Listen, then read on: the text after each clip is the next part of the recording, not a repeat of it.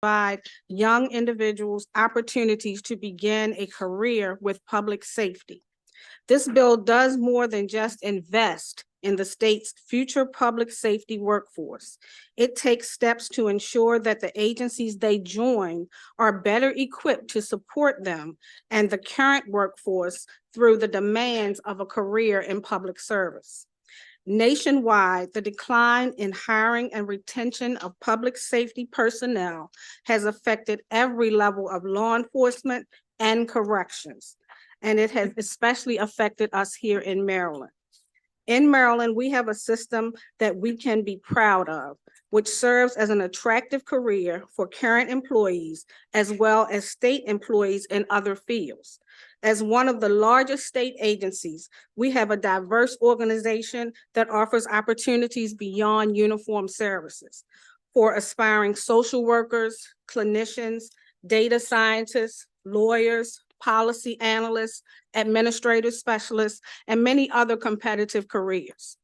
Over the past year, we have made great strides in filling a number of those vacancies, and this bill will allow us to leverage our successes by encouraging and engaging a wider variety of apprenticeships earlier in their career, so that they can grow into the greatest potential here at DPSCS. In order for our workforce to grow back stronger and resilient, we must encourage the next generation of students to bring their talents to the communities around them and a career in public safety. In closing, I urge you to offer a favorable report on this bill. Thank you.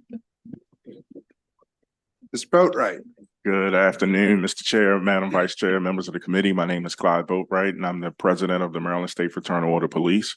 We stand here today with our partners in public safety to urge a favorable report for House Bill 597. Personally, I think back to when I was coming up in West Baltimore. We were hoping to get exposure to certain things. And one of the things we were exposed to was having opportunities for sports.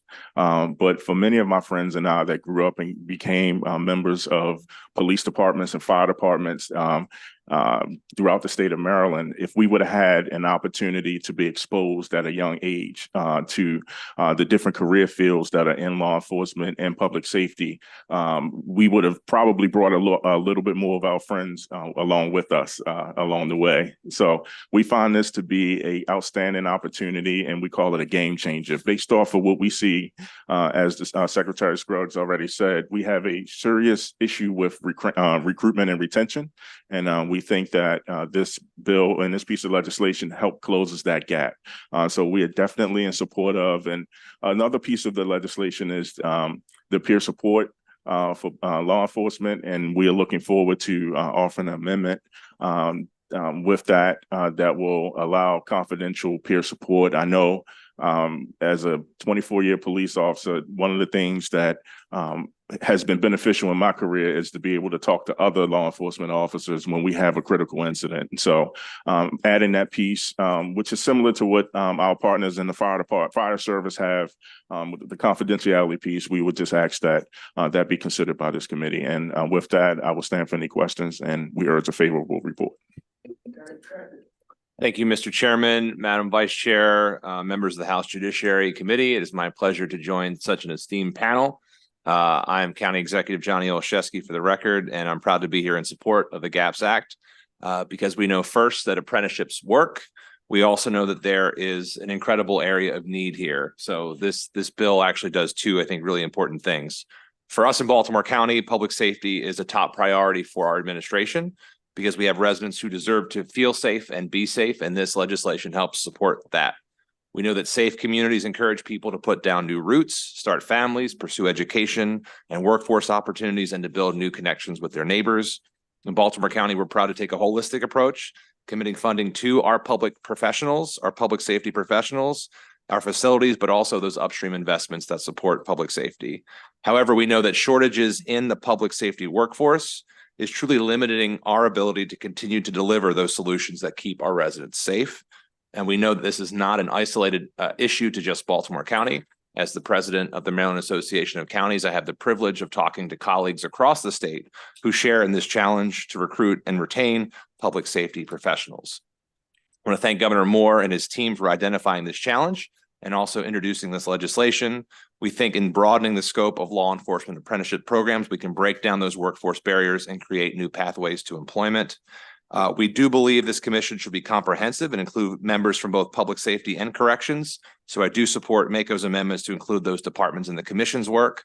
But again, we want to thank Governor Moore for sharing our concerns and our commitment to public safety. I want to thank both secretaries and Mr. Boatwright for their partnership and presence today.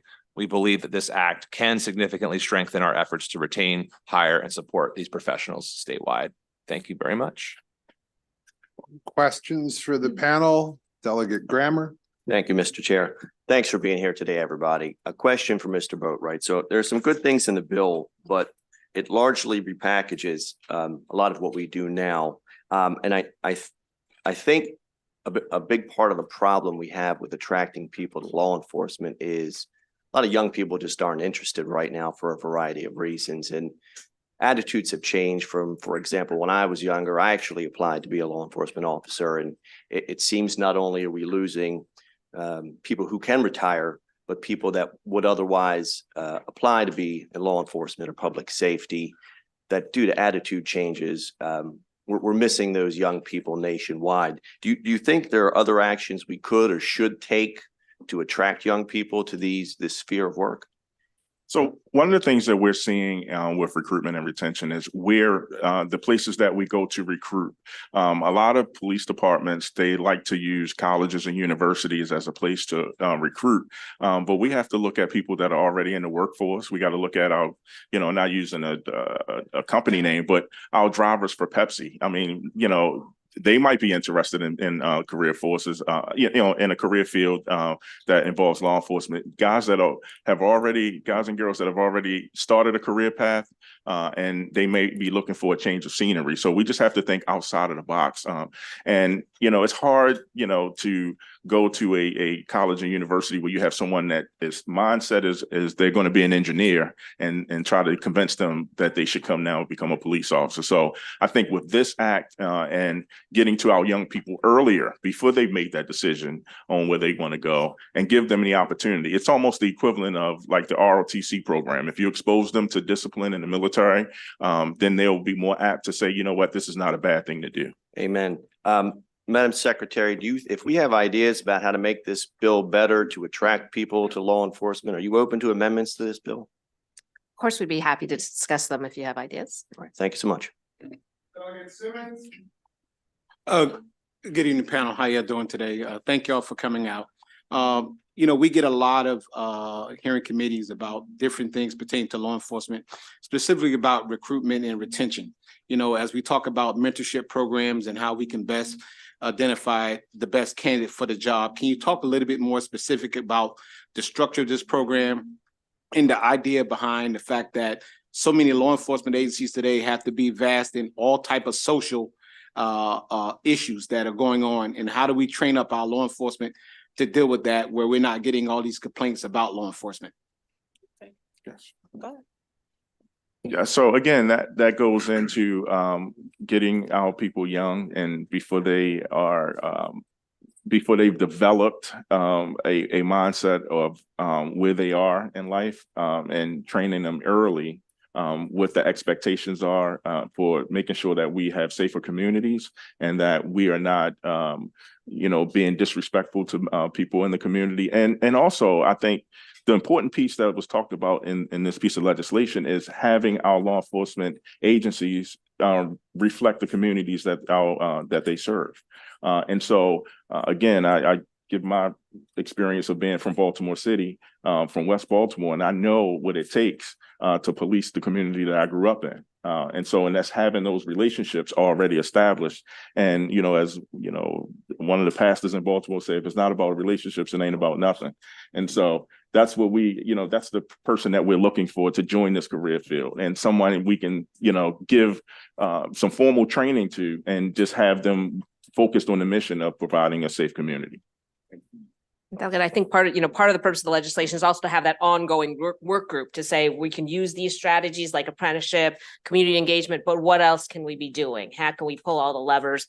For example, under the blueprint, we have career counselors that are available to all high schools in the state. And how can we make sure those counselors have a deeper understanding of public safety opportunities and are sharing those with high schoolers and even middle schoolers so they understand the chances? Further questions for this panel? All right, Delegate Sample Hughes, please. Okay. Good afternoon. Thank you so much for this presentation and thank you for thinking somewhat outside of the box because this is an area that really needs to be addressed and retaining and encouraging people to go into the field. I had a couple of questions for you and then just an observation. And speaking with two of my constituents that both work at ECI, is actually a mother and a daughter. And they were both, sharing they love the work that they do, the correctional officers.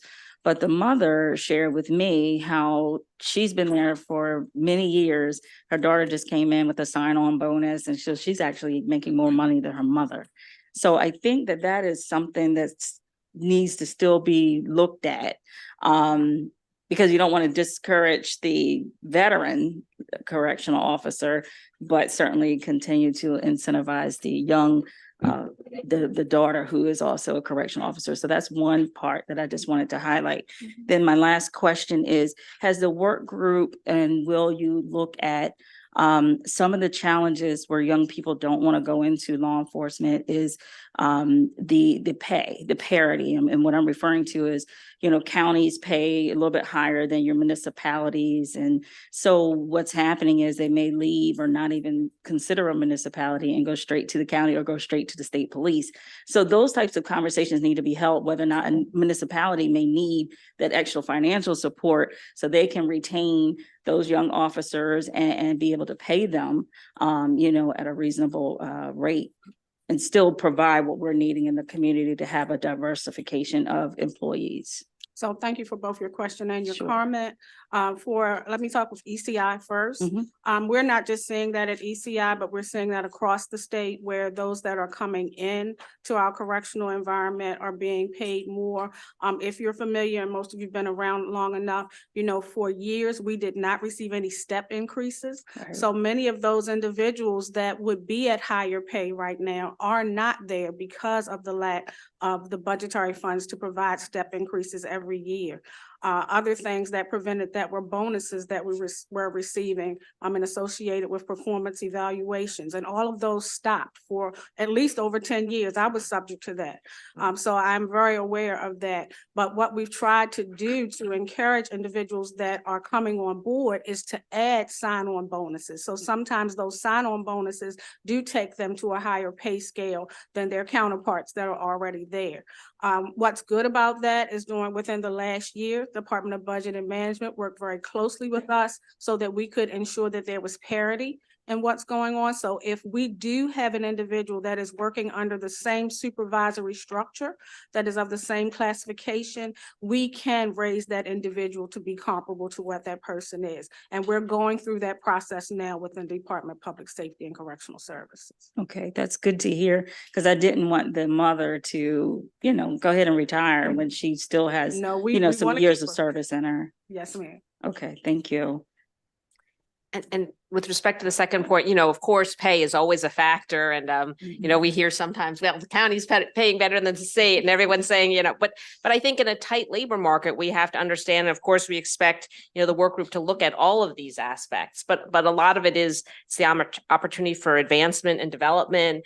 It's making sure there's mental health and wellness support because of the stress of a lot of public safety jobs, as well as compensation. So I think it's all aspects of these occupations that need looking at. Yeah, but the disparity is so great where you're looking at $30,000 and $40,000 difference from a municipality to a county. Yeah. And I think I think it would be helpful to have some sort of very specific data so we can look Sure. across and see where those disparities are and how they can be addressed. okay, thank you. Thank you, Mr. Chair. Further questions for the panel? Seeing none. Thank you all Thank you very all much very for much. being here Thank you. today.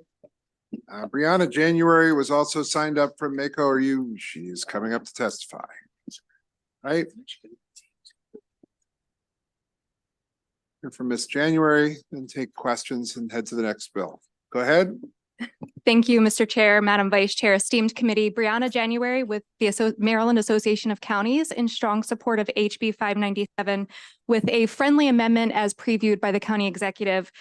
Committee, public sector employment is in crisis, and it's particularly bad for public safety and for our corrections officials.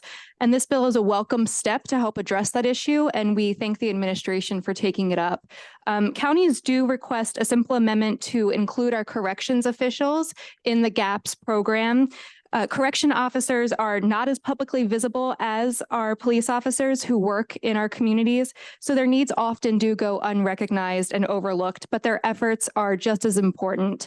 And as the rehabilitative arm of the justice system, these professionals are often in care for some of Maryland's most vulnerable populations. And so we just ask for a simple, friendly amendment to include them in the GAPS program. And as such, we request a favorable opinion with that amendment. Thank you. Delegate Munoz. Thank you, Mr. Chair. Thank you so much for coming today. When we initially talked about this, I was actually led to believe that this bill included correctional officers, but are you sure that that's not the case?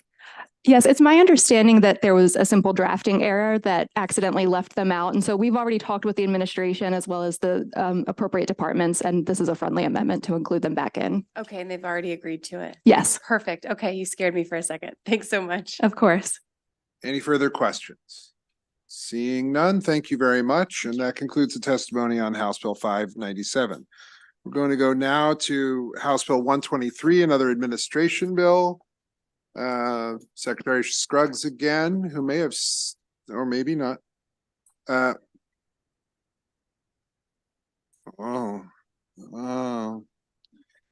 Martha Danner. Be nice. All right. We'll go ahead and we'll hear from you, and that'll be just fine. Don't touch it. It'll get there. Okay. Good afternoon, Chair Clippinger and Vice Chair Bartlett. My name is Martha Danner, and I am the Director of the Division of Parole and Probation for the Department of Public Safety and Correctional Services. With me is the Executive Deputy Director, Walter Nolly, who is in charge of operations for the Division of Parole and Probation.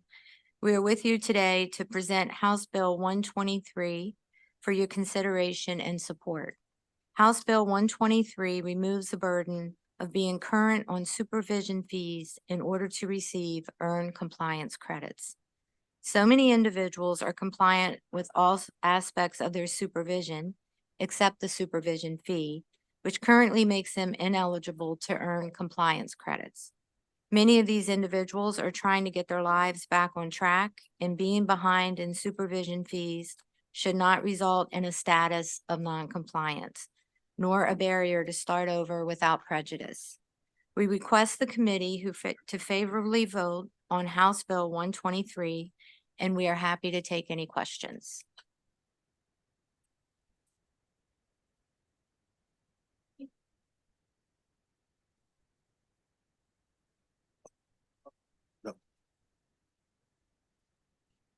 Are there questions for the panel?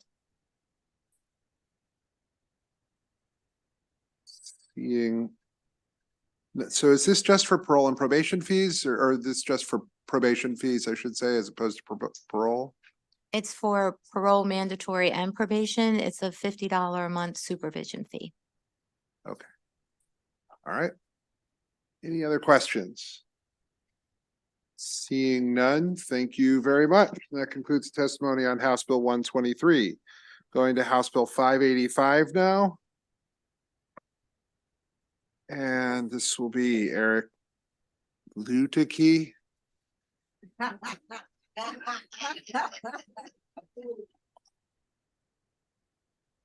Sarah David and Jared Demarinis, come on up.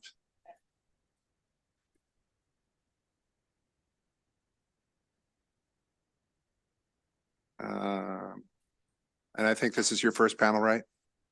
All right, that's great. We'll hear from you. Go right ahead. Thank you very much, Mr. Chairman, Madam Vice Chair, Mr. Majority Leader, members of the hardest working committee in the General Assembly. I say that to all the committees though. Exactly. Delegate Roberson, I hope they're not, treating you too badly as the newest member of the committee. We are very excited to present to you the governor's bill, the Protecting Election Officials Act, which I know many of you have already heard about as we've been reaching out to your offices. And I think intuitively as public officials, you understand the challenge that we're trying to address here. The incidence of threats and harassment of people serving the public in a wide range of roles has increased significantly over the past many years. In part because of the wide availability of internet technologies and new forms of harassment, like swatting, like doxing, that were words that did not exist in the English language only a few years ago. In particular, we've seen a significant rise in threats and harassment directed against the people that conduct our elections. And I think we all feel, I know many of you are very familiar with elections, that these are people that are doing incredible work under very difficult circumstances. They're often at the precinct level volunteers. At the professional level, they're people who commit themselves to public service, to sustaining our democracy, despite too often low pay and very long hours. A couple of years ago, my wife was an election judge. And let me tell you, 15-hour days working the polls is not easy. And even these people, many of them seniors, young people who are volunteering because they believe in our democracy, had faced an increase in threats and harassment. But while that has occurred, our laws have not kept up. The law that we have that this bill attempts to address in the election law article needs to be updated to fit with the great work that this committee has done around threats and harassment in a number of different statutes. And in particular, to recognize that the types of harassment we're seeing are fundamentally different than they were just a few years ago. But I want to take a second and talk about just the impacts, why this is so important. The Brennan Center did a poll of election workers last year. It found that 1 in 3 election workers have experienced a threat or some form of harassment while they were on the job. 1 in 5 fear being physically assaulted doing their work. This has led to a significant challenge in recruitment and retention of everybody from elections administrators down to poll workers. And it's not sustainable. We rely on these people to conduct free and fair elections. So I would ask for a favorable report and turn this over to the remainder of the panel.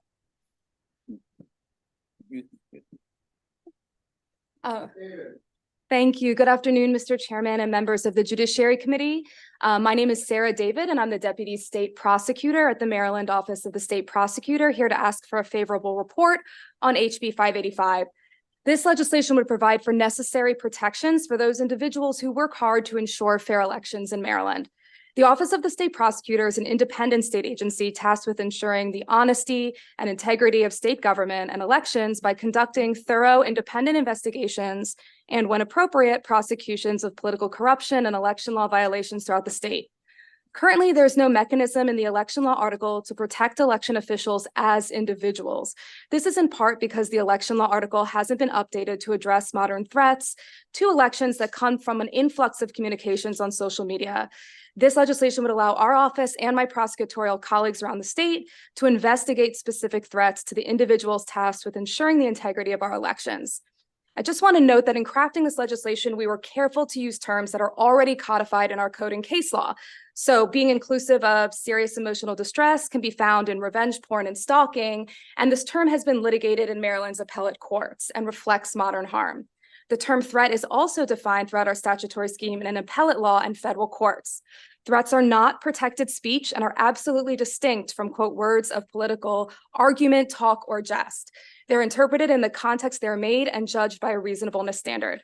We'd like to thank the governor's office and the co-sponsors of this important legislation to address the reality of modern elections. Maintaining the integrity and fairness of Maryland elections is important. here and throughout the country, and we hope the committee will give a favorable report to HB 585. Thank you very much, Chair. And I want to thank the governor for sponsoring this piece of legislation, and thank you for this opportunity to testify in front of this esteemed body here for my first time.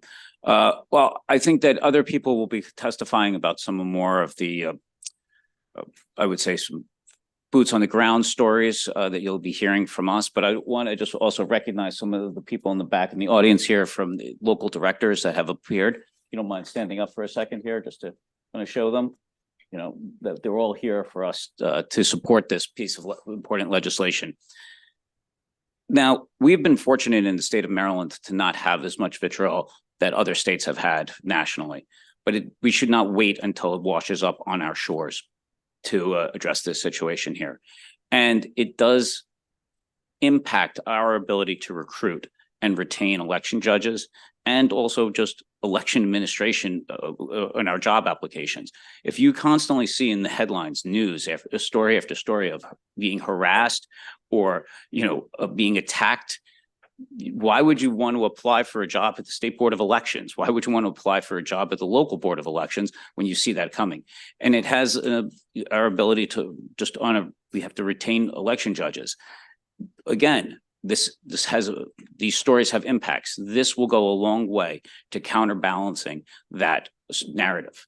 And in fact, will make it so that people understand that in Maryland, we do respect democracy and it will be protected, and that harassment of our jobs would not go unpunished. And the state board is very supportive of this, as well as I am. So I appreciate that and look forward to a favorable ruling. So thank you. Ruling. Sorry. I'm looking back to my old law dates there. I just came from the Supreme Court yesterday, so sorry. We don't wear red robes or anything. Yeah, exactly. It's slightly different. Yes. We should. Right. The vice chair, before we go down. Yeah, okay. Thank you, Mr. Chair. So I wanted to mention that my sorority that's big on service, we actually encouraged folks to be election judges. However, we also had a sort of like a watch line or alert line for people to be able to quickly communicate within our sorority, and if they were having any trouble at the poll. So my question is I noticed that we are going to immediate family member, and we have parent, spouse, and child. Is that just because that's typically how far out we go with respect to you know, in our general code, we tend to go and stick with parent, spouse, or child? That mirrors the threats against the state official statute. So that's sort of where that language was derived from. All right, thank you. Mm-hmm.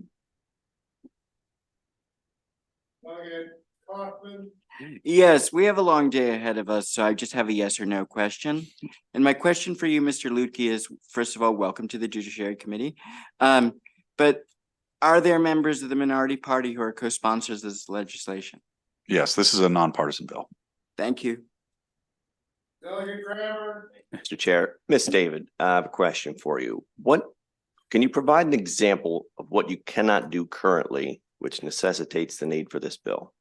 Sure. So right now, the threats are limited to interfering with elections, like in a physical sense, right? So it'd be actually interfering with the election judge's role in like actually sitting at the table in the election.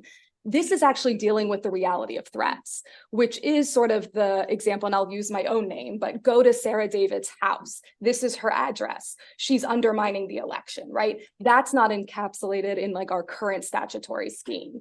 And so that's what we're trying to address here, which is the individualized nature of these threats that are certainly in the individual's capacity in being a part of the election process, but are not a physical interference with someone's ability to vote. We don't have a doxing statute that governs that. No, not as it relates to kind of not in the election law article, and not as it relates to sort of these types of threats. So, we have the threats against the state official, that's separate from this. So this is inclusive of sort of our election process and the specificity of the threats being to election judges in that capacity. Okay. Can you cite me an example of this? So I think we have other people. I don't want to kind of Okay. encroach on That's- other that's- examples, but if those don't kind of satisfy, I'm absolutely happy to kind of follow up after. Thank you. Thank you, panel, for coming in. I guess I just have one question, and it really has to do with the penalties. And the question is this sufficient enough to discourage the actions of someone who is adamant about threatening an election official? Has this been measured against anything else, or is it similar to other statutes associated with making allegations against a official? Oh, yeah, it mirrors that statute as well. So these are the penalties that are in the threats against the state official statute. And again, like if kind of threats were to escalate to other forms of threats, there are potentially other crimes that could be, addressed. But and again, that's sort of when if we see that if this is not a sufficient punishment, that's when we come back to all of you and say, here are the examples where this isn't serving as deterrence. That's what I was going to ask. So thank you.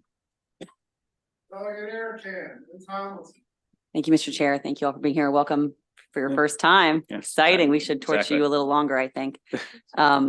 So I'm just looking up the code here on in the criminal law article for threatening people. It looks like we do have a code that carries a 10-year potential penalty, but it would have to place several people at risk at the same time. So it's not going to apply. Do you guys know if we have anything similar for police officers or other types of public servants? Anything similar to this? I mean, what happens if somebody threatens a police officer and his family or her family? So yeah, I'm looking to make, I'm not entirely sure from memory if the threats against state officials includes police officers. So I'm looking to see if it does. I think We can follow up with more. Yeah, I'd love to information. know if there was some parity there, because obviously the previous bill we just heard, we're struggling with recruitment for very similar, essentially social issues that are bleeding out, and it's really unkind atmosphere that's making people not want to do jobs that we desperately need them to do, and we would love them for doing. So I'm just wondering if there's some sort of parity that we could get across the board. We'll circle back. 3708 in the criminal law article is the threats against state and local officials statute. This particular bill is written in the election law statute, so it wouldn't be kind of the appropriate vehicle for that kind of thing, but it's a valid conversation, I think. Okay, thanks, guys.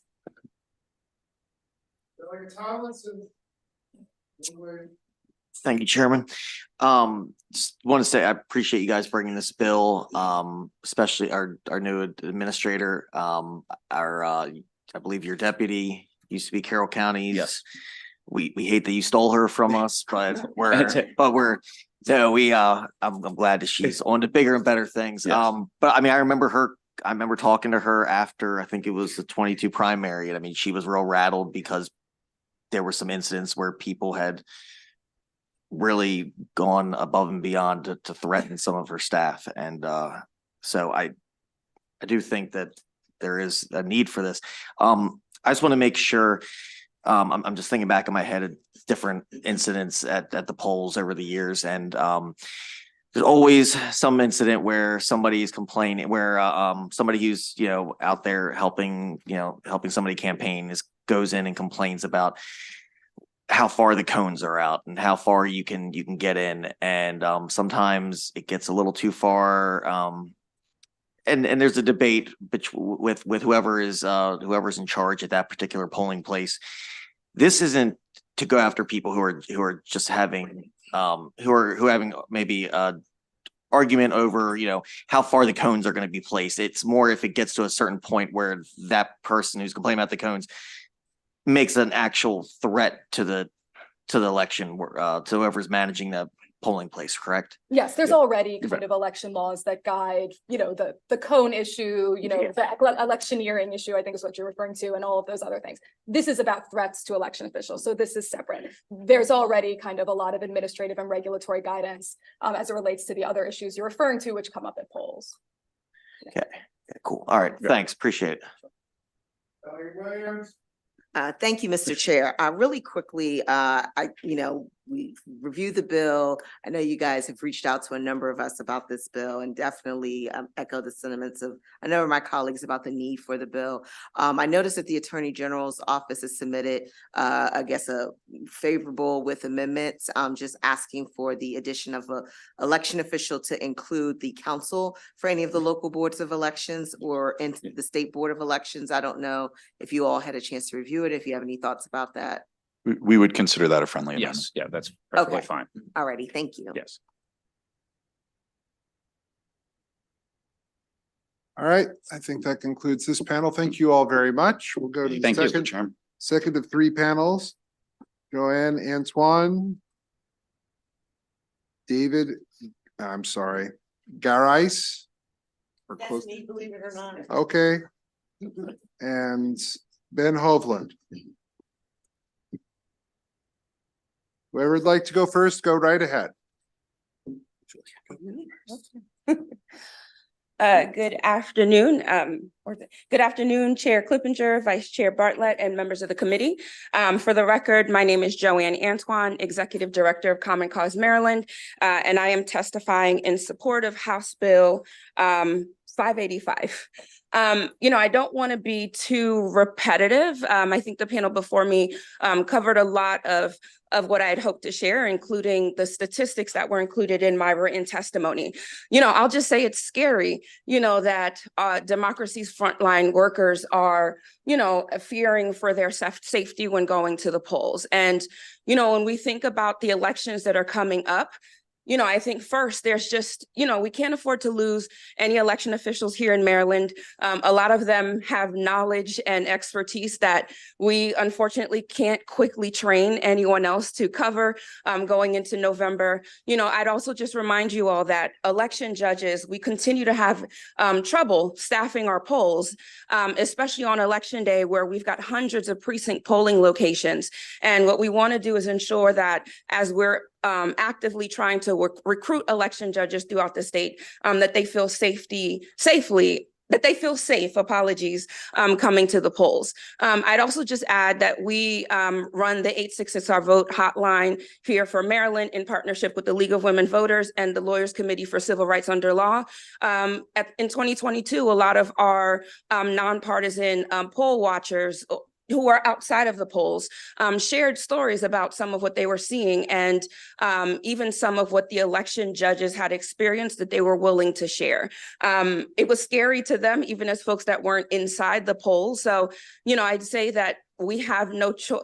We have no choice but to do something leading up to November, and I'd hope that the committee would move forward with a favorable vote. Thank you. So good afternoon, Chairman and committee members. My name is actually not David Garris. He's the the president of the Maryland Association of Election Officials. I'm standing in for him. I'm the vice president, Rui Lavoie. I'm also the director of elections in Baltimore County. So on behalf of Mayo, I'm pleased to support the Protecting Election Officials Act. We're thankful to have the governor's support of this bill and also his leadership. During the 22 election cycle, I was threatened, so this legislation not only is personal, but timely and essential in ensuring the safety and security of those at the forefront of preserving our democratic processes. Election officials, from the state administrator to our local election judges, dedicate ourselves to the administration of fair, free, and transparent elections. We're struggling with recruitment, not only in hiring election judges, but filling vacancies in our local election offices.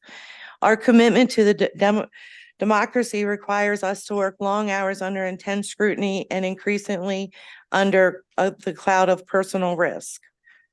The escalation of threats against election officials and their families is not only deeply concerning, but also an affront to the principles of democracies that we all hold dear. This bill addresses those concerns head on by establishing clear legal protections for election officials and our immediate families. This sends a message that Maryland stands firmly against intimidation and violence. It's imperative that we establish strong legal repercussions to protect those who serve our democracy from any form of intimidation or harm. It's also a step in safeguarding our election officials and our families. It provides much needed legal protections and underscores our collective commitment to maintaining the integrity of our elections. Again, we witness firsthand the dedication of our election officials and the challenges that they face, ensuring their. Thank you, and we urge. Finish up. That's fine. We urge the committee to favorably report, and thank you for your attention. Thank you. Please, sir. Thank you, Chair Clippinger, Vice Chair Bartlett, and members of the committee. Thank you for the opportunity to testify before you today and to submit a letter of information for this hearing on House Bill 585, the Protecting Election Officials Act of 2024. My name is Ben Hovland, Vice Chair of the United States Election Assistance Commission, or EAC.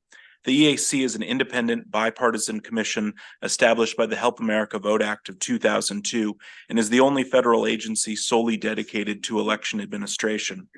Over the course of my career, I've been privileged to know many election officials, from serving as an election judge here in Anne Arundel County to traveling across the country as a commissioner with EAC. Visiting with officials at conferences and in their offices, one thing is consistent. Election officials are among the finest Americans that I've ever met and the most committed to our democracy. From these interactions, I'm reminded time and again that election administration is not about politics, but rather good governance and customer service. Unfortunately, we've seen too many election administrators threatened and harassed for simply doing their jobs. Not that long ago, the number of people that I personally knew who had received death threats was probably something that I could count on my hands. In recent years, too many times I found myself in rooms with election officials where the majority of us had had such an experience. I applaud you for considering legislation to hold bad actors accountable and to protect our election officials in Maryland. Such measures can send a message that strengthens our democracy by standing up for the public servants who run our elections and shielding them and their families from threats and harassment. I look forward to answering any questions that you may have. Thank you. Any questions? Seeing none, thank you all very much. We're going to go now to Deborah Haskins, Brianna January, Zainab Chowdhury, and Nikki Tyree.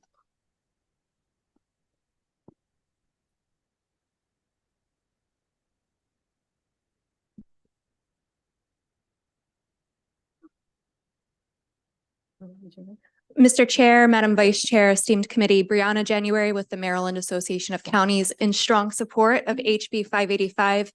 Committee, you have a very long day ahead of you, so I will simply add a me too on behalf of county governments and urge a favorable report. Thank you. Let's give her a round of applause. Thank you. Okay. Good afternoon, Delegate Climbinger, Madam Vice Chair, and members of the Judiciary Committee. Thank you, Governor Moore, for your commitment to reforming this bill. And it is a pleasure for me to return again this year. My name is Dr. Deborah G. Haskins. I'm a lifelong resident of Baltimore City. Today, I'm here representing our son, Joseph, and our nephew, Reuben Haskins. They are not homicide numbers. They are loved, they have families, they had dreams. I represent today all families affected by criminal injuries.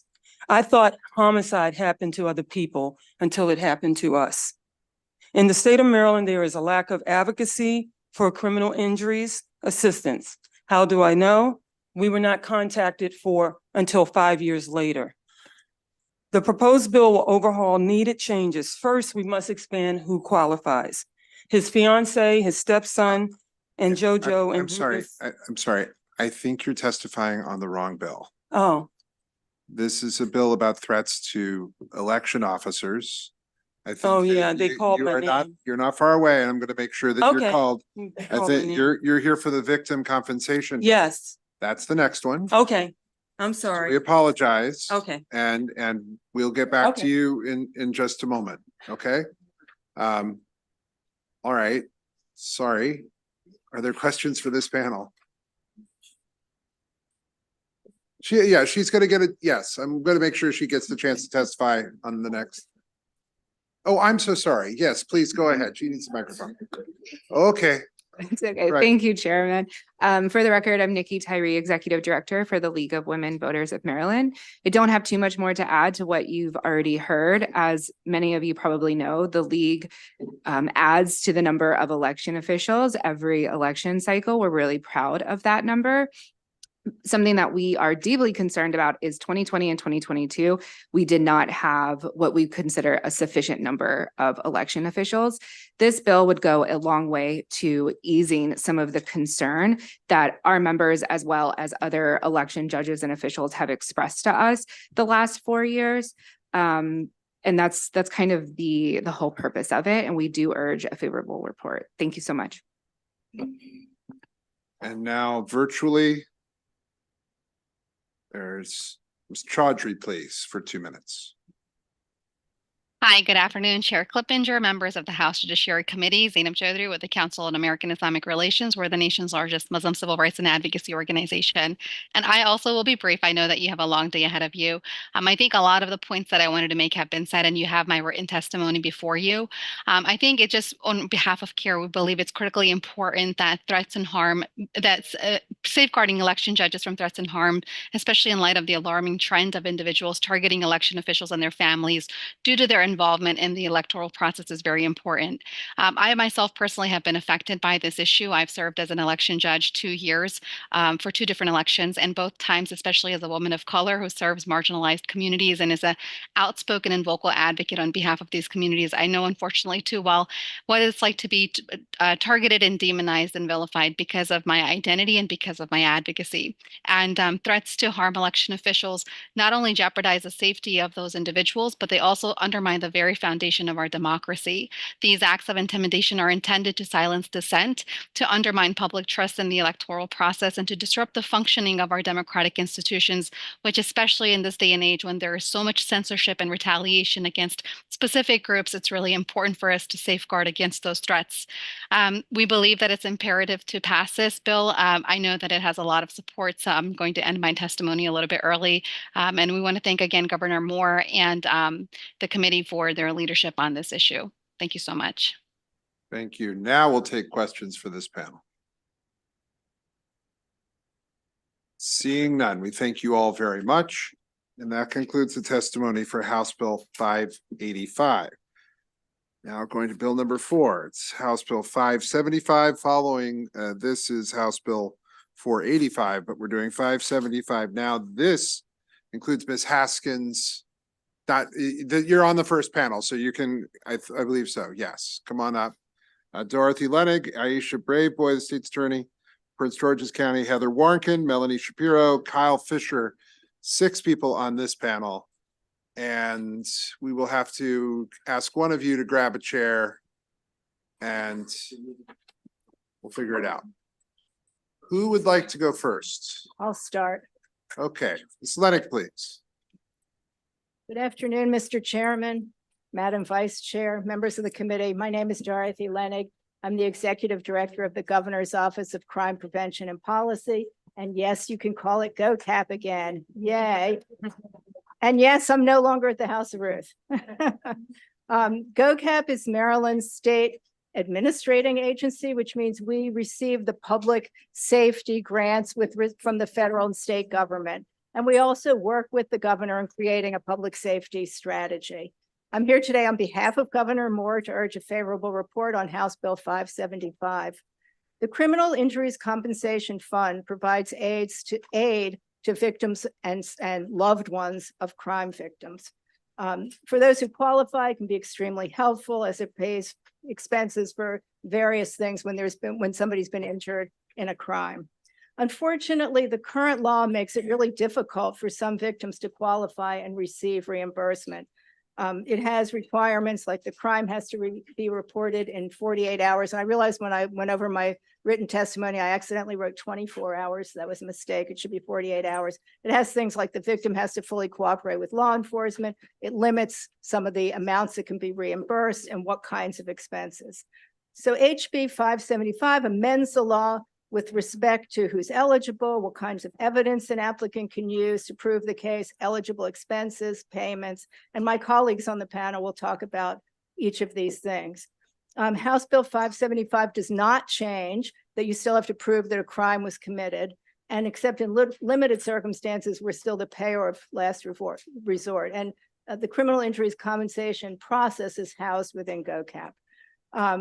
The first big change that it makes is that it makes the law actually spell out what goes on now. What the law currently says is that the Criminal Injuries Compensation Board is reviewing all the documents, all the evidence, making a decision. But in fact, the staff is really doing that and making a recommendation to the board. And they're reviewing it and then issuing the opinions. But I asked the staff, how many times has the board said no to the decision of the staff? And the most anybody could remember was once. So we figured it was better to change it so that the law reflects what actually happens. The second part of it would be then that the board would be the first level of review, which is really helpful because now people have to go to the circuit court if they want to appeal, which is expensive and complicated. So that's really the biggest change that it makes. There are other things that are important to understand, though, that would be differences. And that's that GOCAP would only have, from the time that we get all the documents, it would reduce the time we'd have to review it from 90 days to 30 days. And that's why there's a big fiscal note attached to it, because we would need more staff. Let me just give me just one more second. The third part is it changes the makeup of the board from 5 to 7 members and really increases the diversity of who's on there, both racial and ethnic, geographic, gender. It includes people from the survivors community, and it requires GOCAP to report to the General Assembly on various data points about the claimants. And for these reasons and the reasons my colleagues will discuss, we're urging a favorable report. Thank you. I'll go next. Thank you so much, Mr. Chair, Madam Vice Chair, and esteemed members of the House Judiciary Committee. For the record, I'm Aisha Braveboy, State's Attorney for Prince George's County, here today to express my support for House Bill 575. This bill addresses a very important subject that myself and my colleague Ivan Bates talked about as we started this legislative session. We want to ensure that not only are we seeking justice for individuals, but that they are being compensated appropriately. About 3 weeks ago, I had the occasion of going to the home of a family who just lost their high schooler. It was absolutely devastating.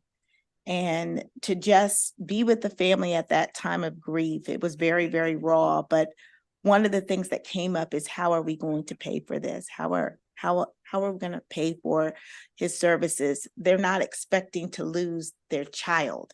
He doesn't have insurance. He hasn't worked. It was very, very devastating. And to know that our current system may not provide the level of support in a timely manner was heartbreaking. But I think that the governor, along with Madam Secretary and so many others, saw this issue, not just because of the issue that happened in Prince George's, but happens all over the state, that people are losing loved ones or are impacted by crime. That is absolutely not their fault, but they are suffering dire financial consequences as a result. And the state has the ability to work with these families, to work with our offices, our victim witness coordinators and others in our office who coordinate support to ensure that our victims are given as much support as possible. So we appreciate the governor and look forward to your committee favorably considering this bill. Thank you, Mr. Chair.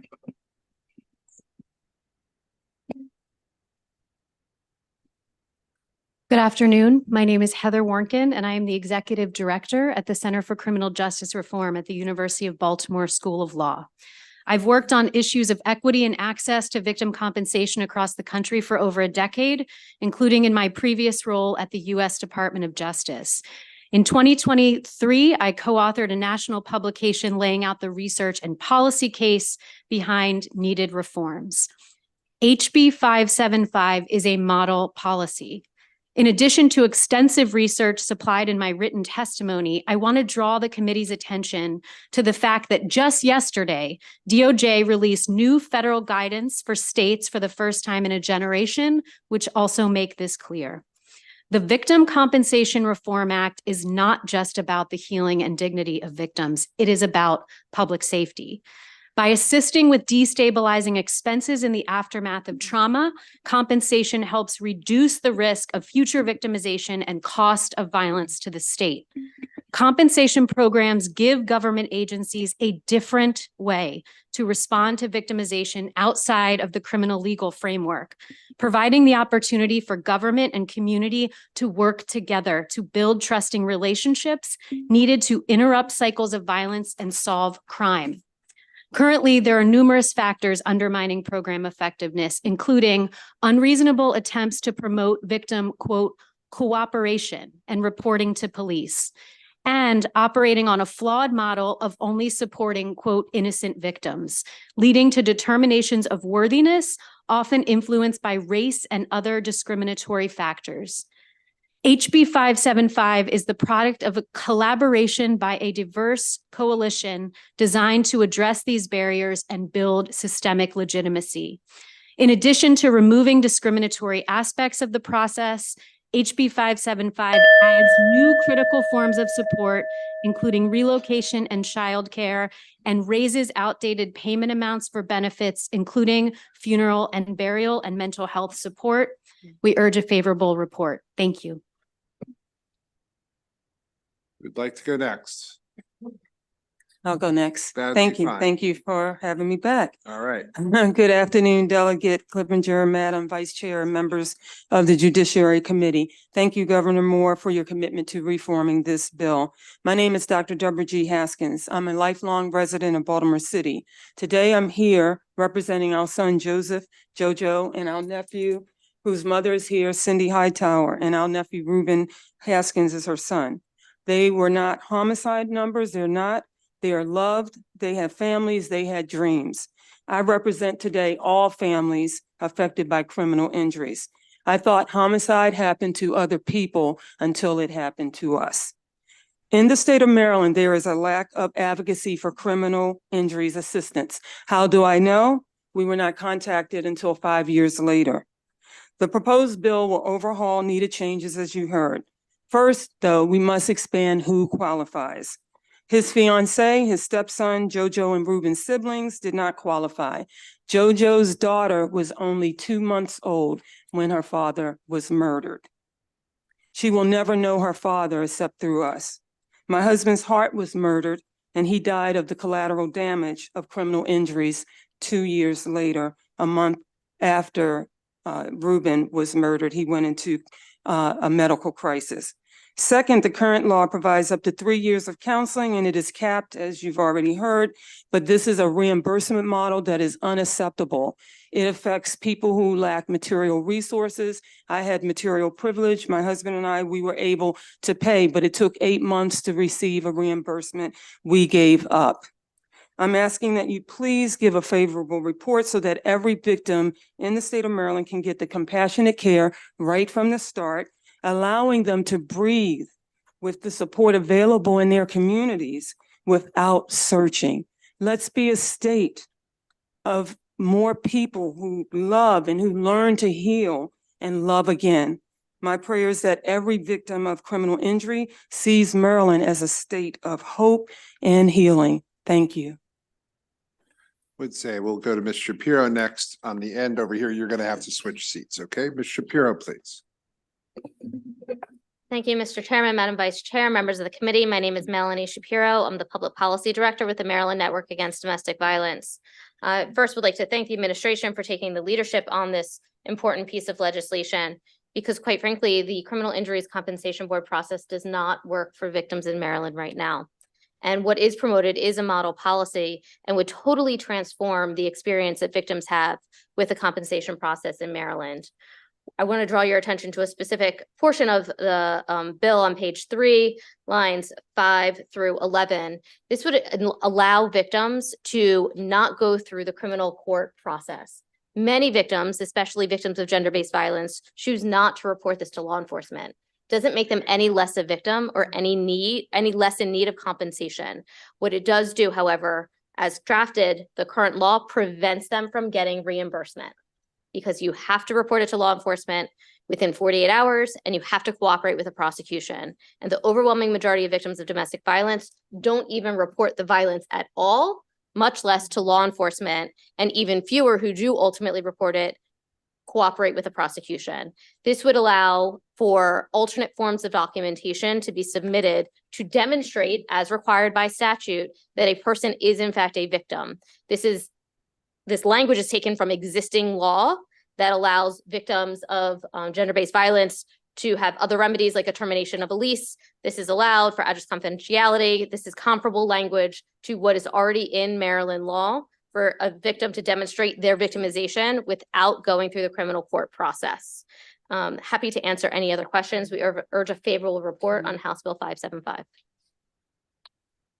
Thank you, Chair Clippinger and members of the committee. My name is Kyle Fisher. I've met many of you in the past as a ER doc with the University of Maryland, but I am here today on behalf of the Health Alliance for Violence Intervention, the HAVI. We're a national network that represents over 50 hospital-based violence intervention programs throughout the country, including a half dozen here in our state. We're victim service providers that focus on survivors of community violence. And our collective experience really is that Maryland's victims compensation system exists in name only for our patients. So despite being survivors of attempted homicide, the rate of reimbursement for the patients I take care of approaches 0%. It is locked out of the system. So this leaves our patients and survivors in financial crisis and really impedes our ability to build public safety, especially if some of these folks find themselves feeling necessary to turn to the underground economy just to make ends meet after they've been victimized. But HB 575 really makes significant improvements in our state system that should improve access to the system and improve public safety. The main way that it does this is by streamlining processes and getting rid of some unintended consequences from bureaucratic bloat. So examples of helpful areas include removing the requirement that crimes be reported within 48 hours, a requirement people usually don't know until they go to apply. It increases the options of evidence that victims can support to support their claims, such as medical records or documentation from qualified victims assistance providers. And importantly, it removes this vague and unclear language that requires law enforcement agencies certified that victims cooperated fully with all law enforcement units. We regularly care for patients and they believe that they've acted in good faith and responded to law enforcement, but then later on the back end, they're denied and there's no explanation given as to why they were. So with that, I respectfully ask for a favorable report from this committee. Thank you. Yes, I just have a clarifying question for the woman with the turquoise shirt on the very end here. Switch. Sorry, but I need to understand something that she said.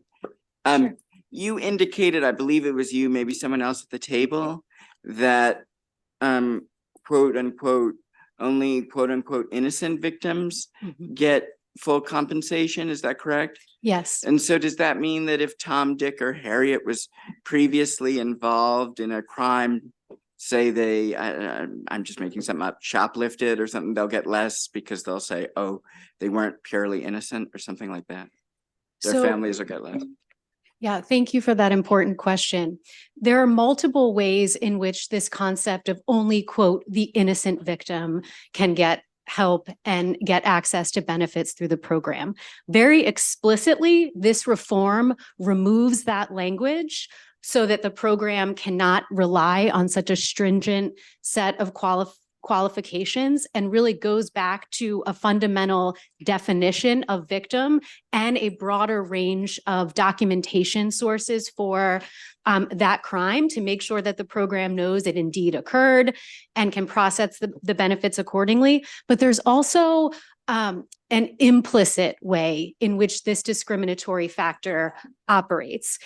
by relying on law enforcement's role, by requiring that people report crime, by using a crime report as the main source of documentation, it has created in so many jurisdictions across the state a gatekeeping role from law enforcement. So if someone had prior system involvement in arrest or conviction record, if they had a known association with someone who may have been involved in their victimization, they are often seen through that police report as having been involved or not innocent in the process, and it leads to subjective determinations of lack of worthiness for far too many people, especially if they are Black or brown and have touched the system previously. So just to ensure I understood what you said, you're talking about how in the current system, you believe there's implicit bias, but the governor's bill eradicates that, is what you're asserting. It removes a number of the barriers that drive it, including by creating these alternate sources of documentation so that people don't need to rely on that police report or the criminal justice process. All right, thank you, Mr. Chair, for your indulgence, and thank you all. Yes, thank you, Mr. Chair. This is a great bill, and I'm very grateful for the governor for introducing this. There was, I guess, a concern raised by the National Association of Social Workers with regards to just expanding or clarifying the type of healthcare providers that participate in this program, especially as it relates to behavioral health providers. And so I didn't know if you had a comment with relationship to that, or if you're willing to expand it to make sure that it's clear on the type of providers, and especially including behavioral health providers. So thank you, Delegate Williams. I'm looking on page 13, line 9 and 10. Is that where you're looking? Because it says a claimant can have psychiatric, psychological, or mental health counseling. Is there some expansion to that they're looking for? Yeah, I think they're just looking for a little bit more related to here it is. Yeah, thank you. I have it. No, I have it up. Yeah. With regards to advocates, caseworkers, those who provide health and social services, health and social service agencies, as well as advocates and those with regards to victims of domestic violence and sexual assault. Okay, so the people who, there's a group of people who can say, we believe a crime has been committed, right. And that would be a social worker. Let me just make sure. Right, right, those who just have some type of physical. So it would be an advocate from, or a victim service provider from a domestic violence or sexual assault program. I'm sorry, I should have looked at the language above. Or a social worker, caseworker, or any public health or social service agency or provider. Yeah, I think they're looking for an addition of, says permitted to diagnose a physical or behavior health injury under the health occupations article, or licensed, certified, or otherwise authorized to practice under the health occupations article, just to clarify that it encompasses all individuals. Okay, let's look at that together. Okay. I think we're all trying to cover the think so same too. thing. So let's make sure we have the language right. All righty, thank you. Vice Chair. Thank you, Mr. Chair, and thank you all for being here. My question is for Ms. Lennick. As a member of the board, that's why I wanted to ask you this question. With respect to, as I read the bill, there is a 30-day turnaround on decision-making. Is that correct? So it would change. So when we receive the application, we currently have 30 days to let the applicant know what they're missing. And then from the time we have all the paperwork, currently we have 90 days to make a decision. This would reduce that 90 days to 30 days once we have all the documentation. Okay, so I wanted to ask, with respect to your funeral expenses, is there any type of initial letter that says this is under consideration or something, so that they could actually take to a funeral director? Because you know 90 days, is too long for them. So there's certain, or 30 days. There's certain payments that can be made immediately. Funeral expenses, relocation costs, and crime scene cleanup, repairs, that kind of stuff. You still have to show a crime occurred, and you still have to show that that's what it's being paid for. But if you come with the bill or the you know, the thing from the funeral home saying how much it's going to cost, we'd be able to pay out immediately, assuming that we thought everything else looked good in the claim. Great, thank you. And it changes it, so there's no reimbursement. You don't, once you get your claim, you don't have to then pay back that 10,000.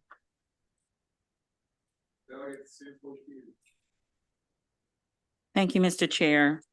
First, I'd like to give my condolences to you and your family. Thank you very much. You're welcome. Thank you so much for being here today to share your experience. Thank you.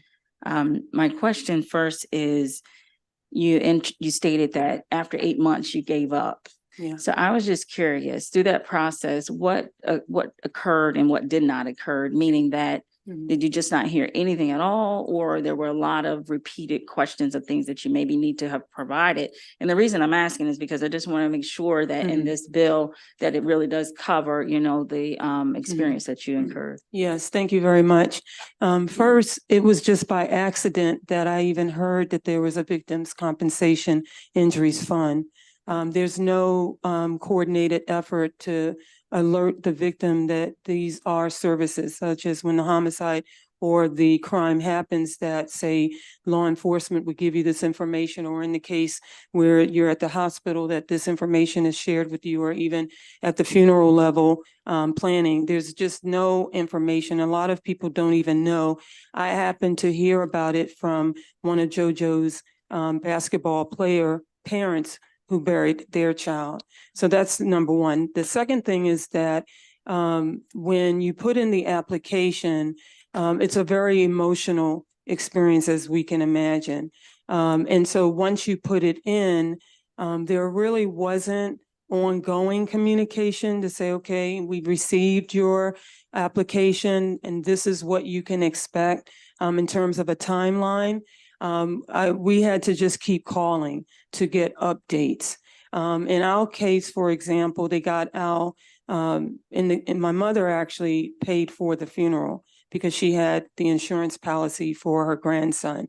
And so initially, you know, there was some confusion there, but then when my mom, you know, had to put in her own application, the long story short is they mixed up the files, and they actually were communicating with my mother about her application with someone else's child. It was just a big holy mess, to be honest. And so then comes the part to submit your receipts for counseling. First of all, I'm a clinician myself. That's what I do. So I understand the whole clinical process. That being said, the average victim is not going to understand how to find a counselor, how to go through this process, let alone have the money to pay for it. So in our case, we did submit, you had to make your own copies. You had to, it was a very cumbersome process because it wasn't online either. And so you actually had to mail everything in physically and then wait. And so the first round of submitting the counseling receipts, it took 8 months, and we just gave up because we're trying to breathe through trauma. We're trying to heal the worst injury that can be handed to you in life, hands down. And so you just don't really have the emotional and physical even space to engage in these very cumbersome processes. And you then also have the criminal justice process that you're having to participate in, which is very traumatic as well. And so it becomes an issue for victims and survivors to say, what can I really do? I just can't do this. And in our case, my husband, he just couldn't do it. I did it all. I did all the paperwork. I helped my sister-in-law. And I've also helped a couple of other victims in the state who didn't know about the fund. I actually have gone to fill out the application for them because I know how difficult emotionally it is. And I'm in a different healing space right now. So thank you for asking that question. I think a couple of things that needs to happen. There needs to be a greater coordination effort to let victims and survivors know that the fund even exists. And if there could be different touch points from people to get that information. And then it would be helpful to have someone that can walk them through it. Like, you know, okay, this is step one, like an advocacy office. Like I said, we got the letter 5 years later. And when I got the letter, you can be sure, as you hear me talking to you today, I gave them something to think about. I had a lot to say. And the poor young lady on the other end of the phone, bless her, because she did her best job apologizing, but I said that is just unacceptable. So it needs to be brought up into the 21st century to make it more streamlined, make it more technology sort of supported as well. Before many families that don't have iPhones and iPads, and they've got to go to the local library to get 30 minutes on a computer time, they're just not going to be able to do it. So it would be helpful if there's like a person that can actually maybe even go to the household to actually help them fill it out with them. Thank you. Thank And you. you just sharing all of that is certainly heightened our awareness. Okay. And then certainly, hopefully, other touch points in the community will be able to share the same. So thank you for that. Thank you. Mr. Chairman, my last question is pertaining to, I looked in the budget, I think it's $1 million for this. I don't know who's best to answer this. I can answer. And we get the federal match, correct? So the proposal of increasing the funeral expenses reimbursement from 7,500 to 10,000, is that to be anticipated to be paid for or through the matching federal funds? So as I understand it, the fiscal note really reflects the additions to the office. We don't have enough staff there, and I will not deny anything that you've said. It's a terrible process and it's not working well, and we don't have enough staff and we can't move it quickly enough, in addition to all the barriers of the law.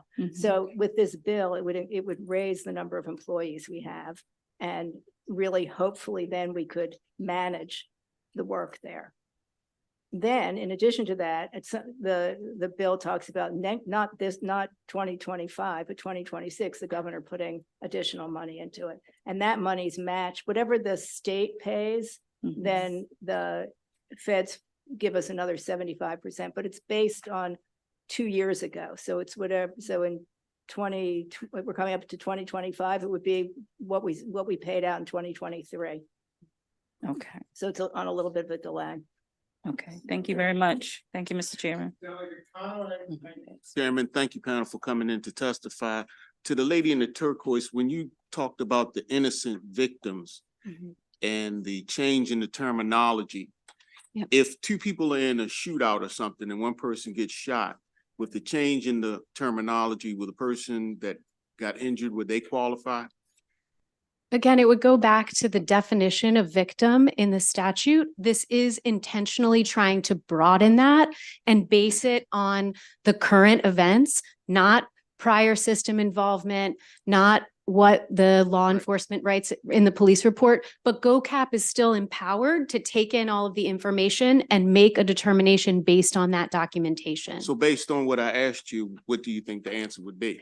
If two people are involved in a shootout and one person is injured or killed, could that person qualify under the change in this bill? Is that a yes or no? I mean, if the person is killed, absolutely, because the applicant would be the surviving loved ones.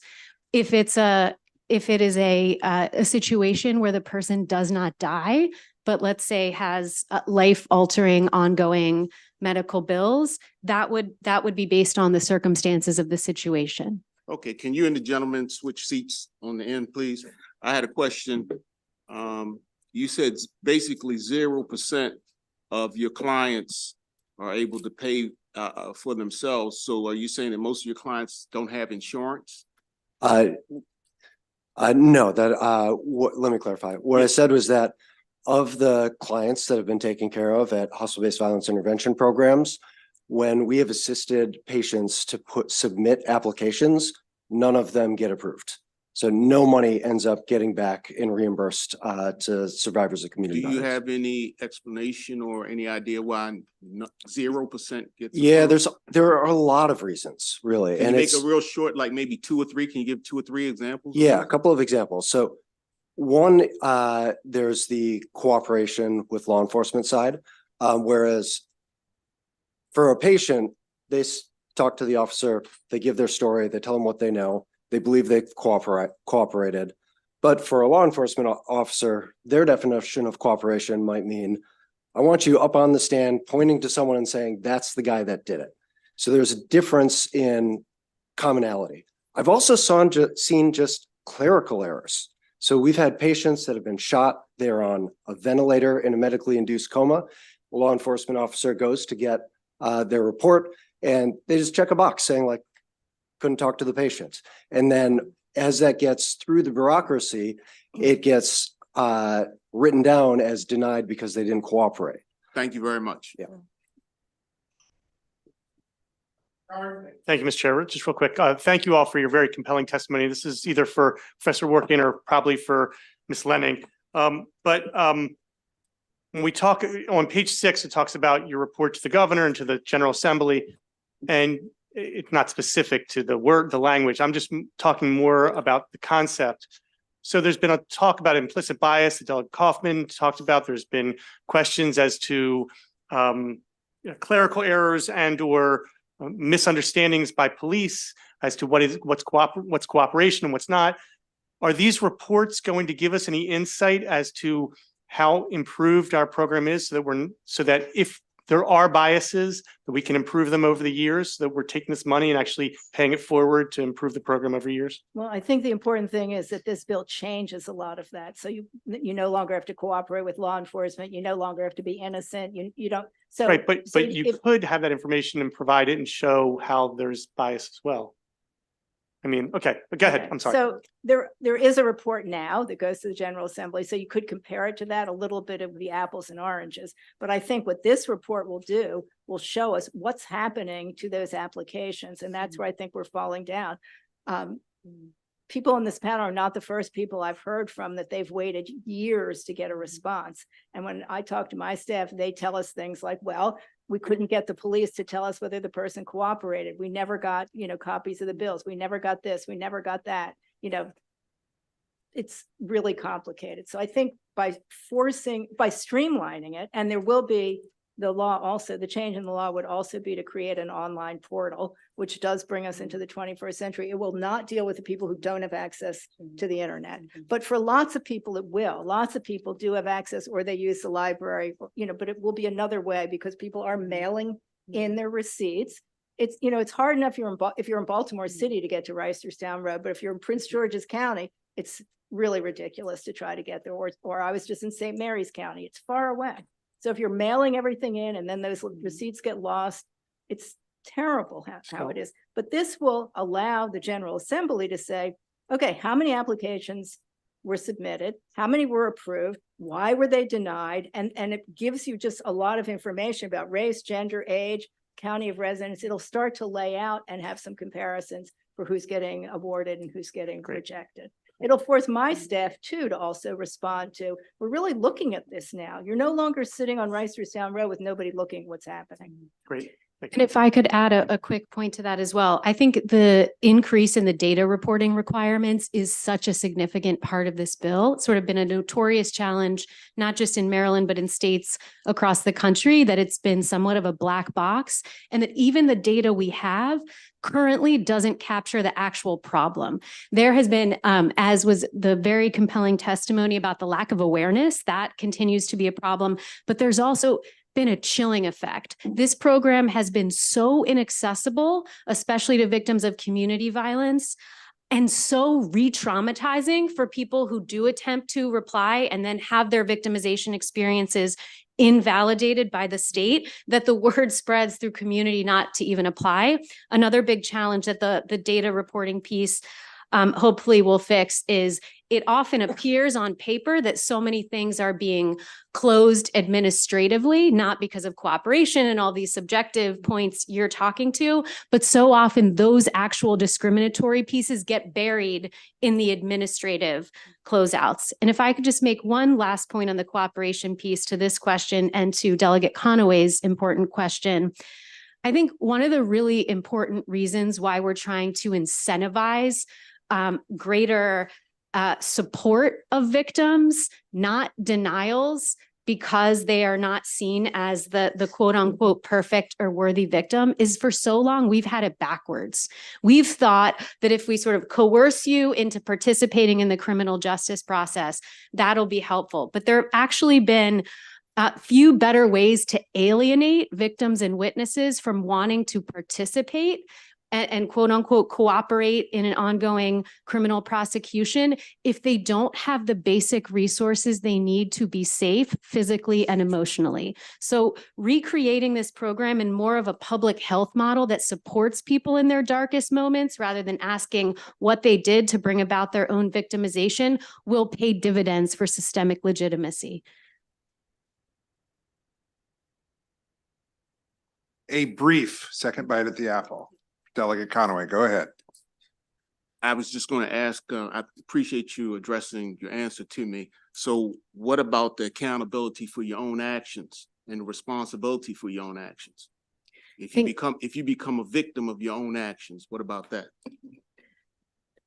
Once again, it's incredibly subjective and specific case dependent. But if the applicant, based on the definition of victim that's supplied in the statute and the supporting documentation, meets that criteria, it behooves all of us to give them the support that they need to not become a victim again or to victimize someone else. But again, this concern about kind of opening the floodgates, this has not borne out in states that have created these expanded eligibility requirements. It has only kind of strengthened the relationship between victims and witnesses in the criminal justice system. And if I can just add to that for 1 second, because this is a debate I had with the governor's office when we were looking at this part of the bill. A crime still has to be committed. You still have to prove a crime was committed. And with the crime, there's a victim. So if it's two people shooting each other, maybe a crime didn't happen. You have to figure out if that's the first hoop you have to jump through.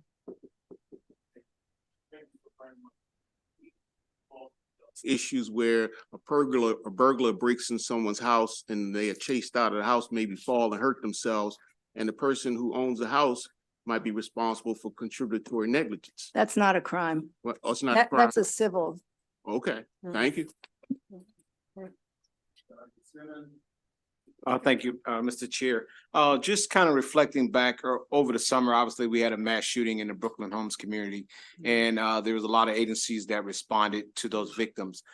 During that shooting, everyone in that complex felt that they was a victim of that shooting, but we had a hard time trying to mitigate who was entitled to services and who was not entitled to services. Can you explain a little bit how you can determine it? Is it based on the people that actually got shot or collateral damage of the shootings? How will we determine something such as that when a whole community feel that they're impacted by as a victim? Thank you so much for that question, Delegate. I think one of the things that this bill does is expand the definition of victim. Ultimately, it is a payer of last resort. And so you would need to use, if there are resources available, if there is health insurance, to use that first and then submit for reimbursement. And it's based largely on the nature of the relationship to the individuals. So people that might reside together, family members, and updating the law to include domestic partners. And it's all found in the definition section, but a surviving spouse, a child of a person.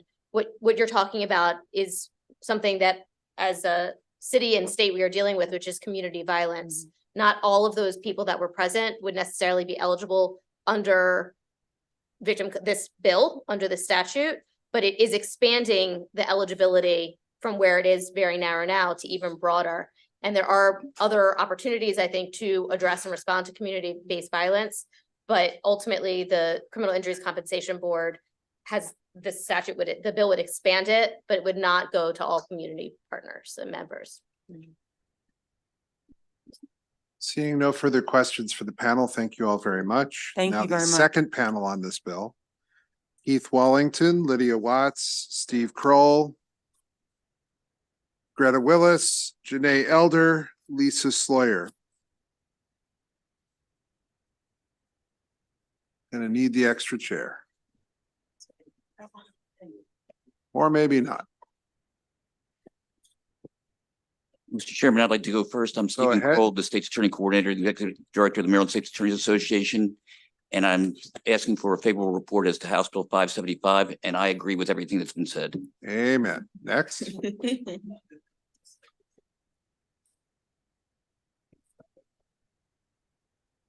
Good afternoon, Mr. Chair and members of the committee. My name is Keith Wallington, and I'm with the Justice Policy Institute.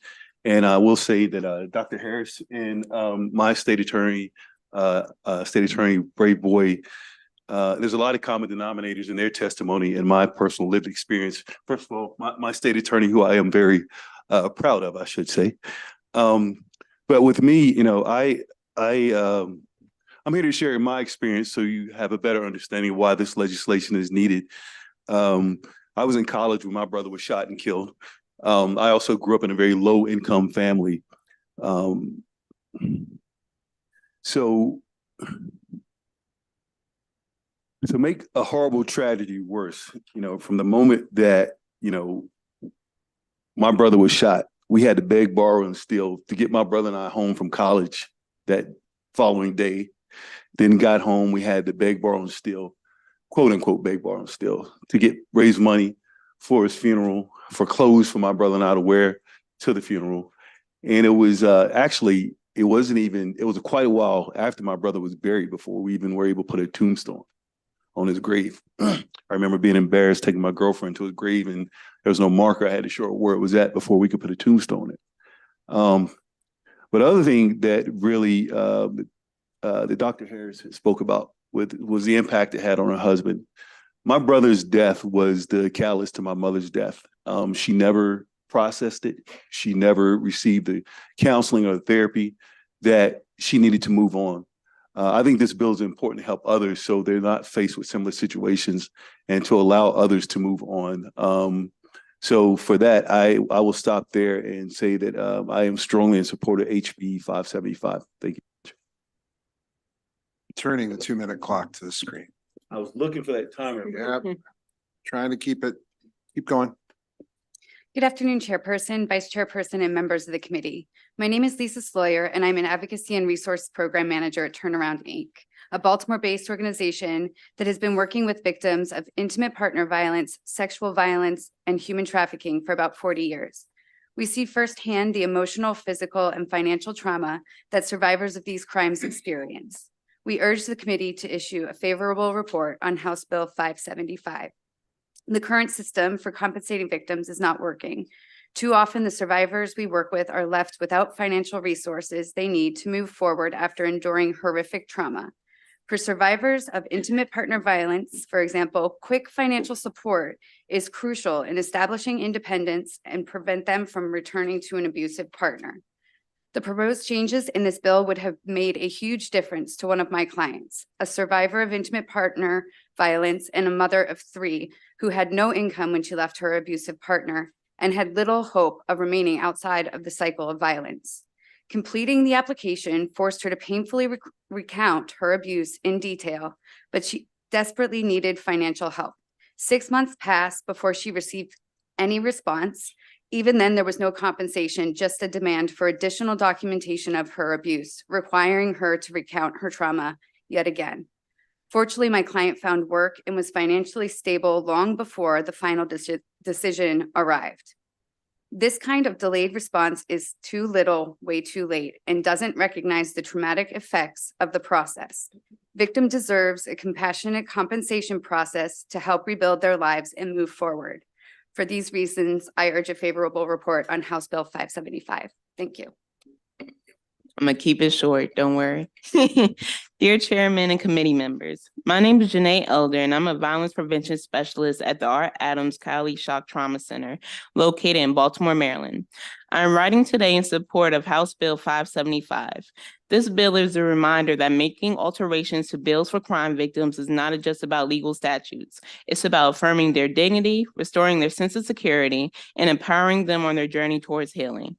Victims of crime are not just statistics. They are individuals whose lives have been changed. The alterations to House Bill 575 prioritize their needs and sends a powerful message. You are seen, you are heard, and you matter. The violence prevention program at the R. Adams Kylie Shock Trauma Center is determined to reduce the frequency and severity of recidivism for violent injury and criminal activity amongst persons living in and around Baltimore City. Victims of violent crime often face numerous barriers that can impede their ability to recover and seek justice. These barriers can vary depending on the nature of the crime, the social and cultural context, and the resources available to them. The revisions to this bill are indeed promising, particularly in their enhancement of funding for mental health services. The increase from $10,000 to $45,000 for each claimant underscores the recognition of the critical role mental health support plays in recovery for victims of crime. These adjustments demonstrate a commitment to providing comprehensive assistance to individuals affected by crime, addressing both their emotional well-being and practical needs resulting from such incidents. The scars left by crime may be visible, but their pain is real. Let us be the agents of healing and hope for those who carry these burdens and support House Bill 575. Thank you for your time and consideration. Questions for the panel? Seeing none, we thank you all very much. And that concludes the testimony on House Bill 575. We're going now to House Bill 485, please, Delegate Fair.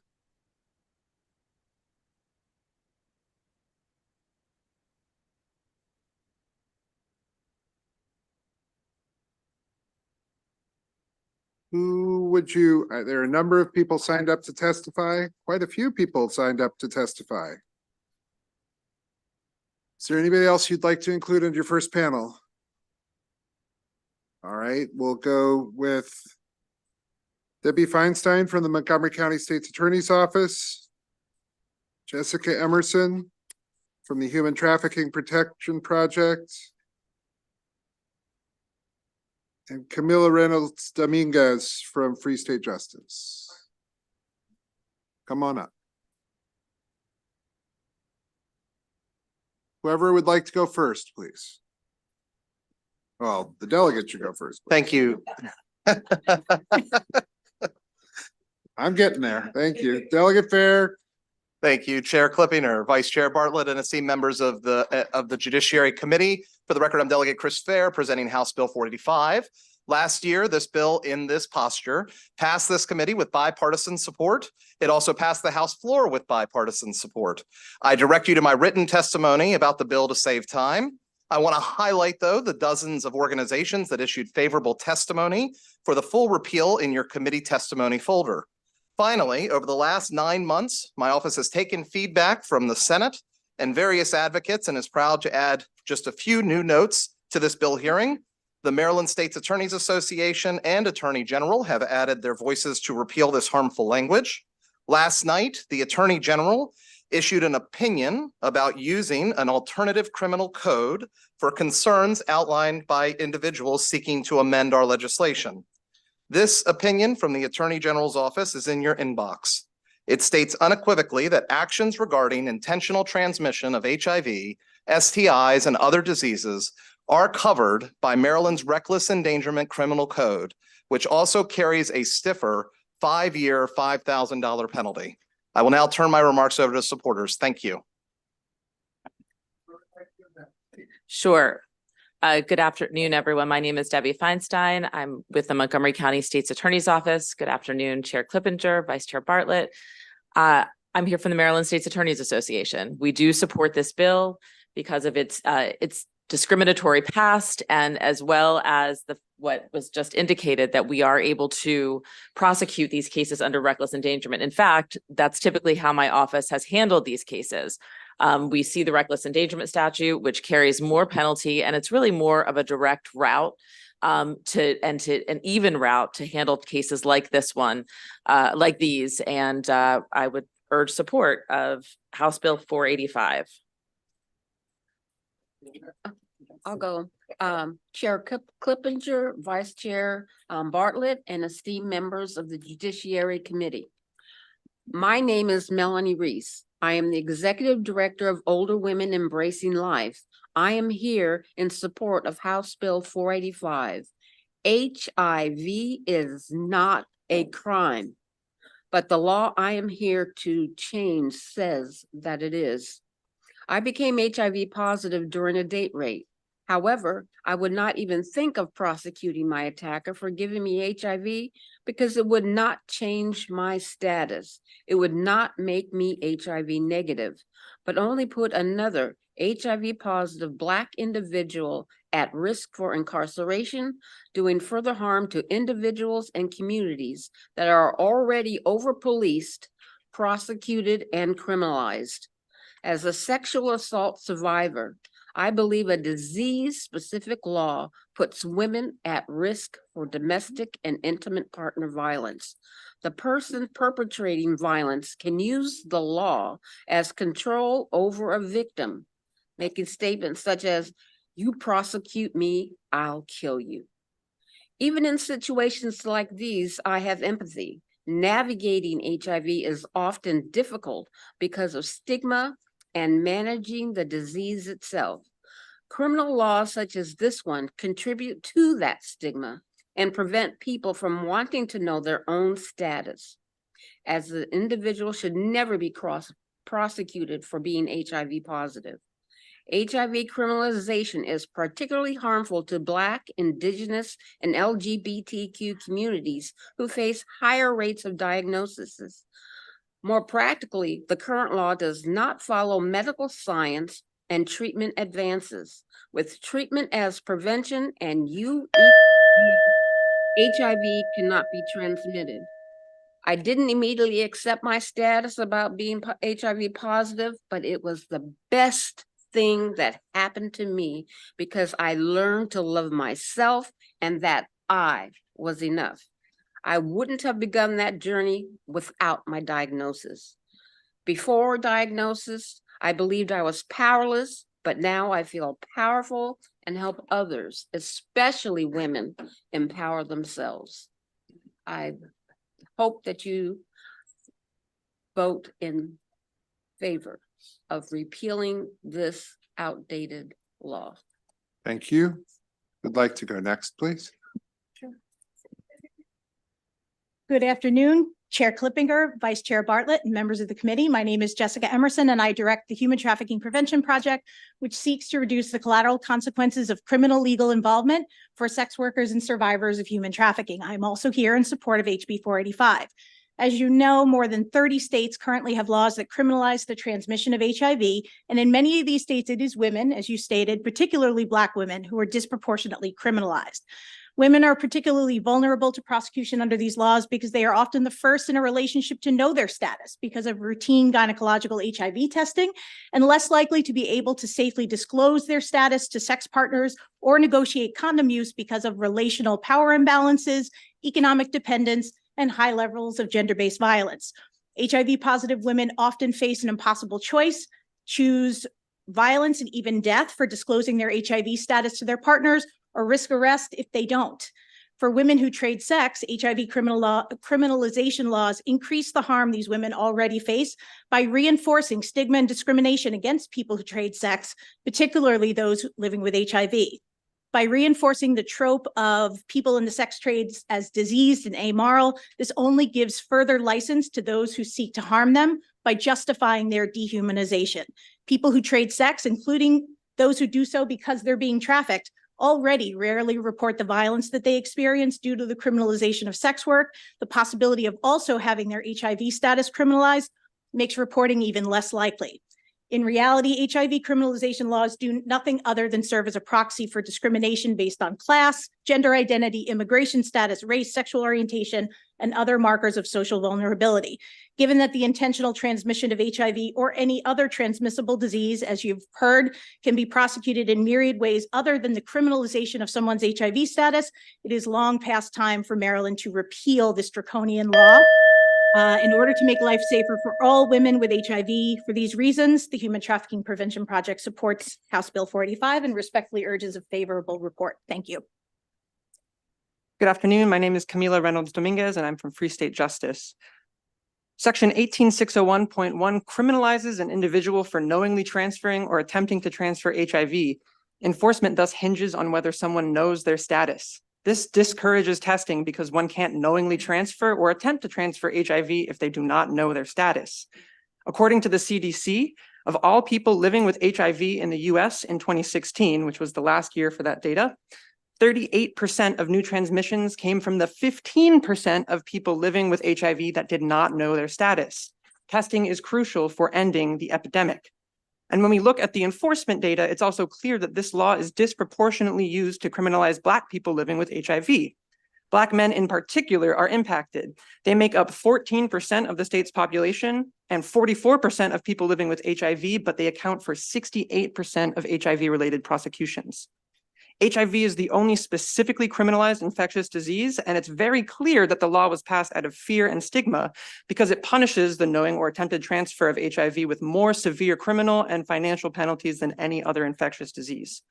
This was codified in 1989 during the AIDS hysteria, and it was actually snuck into an omnibus HIV bill at the very last minute. People living with HIV opposed the bill then because of its stigmatic effects, and as you'll see from the rest of the panel, they remain in opposition to it decades later. The bill as written was put before this very committee going back to at least 2013. The message has not changed. This ineffective law perpetuates HIV stigma, harms people living with HIV, and frustrates our state's public health goals. The epidemic will not be alleviated without removing this code provision. The time to repeal this law was in 1989, but 2024 works too. We urge you to vote on this bill like you did last year and give this a favorable report. And I'd like to shout out an advocate named Carlton, who is not able to give oral remarks today, but his written remarks are in the folder. Thank you very much. I think I got everybody. Questions for the panel? Delegate Grammer. Thank you, Mr. Chair. Thanks for being here. We heard this bill last year and you and I talked about it. There was some discussion last year about the scope of communicable diseases and doing away with the, stigmatizing HIV. I had talked to you personally about that and you declined the amendment. There is once again a discussion over the amendment. Yep. There are some parties, it looks like the Hospital Association, MCASA, have some broad concerns about the inability to address issues where someone intentionally, and that's I said that last year, that's the word, intentionally. It's the culpability standard here, intentionally aim to spread a contagious disease. And it looks like MCASA has offered some language that would allow us to deal with the issues that the Hospital Association talks about. And it kind of creates a way forward for us to deal, do away with targeting HIV and talking about HIV while at the same time addressing the bigger issue. Have you seen that amendment? Yes, I have, Delegate. Thank you. Okay, and what are your opinions on the amendment? So I certainly appreciate the great work that MCASA does and the amendment that they brought forward. We've spent the entire interim kind of debating and discussing the various components. At the end of the day, we side on the side of caution here and recognize the Attorney General's recognition, and as well as the state's attorneys who are here today and the State's Attorneys Association's recognition that the reckless endangerment clause already covers all of these concerns inside of criminal code. And like I said, has stiffer penalties than what's even outlined inside of 18601.1. Can you refresh us how many of these cases are charged or prosecuted in a year? Oh, my research, and forgive me, this was from last year and I can get you the exact numbers, but my research from last year for this specific code in over 25 years, roughly give or take, was about 150 cases where it was charged. So 6 a year-ish? Maybe, yeah. 6 a year. And then again, that's charged. I'll mention also that there was a very low conviction rate with that. It was usually dropped in place of reckless endangerment instead. Yeah. And then when it was charged, the conviction rate was significantly low. However, it's important to note that in every single case, when that person is charged, their HIV status is immediately publicized to the general public as a criminal charge. Okay. You've sent us your opinion from, you've sent us the opinion from the Attorney General recently. I've read through it as best I can. Yeah. There are some assumptions. Wouldn't it be better to really just codify this and come to an agreement, something we can all agree on? I would side with the state's attorneys and the people prosecuting the cases on these issues and the Attorney General on this. I believe that they know better than us where this law should be placed, and they are confident that it belongs in reckless endangerment. Okay. The state's attorneys, did you want to comment on that? Have you seen the amendment? So I have seen it, but the MSAA has not had an opportunity to consider the amendment, so I cannot speak for the MSAA on it. I would just, refer back to what Delegate Fair said in terms of our lane to be able to prosecute these. And I can also add, in response to your last question, I was surveying my colleagues on my team as to how many times we've actually prosecuted this. Our case management system's not always so reliable. And I came up with two in the last, 5 years, and at least one of them was resolved to a reckless endangerment. And all of the things were charged at the same time: the reckless endangerment, and the HIV prohibition. So they were charged at the same time, but ultimately didn't resolve to that charge. Okay. So that's so in a sense, we can get back to you. Okay. Regarding the All right. Thank you very much. Thank you, Mr. Chairman. Thank you, panel, for coming in to testify. So to the delegate, you're saying that was 150 cases charged in the previous 10 years? Is that 25. 150 cases in the last 25 years? Yes, sir. And out of those 125 cases, 68%, well, the person testified to this, 68% of those convicted were Black men.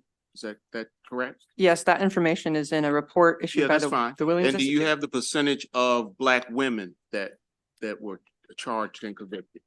Not off the top of my head, but for all Black people, it's in the Williams Institute report. I'm sorry, I don't have it right in front You of me. don't have it. Thank you very much. Further questions for the panel? Seeing none, thank you very much. Going to put the two people I see virtually, Amit Deer, Bridge Dumais. In person, Bernard Holloway. And that'll be and Lee Blinder. As you'll see from the rest. Lee Blinder as well as virtual. And those will be the favorable testifiers. Okay. All right. Do we have Lee Blinder as well? No. All right. We're going to hear from Amit Deer first, and then Dumais, and then we'll go from there. Oh, no, Lee Blinder is sitting right here. All right, that's fine. So we're in person. So actually, we'll go to the person in the room first. So we'll talk to you, and then we'll go to the other two virtually. So please begin. Thank you, Honorable Chair Clippinger, Vice Chair Bartlett, and the esteemed committee members. My name is Lee Blinder. I use they, them pronouns. I'm the Executive Director of Trans Maryland. I'm also the Chair of the Maryland Commission on LGBTQIA+ Affairs.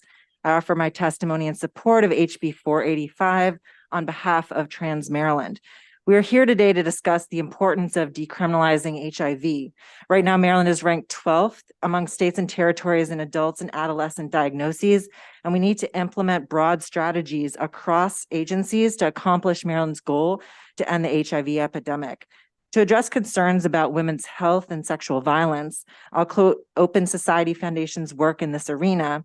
Governments must fulfill their obligation to promote and to protect women's rights to be free of violence instead of additional, ineffective HIV-specific laws that will be used against them.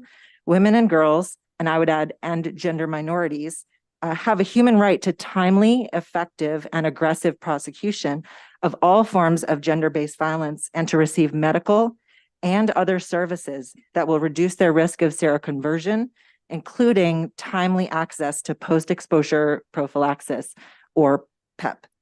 Reducing HIV stigma is essential to promoting public health, and we need to catch up our policy to countries like Zimbabwe, who worked in concert with the United Nations Development Program on a legal analysis, which identified criminalization as a barrier to healthcare and a driver of stigma. In early 2022, Zimbabwe repealed HIV criminalization, just as we are here asking Maryland to do. Let's not continue this policy of don't ask, don't tell about HIV status. For these reasons, we urge a favorable report on HB 485. Thank you. Amit Dur, please, for 2 minutes. Can you hear me? Yes, go ahead. Chair Kilpinger, Vice Chair Bartlett, and members of the Judiciary Committee. My name is Mickey Deer, pronouns he, him, and I'm the chair of the Health and Wellness Committee of the Maryland Commission of LGBTQIA+ Affairs and an HIV certified medical provider. Today, I'm honored to testify to express the strong support of House Bill 485 on behalf of the Maryland Commission on LGBTQIA+ Affairs. As a commission, we believe that reforming existing laws related to HIV is a crucial step towards fostering a more just and compassionate society. Ending the HIV epidemic in the US requires addressing structural barriers to HIV prevention and care. After more than 40 years of HIV research and significant biomedical advancements to treat and prevent HIV, most HIV criminalization laws do not reflect current scientific and medical evidence. Many of these laws were passed at a time when there was very little known about HIV, including how HIV was transmitted and should be treated. These laws have not increased disclosure and may discourage HIV testing, increase stigma against people living with HIV, and exacerbate disparities. HIV criminalization laws were enacted before the availability of antiretroviral therapy. A person who takes antiretroviral therapy as prescribed and stays virally suppressed not only can live a long, healthy life, but also will not transmit HIV to sexual partners. Hence, the undetectable equals untransmissible campaign. HIV criminalization laws have long been a source of stigma and discrimination, disproportionately affecting individuals living with HIV. These laws not only perpetuate misinformation and fear, but also hinder our collective efforts to address the HIV epidemic effectively. In essence, supporting the passage of this important bill will promote public health, address stigma and discrimination, protect human rights, foster supportive healthcare environments, and adapt to scientific advances. When a law meant to protect the public is not working as intended, is unjust and maybe hurting to keep our efforts healthy. It should be repealed. For those reasons, the Maryland Commission on LGBTQIA+ Affairs urges a favorable report on the House Bill 485. Thank you for your time and consideration. Bridge Dumais. Good afternoon, Mr. Chair and members of the committee. My name is Bridge Dumais. My pronouns are they, them. I'm the political coordinator with 1199 SEIU, United Healthcare Workers East. We're the largest healthcare workers union in the nation, representing 10,000 members in Maryland alone. Our union represents healthcare providers who work at community-based health organizations which provide HIV testing and HIV treatment. We support HB 485 to decriminalize HIV and urge a favorable report. Maryland's current law is dangerous for public health because it dissuades people from seeking HIV testing and treatment. HIV is the only disease that is targeted with enhanced criminal punishment under the law. This reinforces the stigma people living with HIV face, and that has negative consequences on mental health. Passing this bill will encourage residents to get tested and seek treatment, allowing the state to meet its public health goals and making meaningful steps towards ending the HIV/AIDS epidemic. We urge a favorable report on HB 485. Thank you. Questions for this panel? Seeing none, thank you all very much. All right, we have one person signed up favorable with amendments. That's Lisa Jordan. We'll hear from her. Do we have Nathan Cisneros? No, okay, that's fine. So we'll hear from Ms. Jordan. Thank you. Good afternoon, Mr. Chair, Madam Vice Chair, members of the committee. I'm Lisa Jordan with the Maryland Coalition Against Sexual Assault. We are absolutely in favor of repealing any law that is targeting HIV for all of the reasons that our good colleagues and friends have already discussed with you. At the same time, the Maryland Coalition Against Sexual Assault, along with our friends at MHA, and I believe the chiefs and sheriffs have weighed in, we're asking that this committee consider an amendment to House Bill 485. We've been discussing this with Delegate Fair all interim. We provided proposed amendments and altered the proposed amendments this fall. I have not seen, nor did I know, that there was going to be an Attorney General's opinion, so it's difficult for me committee members to comment on whether that would work.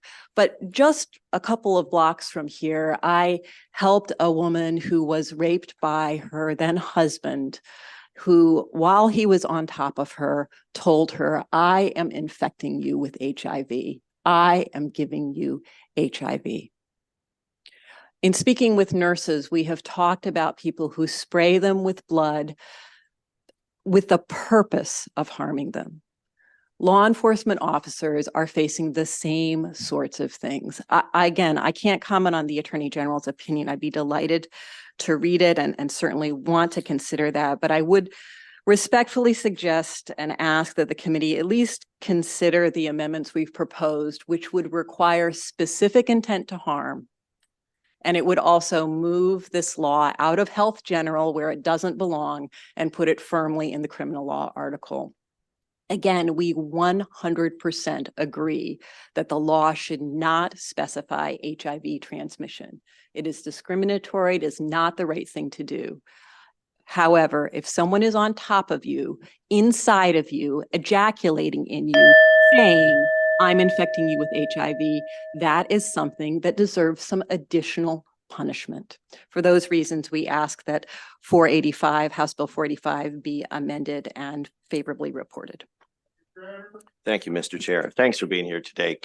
So I have your amendment. We can all see your amendment. For those listening, watching, participating, can you walk everyone through the amendment, what it does, how you think it accomplishes the same goal while paying respect to the intentional nature of the crime? Yes, thank you for that question, Delegate. It would repeal the current law out of the Health General article, in part recognizing that this is it's not a health issue, this is a crime. It would reenact it in the criminal law article. It would repeal the phrase human immunodeficiency virus and replace that with an infectious or contagious disease. It would also add language that someone is knowingly transferring or attempting to transfer the disease to another individual with the specific intent to harm the individual, thereby protecting sex workers, protecting discordant couples who, may transfer one thing to another. This is someone who is saying, I am doing this to harm you. It would have to be specifically charged by the prosecutor, and it also has rule of lenity provisions, meaning that this would be in addition to, it would not merge with another provision. And I would have to defer to counsel about how that would interplay with reckless endangerment, if that would be a separate charge or not. And in doing so, you kind of get away from mentioning the specific, HIV, and now it's an infectious contagious disease. And you think you've kind of captured, the intolerance by doing so. Certainly that is the intent. We absolutely do not want any law specifying HIV and believe that language should be repealed.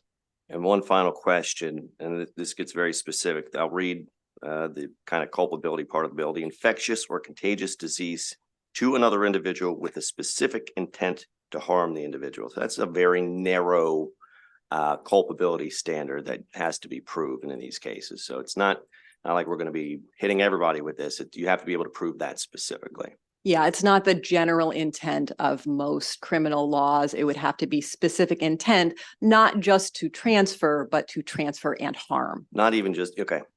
Thank you.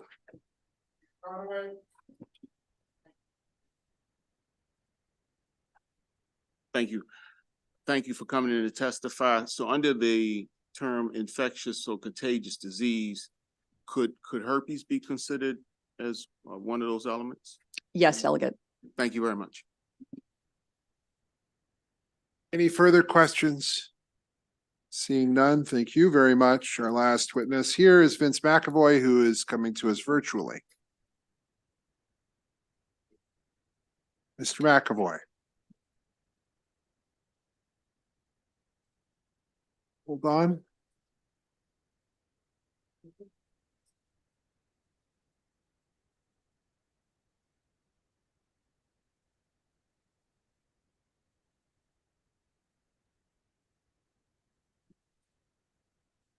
That's okay.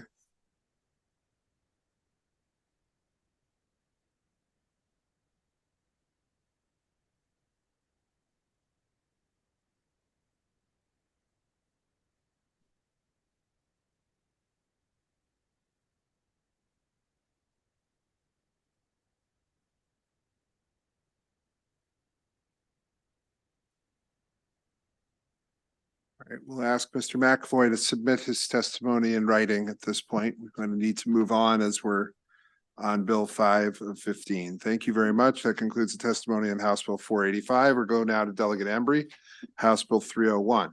There are two panels. They are large, and I'm not sure that we have enough room for them, but panel number one, Christine and Frank Lepere, State's Attorney Bates, State's Attorney Braveboy, Councilman Conway, the County Executive. Don't see County Executive Ashevsky. Lisa Jordan.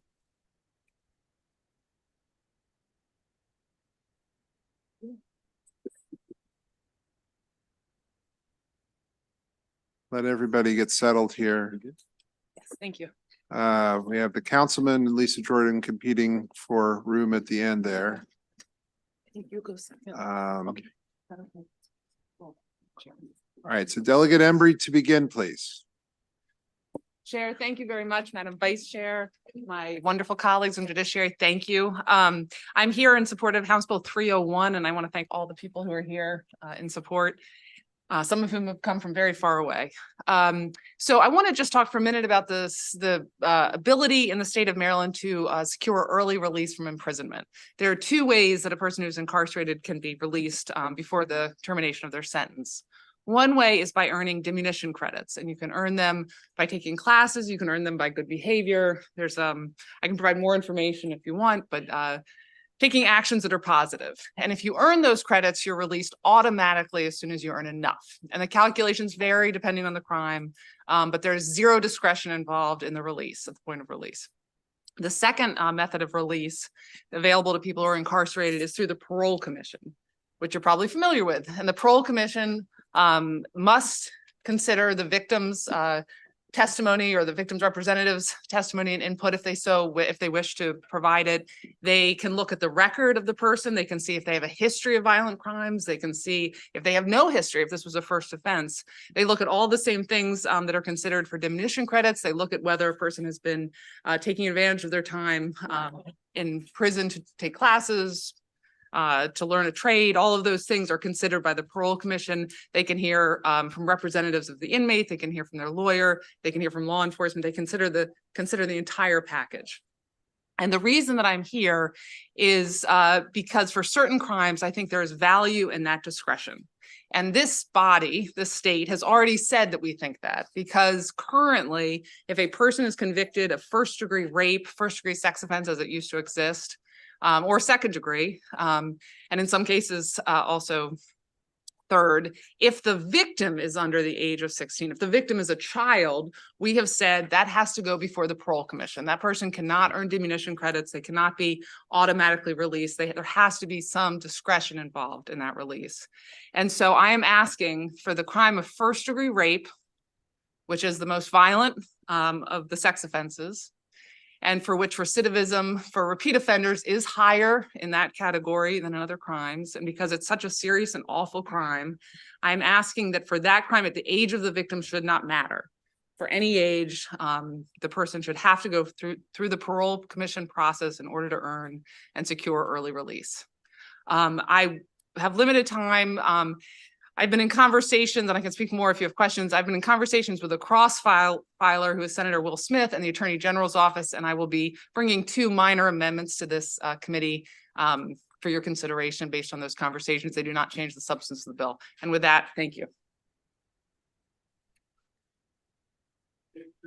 Yes. Thank you, Chairman Clippinger, Vice Chair Bartlett, and members of the Judiciary. My name is Ivan Bates. I'm the state's attorney for Baltimore City. I'm here to support HB 301, the Pamela Marie Lepere Act. As Baltimore City State's attorney, I believe that this bill is crucial in addressing the serious issues of early release of first-degree rape and sexual offenders from our state correctional system. House Bill 301 aims to prohibit incarcerated individuals for these specific sexual offenses from earning diminution credits toward their terms of confinement. This reform is essential to ensuring justice for victims, preventing further harm, and protecting public safety. In Maryland, recent data from the Maryland Department of Public Safety and Correctional Services reveals concerning statistics regarding the release of incarcerated individuals convicted of first-degree rape or first-degree sex offense. Between fiscal year 2014 and 2023, 11 incarcerated individuals were released on parole who had either been charged with first-degree rape or sex offense. However, additionally, during that same time period, 199 incarcerated individuals were released due to diminution credits, despite having charges of rape first-degree or rape sex offense first-degree.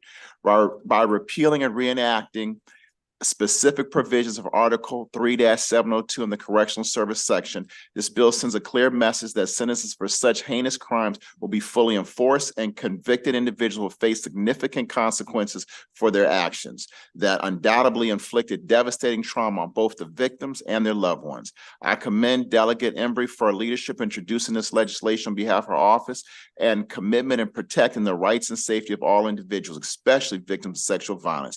I sincerely hope you will consider House Bill 301 and give it a favorable ruling. This bill represents a significant opportunity to make our correctional system more just and more equitable for all.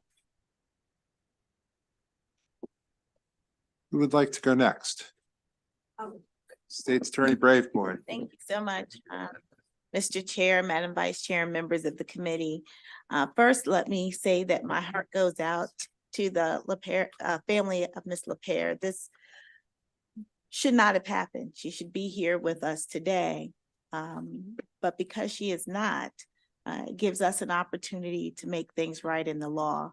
Now, usually I come before you on a number of bills to really support rehabilitation and second chances. And I will continue to do that. And I support diminution credits because I think in general, it makes everyone safer, including those who are inside of our prisons, including inmates and staff.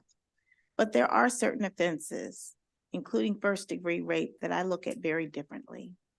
And when you think about the fact that, you know, individuals already can't earn diminution credits if they commit first-degree rape on someone 16 or younger, it tells us that this type of crime and this type of offense is different. And also the offender is different.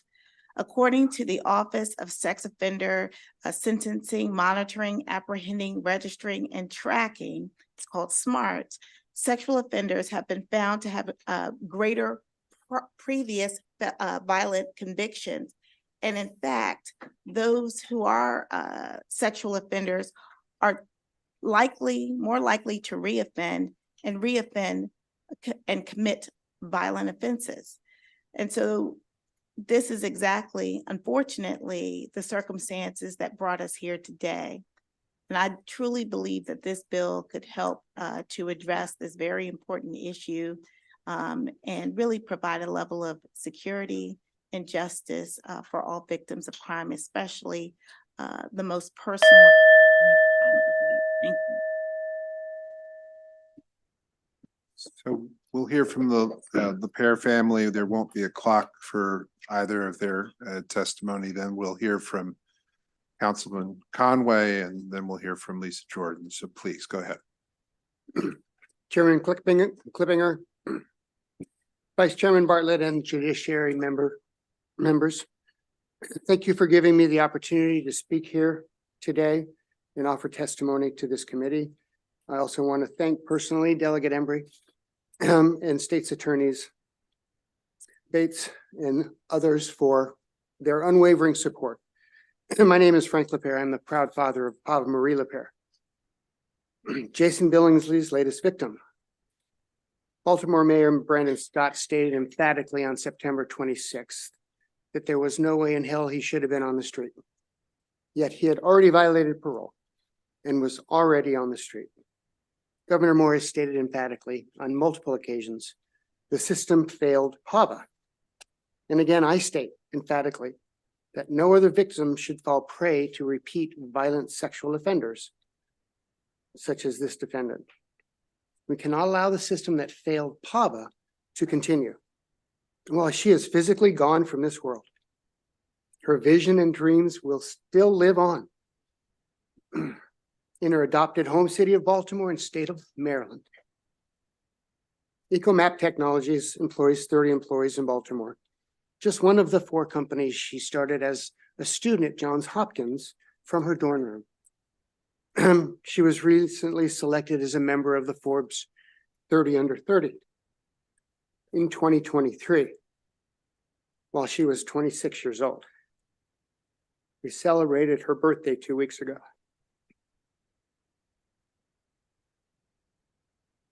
This loss is tragic and horrific, and I firmly believe it could have been avoided. Let House Bill 301, the Pava Marie LePere Act, serve as a model for the entire country on how to represent and defend the innocent from previously convicted repeat violent sexual offenders. Good, thoughtful, loving people like everyone in this room from both sides of the political spectrum can do amazing things together when we work together for the common good. This bill does not eliminate diminution credits. It only eliminates them for the most violent sexual offenders that have been convicted of a crime. Jason Billingsley was released after 7 years of a very, very long sentence, and our daughter was dead 11 months later. So today I'm very hopeful because I've seen beauty and loving support from the city of Baltimore and the state of Maryland and the entire tech community that Pava so loved. They have shown my family and I, as well as the greater community, the love required to help carry all of us through such a shattering loss. Because a mother should never have to nurse her son back to health after a horrific act of repeat violence. And a sibling should not lose his best friend and most trusted confidant when they're both in their 20s. And a father should kiss his daughter goodnight and not try to cry himself to sleep through avoidable loss. We know this because we have lived it, and we never want any other family to have to identify their daughter's body almost unrecognizable again. The pain and grief is too much for a person to handle. And it can and should be set in stone that no other father has the experience that I have had and the ensuing loss and emptiness that follows. Let us work together as a community and as a legislature and as a judicial system to ensure that Pava Marie LePere is the very last victim of a convicted repeat sexual offender. And I thank you for your time. And thank you for your support for this most important legislation that I hope you give a favorable review on. I remain the proud, grateful, and hopeful father, Pava LePere, and her only sibling, Nico. Thank you.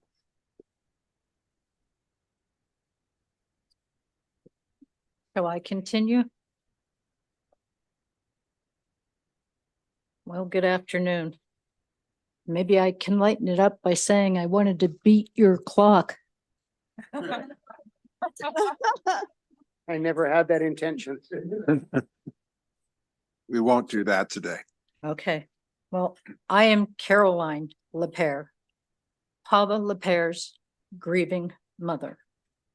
And thank you very much for allowing me to address you, Chairman, Vice Chairman, all you Judiciary Committee members, and I especially thank Delegate Embry for introducing the Pava Marie LePere Act. Of course, I struggle here because I've never had a more profound loss. It's hard to talk, focus, get up every day. But I have an important mission. I'm here for 2 reasons. Preserve the legacy of Pava Marie LePere, and please, all of us, we need to prevent the violence in our society through whatever means available. In persuading you to support House Bill 301, we can take a step forward with Pava's dream. That dream was of strengthening humanity through connections and community in her chosen city of Baltimore. House Bill 301 will not let violent repeat offenders have an earned opportunity for early release. Pass the bill. It's simple. Further, I want to say that there are so many victims who can't or won't have the chance to address you. Pava clearly recognized many inequities in society, and she worked hard to reverse them. I want to help carry that torch. She's gone. Her EcoMap Technologies team is still hard at work, as are so many other people in the tech community, in the university community that she worked with. This bill can help them all be safe. So thank you again for your time. Judiciary Committee, please act from your heart to deliver acts of justice, and I will continue to act from my heart in my daughter's name to motivate everyone to end violence. Thank you.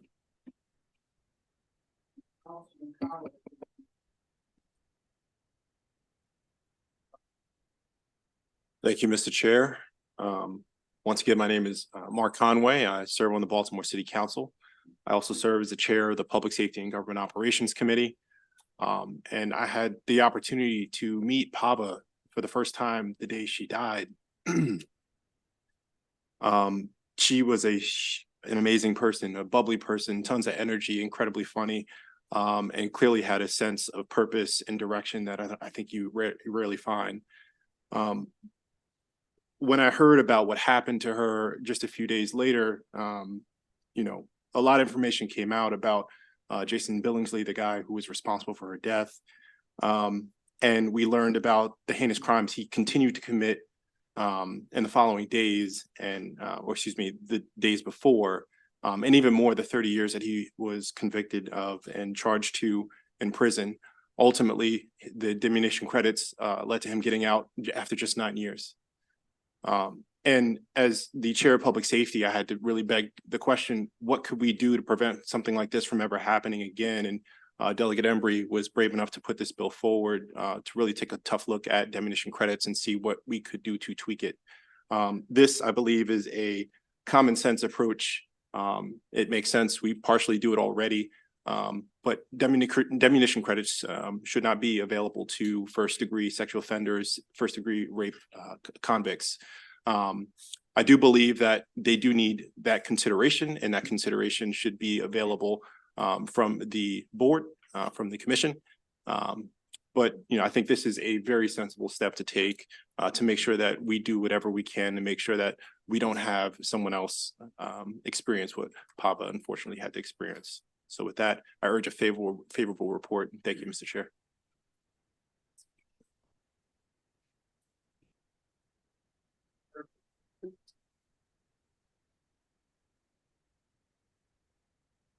Good afternoon, Mr. Chair, Madam Vice Chair, members of the committee. I'm Lisa Jordan with the Maryland Coalition Against Sexual Assault. We're here in strong support of House Bill 301. To the LaPairs, I am so sorry for your indescribable loss, and thank you for the strength to be here. Sexual assault is so deeply personal. It just shatters the sense of security. It injures your spirit.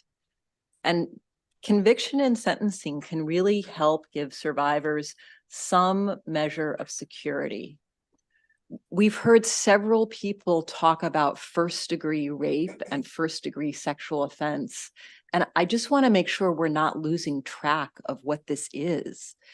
These are crimes that involve forcible penetration and dangerous weapons or objects that could be a dangerous weapon. They are cases that involve people who suffocate, strangle, disfigure, or inflict serious bodily injury on the victim or another, or who threaten to do so. These are gang rapes. These are people who commit violent rape while burglaring. These are the people who are the most dangerous. Of course, we should not automatically let them out of part of their sentence. Of course, you should not do that. Delegate Embry's bill is a strong bill, but it's pretty measured. It would still permit someone to look at the case and consider letting the violent criminal out. It just says, don't do this automatically. That's the least we can do for these survivors. For those reasons, MCASA urges a favorable report on House Bill 301. Are there questions for the panel? Delegate Conaway. Thank you, Mr. Chairman. Thank you, panel, for coming in. To Ms. Jordan, am I reading this correctly that in this specific case, Mr. Billingsley, he was a murderer, but not a rapist in this case? He wasn't charged with the rape, but he was charged with murder. But previously, he had committed a rape and setting someone on fire. Is that correct? That's correct. Thank you so very much. All right, Delegate Tomlinson, then Grammer. Thank you, Chairman. Thanks for bringing the bill. I know we've talked about it. You briefly mentioned the amendments. Could you kind of give us the highlights? Delegate, thank you very much. I appreciate it. So two issues. One, so the Attorney General's office, we contacted them for them to give advice on how this would apply to people who are currently incarcerated. And they have explained that it would be an ex post facto law, that we cannot apply it retroactively. And so that requires some slight tweaking because as the bill is written, it refers to the crime of first degree sexual offense, which in 2017 was subsumed into first degree rape. So some minor tweaking on that point. And then also we discovered in our many conversations that there is a separate section that provides for diminution credits if you're detained pre-trial. So we would be applying the same language to pre-trial incarceration, the diminution credits available there. So those are the two amendments that I will propose to this committee. Thank you. Thanks. Thank you, Mr. Chair. I have a question for Mr. Bates about the use of diminution credits to create safer communities. So Ryan Coleman of the Randallstown NAACP once asked me for a bill applying, limiting the use of diminution credits for crimes of violence. And he sent me a letter. I'm just going to read you a paragraph of what he wrote, and I want you to tell me what's right and what's wrong. Baltimore County saw 33 murders in 2022. An analysis shows that out of the 70 suspects charged with murder, 90 had been previously convicted of a felony. A quarter of these suspects were on probation at the time of the murder, and 17 of these suspects would have been in jail if they had served 85% of their sentences. Therefore, in 2022, there would have been 25 murders. In 2021, the number would have been 40. Virginia, on January 1st, 1995, implemented requiring all felony offenders to serve 85% of their sentence. And since then, Virginia's crime index rose from the 20th safest state to the 7th safest state. So, in your opinion, are those numbers accurate? Does reforming the use of diminution credits for violent offenses, does it actually help keep repeat offenders in jail? Does it take the people off the street that we're looking to take off the street? What's right and what's wrong? Well, when those numbers, I haven't had the opportunity to look at them, so we'll assume for our conversation they are correct. That's a very difficult question because a lot of times you have to have the individual rehabilitate themselves in the institution, where I do believe the diminution credits are very important. But all right, let's take two people. Say hypothetically they're 18. And both of them pull a trigger. One's on the east side of Baltimore, one's on the west side of Baltimore. And the east side kid shoots and kills a person, and the west side kid shoots them, but they don't die. Now, both of these young people have made dramatic choices in their life. And at that moment in time, really, what do we do with them? Both of them, one may decide to take a plea. Let's say that the murder case takes a plea and they receive life suspend all but 40. They're going to have to do 50% of that time, 20 years. But then let's say the other kid decides to go to trials, found guilty, his victim lives, he gets 60 years. Now he has to do a minimum of 30 years before he is eligible for parole. So then you're like, how is that even fair? So then if you don't allow that young person to have some opportunity with diminution credits, there is no hope within there. What we're saying here with this particular bill is this is an individual who's been convicted of a very heinous, violent crime. Murder could be impulse control. I'm angry, I'm upset, boom, I pull the trigger. But when you look at the first degree rape, the things that go into it, the natural actions that that perpetrator does not only to himself and to the victim, but what must go through their mind at that moment in time. And then you look at the ability to rehabilitate them into that individual, it's a lot more difficult. What this bill clearly says is we need to make sure that a commission and a board reviews this individual. Where when you have the diminution credits for a younger person who commits a violent crime, then most likely they're already going to have to do half of their sentence. And their sentence is going to be very draconian, some people would say anyway. Life, you know, you weren't given parole eligible. So you also have to balance it because you have to still give the opportunity for hope within the institution so that individuals within the institution will be able to conduct their jobs safely and properly. It's a difficult balance. I think you need to look at every single case differently. I look at young people a little differently. I look at the crimes differently. Every single case I need to look at. But when it comes to first degree rape, you've already been convicted of that. The only thing that I'm really saying that the bill says really is that there must be a group of individuals that make that determination. So I do believe in diminution credits. I do believe in second chances. But on this particular issue, that's the caveat of the law. I was a defense attorney 20 years. I shied away from these cases for this very reason. Okay, thank you very much. Right, thank you. Further questions for the panel? Certainly to the LePere family, thank you very much for coming today. Thank you for, I wish you didn't have to be here, but thank you for sharing your stories with us and taking your time with us today. That concludes the testimony from this panel. We'll move to the second panel on the bill. Corey Bailey, Juliana Guano, Sherrod Davis, Nina Themelis, Jane Garcia. I believe these are all the people who are testifying in favor.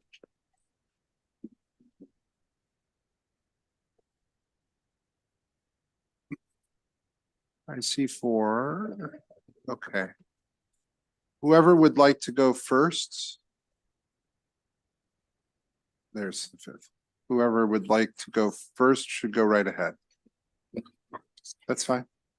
Good afternoon, Claire Clippinger, Vice Chair Bartlett, members of the committee. My name is Nina Themelis, Director of the Mayor's Office of Government Relations in Baltimore City, here to testify in support of HB 301. Mayor Scott was unable to attend today, so I want to thank Delegate Embry on his behalf for introducing this important piece of legislation, as well as members of the committee for considering these meaningful changes to diminution credits, the diminution credit system. Mayor Scott shares Delegate Embry's sense of urgency and importance in reforming elements of the current diminution system and included this reform as one of his 2024 legislative priorities. Allowing individuals convicted of certain crimes of violence to serve just fractions of their sentences jeopardizes the safety of our communities. Recidivism rates for individuals who have been convicted of sexual offenses are relatively high. Research has found that a 30% recidivism rate at year 10 after sexual offenders are released from prison, and an increase to 52% reoffending by year 25. While the Justice Reinvestment Act of 2016 made some much needed improvements to requirements and permissions under Maryland law, there are still certain crimes that should not allow for the same level of credits to be granted. The need to provide meaningful resources and opportunities for both incarcerated and returning citizens must be balanced with the need to ensure that those who commit and are found guilty of the most heinous acts are held fully accountable. We must do better by both our communities that are impacted by these systems and those people who are incarcerated who live it each day. For those reasons, the city administration and Mayor Scott support the passage of HB 301. Thank you. Good afternoon. My name is Sherrod Davis. I'm one of the co-founders of EcoMap Technologies, here to support the Pava Marie LePere Act. And I'm going to keep this brief because Pava is telling me to get back to work. Pava was a force for good. She was an incredible friend, an incredible daughter, an incredible sister, and an incredible co-founder. She adopted Baltimore and Baltimore adopted her. Tragically, she was taken away from us too soon. She had so much left to accomplish. She was going to change Baltimore. She was going to change the state of Maryland. And even more sad, her death was avoidable. And that's why we're here, to ensure that the next generation of Pavas can move safely to Baltimore, can move safely to Maryland, can build in Baltimore, can build in Maryland, can create strong teams in Baltimore and strong teams in Maryland. She envisioned a world where everyone had a chance. To make that a reality, we must pass this. One person can change the world. Pava intended to. Let's make sure that the next Pava has a chance to. Thank you. Good afternoon, Chairman Clippinger, Vice Chair Bartlett, and the members of the Judiciary. And thank you, Delegate Emery and State's Attorney Bates, for introducing and supporting this important legislation. Frank and Caroline, we love you guys. My name is Corey Bailey. I'm the CEO of Upsurge Baltimore, a nonprofit organization focused on startup growth and building a thriving tech hub in the Baltimore MSA and across the state of Maryland. I'm here as a representative of the Baltimore tech community, of which Pava LaPere was a beloved member, and as her friend. And because of that, I'm going to deliver the message that Pava would want me to deliver. Pava was an exceptional talent and one of many talented women founders and leaders in our tech community. Women who face far too many challenges launching innovations and scaling companies, access to networks, resources, funding, all challenges that Pava and her team were helping our entire tech community overcome through EcoMap. As Frank mentioned, the startup she co-founded as a student at Johns Hopkins has led admirably as its founding CEO, and now still thriving with more than 30 Marylanders employed. Despite these challenges, women-led companies are some of the fastest and most important startups in our growing tech hub in terms of hiring diverse, well-trained workforce and their commitment that their growth and impact will impact the economy of local economies in the state of Maryland. The number of outstanding women leaders we have in our tech community is one of our biggest advantages. Governor Moore has said repeatedly that people deserve to feel safe in their own neighborhoods and in their own skin. Providing these exceptional leaders with the basic safety and security required to build is the absolute least we can do. It is important that we support any legislation that would remove the barriers that Pava and other women face in scaling their innovations and growing their teams as they create companies and cultures of belonging in tech. House Bill 301 recognizes the importance and impact that women have on our state's economy and in our community. So I urge the members of this committee to deliver a favorable vote. Thank you. Hi, my name is Jane Garcia. I am Pava Marie LaPere's aunt, and I concur with everything everyone has testified regarding the Pava Marie LaPere Act, and I ask that you do take it into consideration, and I thank you for your time. Hi, everyone. Good afternoon. Really appreciate you all hearing us out today. My name is Juliana Bonanno. I am the CEO of a medtech firm in Baltimore. There's a few similarities, but mainly the shared vision for Baltimore that Pava and I shared. First time testifying, so let's get into it. I'm here today to urge you to support House Bill 301. Reoffense rates for sexual assault are high, and perpetrators often serve mere fractions of their sentences currently due to automatic release credits. Simple question, would you want to report this crime if you knew your attacker could be released early and was likely to harm again? While there's more work to be done in the reporting insights for first-degree sexual assault specifically, the data we do have tells us this: 70% of sexual assaults go unreported. There's a lot of layered reasons for that. Those who commit violent crime have reoffense rates of around 30%, and depending on either national or Maryland state varied reports, between 60 to 83% of rapists reoffend for the same type of crime or another serious violent crime. This isn't just about numbers, though. This is about shattered lives, continued economic burden on our state, and a cycle of violence impacting future generations. Trauma is expensive. Shockwaves for survivors include a variety of developed mental health disorders, potential substance abuse, domestic and financial insecurities, and the estimated lifetime cost of rape per victim is in the hundreds of thousands of dollars. That's just what we can quantify today. And first-degree sexual assault is yet another aspect of the larger health and economic burden that disproportionately plagues our most vulnerable populations, specifically Native American, African American, and Hispanic or Latina women. It's about stopping a cycle of violence, and this bill is one crucial step. So let's create a safer future in Pava's memory for Baltimore, for the greater Maryland state, and for all. Thank you. Thank you. Are there questions for this panel? Seeing none, thank you all very much. Now going to go to those people testifying in opposition. Brenda Jones, Marguerite Leno, and then virtually we have Gabriel Ellenberger. I'm informed that Ann Kirsch, who signed up to testify unfavorably and virtually, is not connected, but we'll keep an eye out for Ann Kirsch. So with that, whoever would like to go first, please. I can go ahead. I'm Brenda Jones, and I am speaking on behalf of Families Advocating Intelligent Registries. We seek rational and constitutional sexual offense laws. And I 100% agree with everything that I've been hearing before on all the testimonies in favor of this bill, that something is broken in this system to where a person can be released and commit this kind of new harm. The point that we wanted to make in particular is that this doesn't make our communities safer, it simply delays, because we're not making any kind of a change that would stop the potential for reoffense. And this person is still, or persons are still going to eventually get out. It's not changing it from getting out early to never getting out at all. So I just wanted to, we don't have a suggestion for this, but just to point out that if somebody inside has a mental health issue, has whatever the problems are that they know are going to be an impact when they get out, there should be services available on the inside, services available knowing they're going to get released so that they can be more carefully monitored, whatever it is. That would result in fewer or no new offenses. Simply delaying a release is not going to take that into account. That's all of my testimony. Thank you.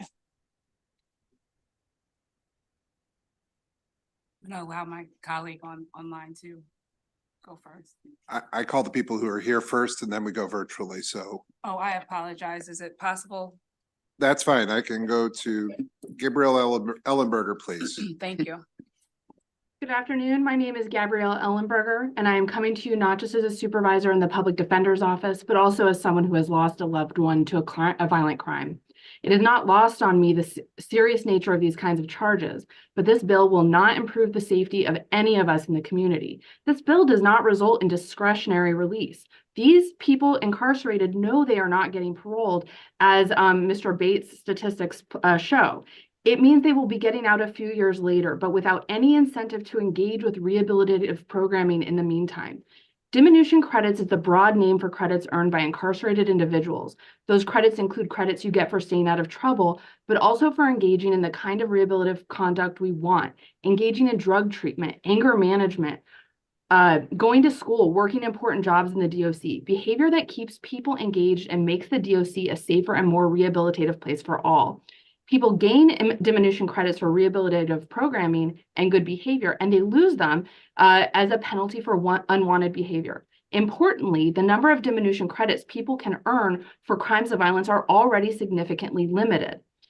The bill does the opposite of what we would want. It disincentivizes people from engaging in the kind of programming that would make them a more thoughtful, careful, educated, and compassionate citizen.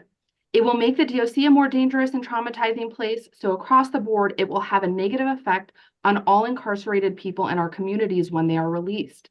Because even though this will have the effect of lengthening sentences, these targeted individuals will still be returning to our community, but without the kind of engagement and programming we want to incentivize.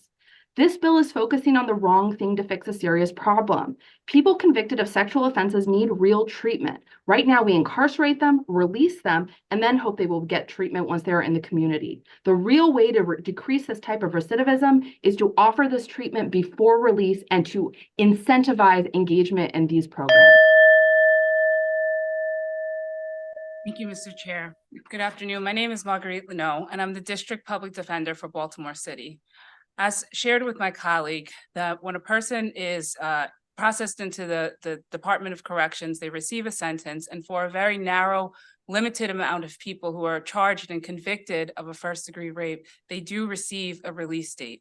So I want to stress to the body before us that we're speaking of a very narrow number of people who are going to be released into the community. Removing these diminution credits that they can earn will not change the fact that they are going to be released back into the community at some time.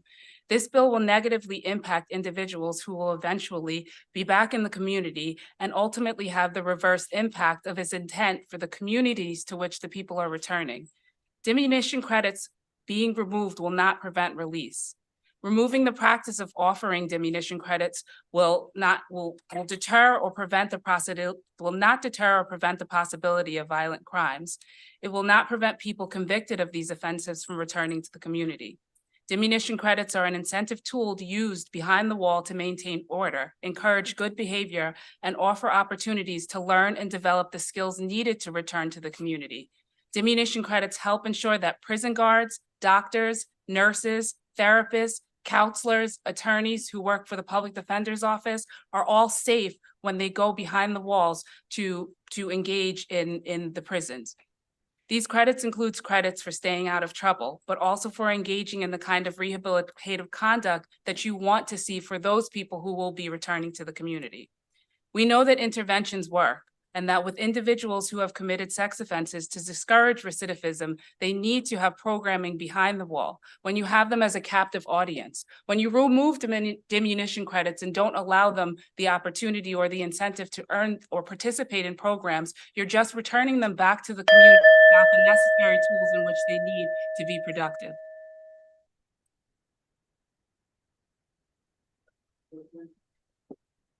Thank you. And for that, I'm asking that you an unfavorable Report. Thank you. Other questions? Delegate Kaufman. Yes. My question is for the public defenders. Either one of you can answer. You can't, frankly, it's easy to, say no to something, but you can't listen to Mr. and Mrs. Lepre and feel that the system is working beautifully. And I have a second question for this, okay, Mr. Chair? So my first question is, so what's your alternative? Because it clearly is an issue, you've acknowledged it's an issue. So if you want to keep diminution credits, what's the alternative in terms of assuring that what happened to Pava doesn't happen to many other people? And my second question is, are there any crimes for which the public defender's office believes that diminution credits are not warranted? Thanks. Thank you for that question. Ms. Leno, can I jump in here? Sure. I work in the post-conviction division, so many of my clients have been incarcerated for many, many years in the DOC. And what I am seeing is that there is no treatment for anything like this. My clients who have been convicted of sex offenses get released without any treatment at all. They are released to our society in the exact same position they were, except for the programs that they engage with while they are in the DOC. My recommendation would be to incentivize and fund participation in actual research and methodological based treatment programs that there is evidence does actually help recidivism for crimes of sexual nature. So I wanted to address that part of that. That would be my solution, is to actually provide funding for programs in the DOC before people are released. And then my answer to my second question, is there any crime that the public defender's office does not believe diminution credits are warranted? I cannot speak for the office as a whole. It's my experience that having diminution credits available for all crimes results in a much safer environment for everybody. And when the DOC is a safer environment for everybody, people do not come out of it as traumatized as they would otherwise be and are much better citizens that make the world safer for all of us. Thank you, Mr. Chair. Thank you, Mr. Chair, and thank you. And I'll try to be brief, but I want to understand something. In terms of diminution credits, that is one way for someone to potentially reduce the amount of time. These individuals are still eligible for parole at some point. Is that help me understand it? I don't practice criminal law. So so yes, to answer your question, the issue is that for these types of offenses, specifically speaking to first-degree rape, the likelihood of a person ever being paroled or going before the parole commission and being released is very low. So when you're speaking to diminution credits, and I think that you said that a person can earn diminution credits and possibly reduce the amount of time on their sentence. Right. I just that is what happened with Mr. Jason Billingsley, correct? Well, so I'm not going to speak to a pending case that is occurring right now for reasons that my ethical obligations don't allow me to do so. But I will say that when a person is convicted, there's a certain number of diminution credits that they will start with, and that is to incentivize and to keep the order and to keep safety. And those credits are for them to lose or keep. Then there's a number of diminution credits that you can earn by participating in programming that would then further reduce time off their sentence. What this seeks to do is to dissuade or to take away the ability for people to earn any additional time off their sentence. And the problem with that is that that release date for that individual, say I'm booked in, I'm going to be released at a certain period of time. This is the very narrow scope of the narrow segment of the population that we're talking about. That person is going to be released regardless of whether they do absolutely nothing while they're in prison, or if they participate in programming or are required to participate in some type of programming. What I'm suggesting is that rather than taking away diminution credits, there should be the opportunity or the requirement that people participate in programming when they are in the prison and they are a captive audience, to where, as my colleague said, fund the programming while they are there, particularly for those individuals who we know will return to the community at some point. That is an actionable step that we are doing to attempt to prevent and to reduce the possibility of them reoffending upon release. And I don't want to belabor this, but I want to make sure I understand. So I know you say it's a small window for those who might receive parole, right? But for that small window, if they took those actions while they were behind the wall, that might improve their opportunity for parole. If we take diminution credits away, that doesn't mean that they should not go through that process to prepare themselves for parole. Am I correct? I'd like to respond to that if I can. Parole eligibility for a crime of violence is at half your sentence. So individuals who are incarcerated, let's say you get 20 years on a sexual assault, that would fall under this statute. You would be eligible for parole at 10 years. Sometimes they will just directly deny you right away, and it has nothing to do with the behavior. We believe because of the nature of this crime, we are not going to take a chance on you and we're not going to parole you. You have no further recourse. That person is then incarcerated for another 10 years. 10 years where they could be working, 10 years where they could be engaging in therapy, 10 years where they could be being an excellent role model to other people in the institution. But if you take away any hope of any early release, they are doing 10 years day for day.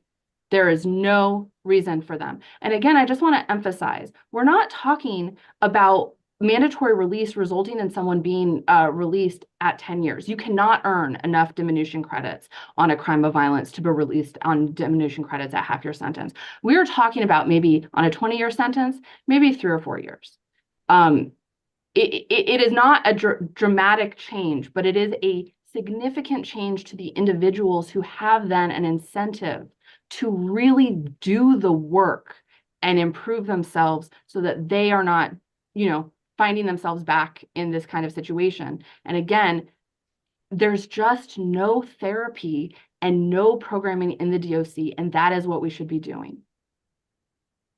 And I understand that. I think the two are Sorry. separate issues.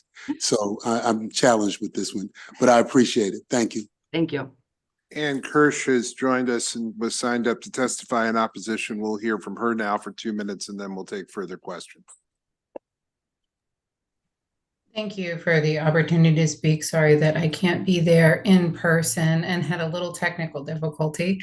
I am concerned about this bill really because it is trying to change diminution credits in a way that is ex post facto and on a sentence that is a life sentence carrying crime. So if it is something where you have egregious circumstances, you're probably going to have judicial discretion executing that life sentence, at which point the only thing a change of diminution credits does is change the parole eligibility date.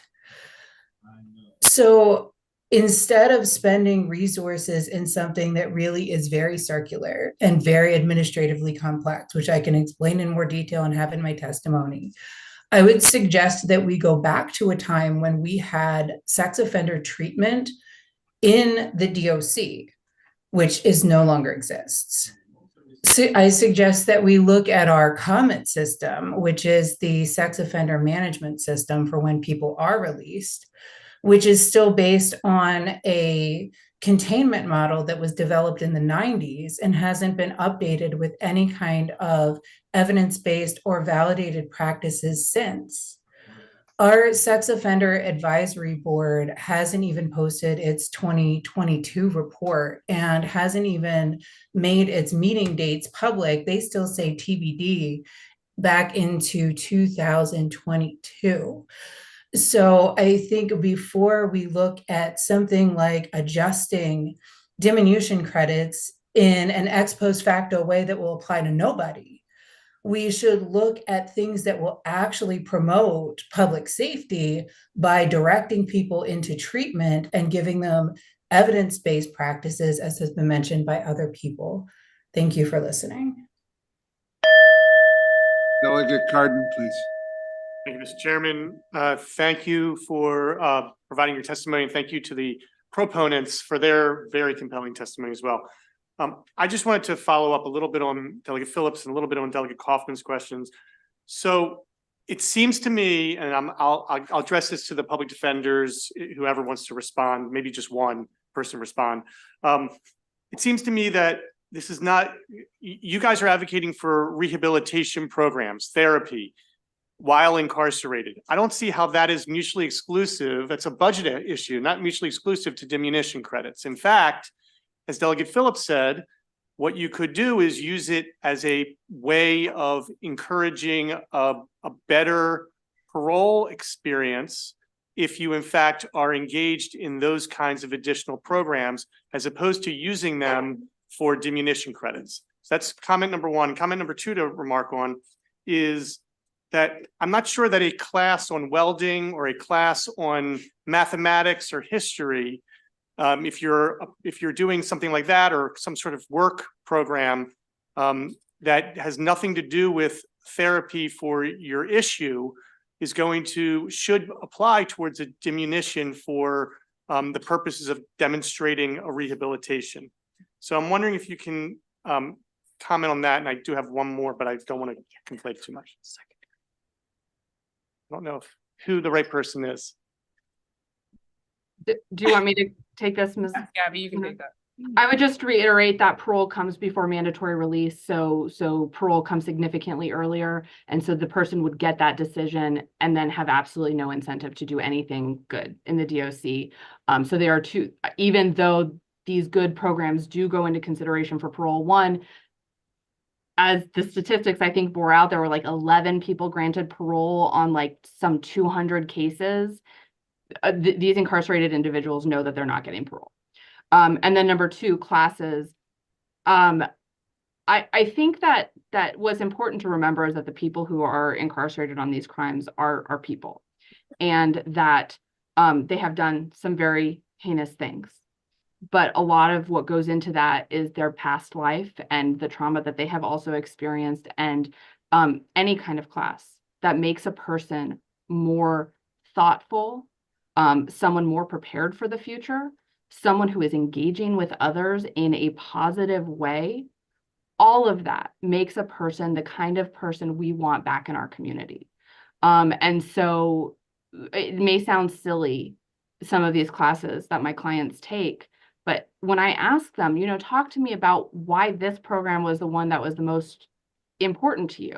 And it's something like, the discussions we had with the other guys in this program made me own up to my actions for the first time, you know? And that doesn't always happen in a therapy class. That happens sometimes when people are just calling each other out on so that's sorry, I think I went on a little long, but that's my answer. Mr. Chair, so if I can quick follow up. So which begs my question, which is, when I have a person who's been sentenced to a period of incarceration, and the judge is not willing to reduce the sentence to what I believe it should have been, I immediately file a motion for modification, hold it sub curia, and ask my client to please do whatever he can to give me some ammunition to go back to the judge in 6 months, a year, 2 years, 5 years, 10 years to say, now it's time to look at what he has done. That might be the more appropriate way, wouldn't it? Versus automatically giving them diminution credits, even if they've done things that qualify, but hasn't shown any type of rehabilitation or remorse, so that we could be sending them back, which is what the other folks were testifying to, back into society when they're not ready to do so. While I would love a world where we could ask a court to consider a sentence after 10 years, unfortunately, clients who are given extensive sentences like this, the judges often deny the motions immediately. Once the motion is denied, the judge no longer has jurisdiction to consider any kind of sentencing modification, and there is no guarantee at all. That's why you do it right. Any other questions for this panel?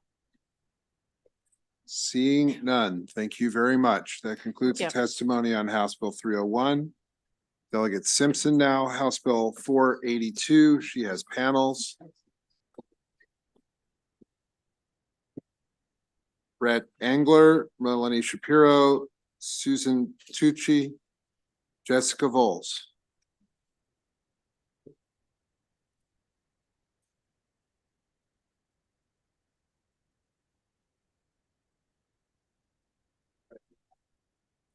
Delegate Simpson, please. Good afternoon, Sir Chair and Madam Vice Chair. I'm going to leave it to my sheroes, my professional sheroes, to explain exactly what this bill is about, and share with you my own personal story with being a survivor of non-fatal strangulation. 30-some years ago, while I was living in Hunt Valley, going to school for graduate school at Towson, and working waiting tables in order to, to survive. My ex came through the door. I lived in an apartment, and there's only one way out. And of course, he was there. I could see immediately that he was going to hurt me. And so I turned and I ran as quickly as I could to the open door of my bedroom. But he's over 6 foot tall, so I didn't make it. And what I recall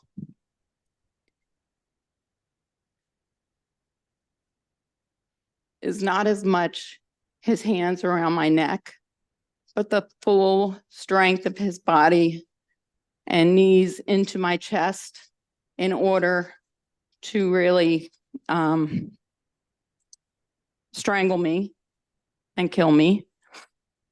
I don't know whether my neighbors called when they heard the noise or when they heard the noise stop. I don't know how long I was out. I recall I woke up to muffled voices in the other room and stumbled out. And of course, he was still between me and the door. And I was asked by the officers, are you okay? And considering I don't know how long I was out, or I was just amazed that I was alive. And so I couldn't really talk, so I nodded. And I could definitely tell in his face, he couldn't believe I was alive. That was very clear that he did not think that I had survived. I can tell you that it was many weeks that the bruises continued to come to the surface, and probably months before they disappeared. I urge you for a favorable report on House Bill 482 for victims of non-fatal strangulation. And I thank you, my judiciary family.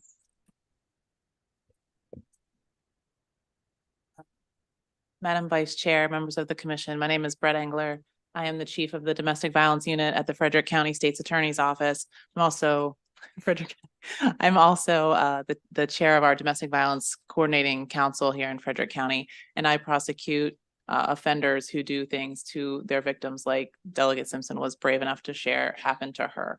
I'm here in support of the House bill and I thank her for bringing it forward, because from a prosecutor's perspective, this body passed non-fatal strangulation as a felony in 2020. Since that, everybody's acknowledgement of the severity of non-fatal strangulation, both as a modality of harm in and of itself. You can have someone become unconscious within 6 seconds, kill them in about a minute or so with manual strangulation.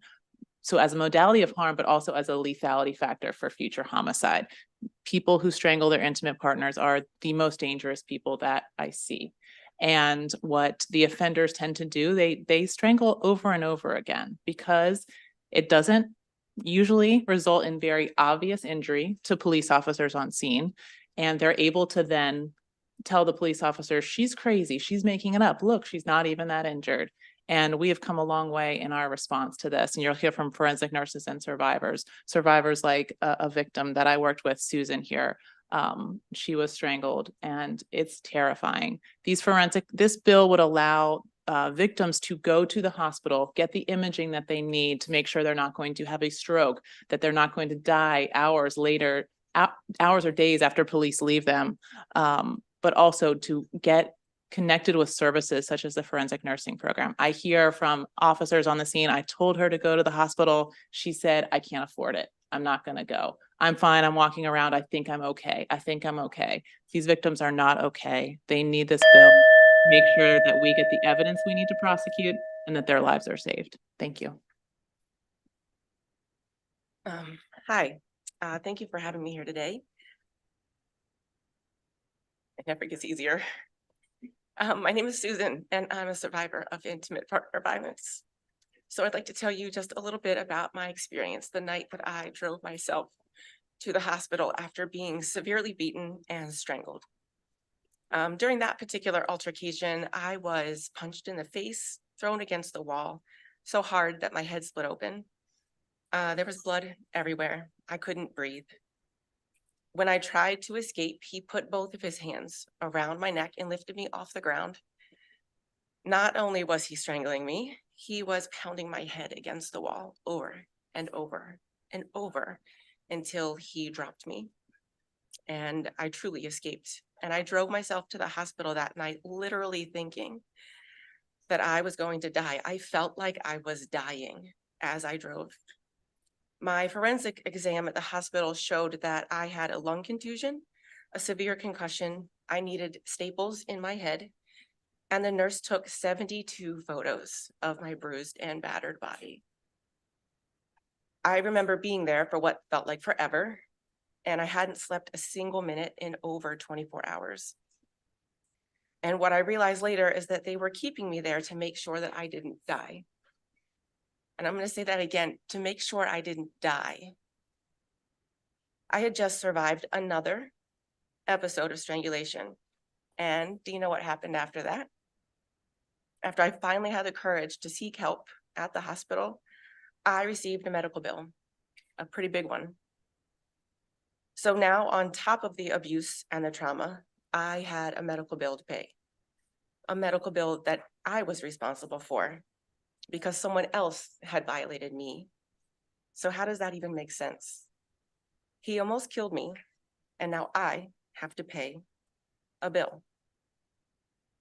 No person should ever have to worry about reporting abuse because in the back of their mind, they're wondering if they can financially, can we go? Can we afford this bill?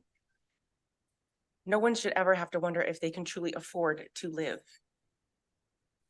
My abuser is now in prison. Because I was able to receive the strangulation exam at the hospital, I had evidence, very solid evidence of the abuse.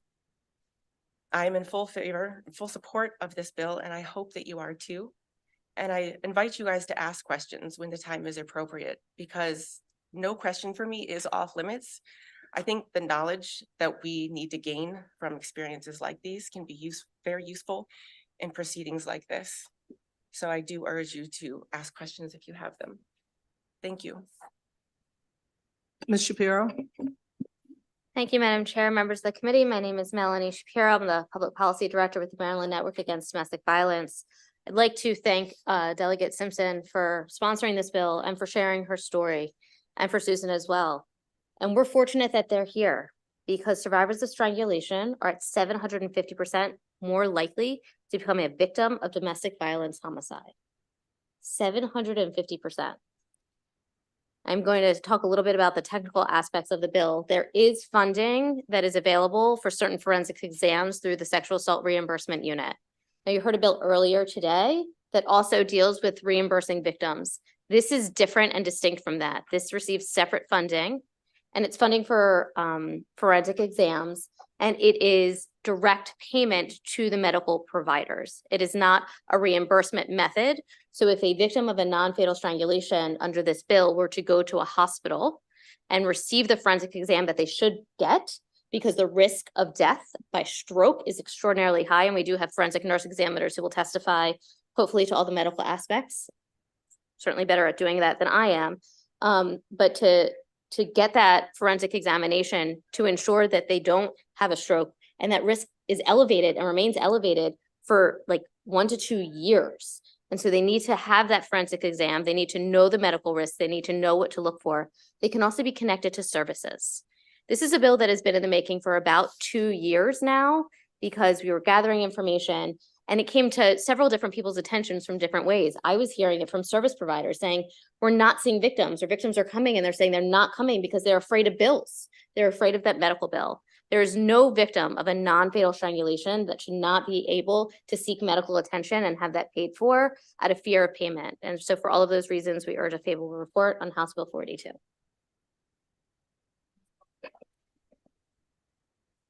Thank you. Mr. Chairman, Madam Vice Chair, and esteemed members of the committee, thank you for having me here today. My name is Jessica Voles. I'm a nurse practitioner and serve as the director of the Forensic Medical Unit at Adventist Healthcare Shady Grove Medical Center. This team of nurses and nurse practitioners provide medical forensic examinations for victims of sexual violence, child maltreatment, vulnerable adult maltreatment, intimate partner violence, and human trafficking. In 2023, 13% of forensic medical unit patient encounters involved a patient who had experienced a non-fatal strangulation event. That's 169 people, and a 44.4% increase since 2019, when our community came together to educate emergency healthcare workers, EMS, fire and rescue, 911 dispatchers, law enforcement officers, and attorneys who respond to people who have been strangled about the long-term and potentially lethal hidden health effects of strangulation. On a weekly basis, the Forensic Medical Unit team and I consult with people who have been strangled and cite the out-of-pocket cost as the primary barrier between them and potentially life-saving evaluation, testing, and treatment. House Bill 482 eliminates payment barriers to accessing necessary post-strangulation medical care, including CT angiogram to screen for vascular injury that puts individuals at risk for stroke, ultrasound for pregnant women at risk for miscarriage after a strangulation event, and identification of fractures and other injury to the bony structures, trachea, and soft tissues of the neck that can result in permanent disability, loss of life, and traumatic brain injury.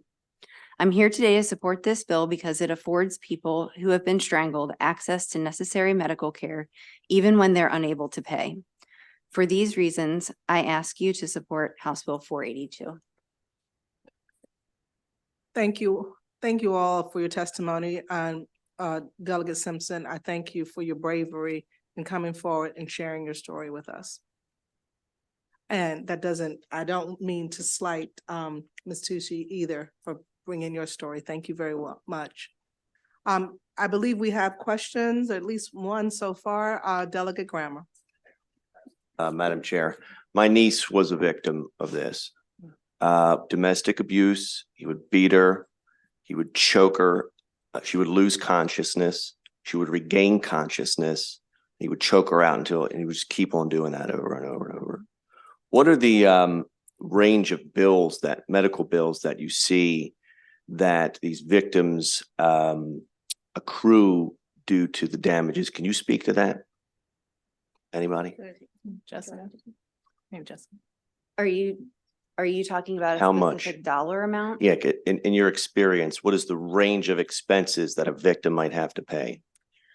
That would actually be a better question for our colleagues at the Maryland Hospital Association regarding a specific dollar amount. But what I can tell you is that when patients come to me, if they do receive bills and they're having difficulty paying, I work with them and help them to make sure that it doesn't go into collections. This happens regularly. It is a regular part of my job to do that. And that it's not just a bill from the hospital, it's the radiology bill that they get, the lab bill. So this is likely tens of thousands of dollars.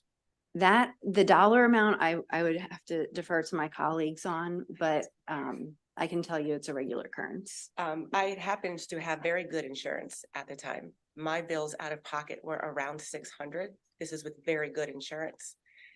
The bills that I could see prior to the insurance being processed were upwards of $12,000. Okay, all right, thank you. Madam Vice Chair, if I could just have one more point to this. One of the other barriers is that for victims of domestic violence, they don't always have the ability to leave.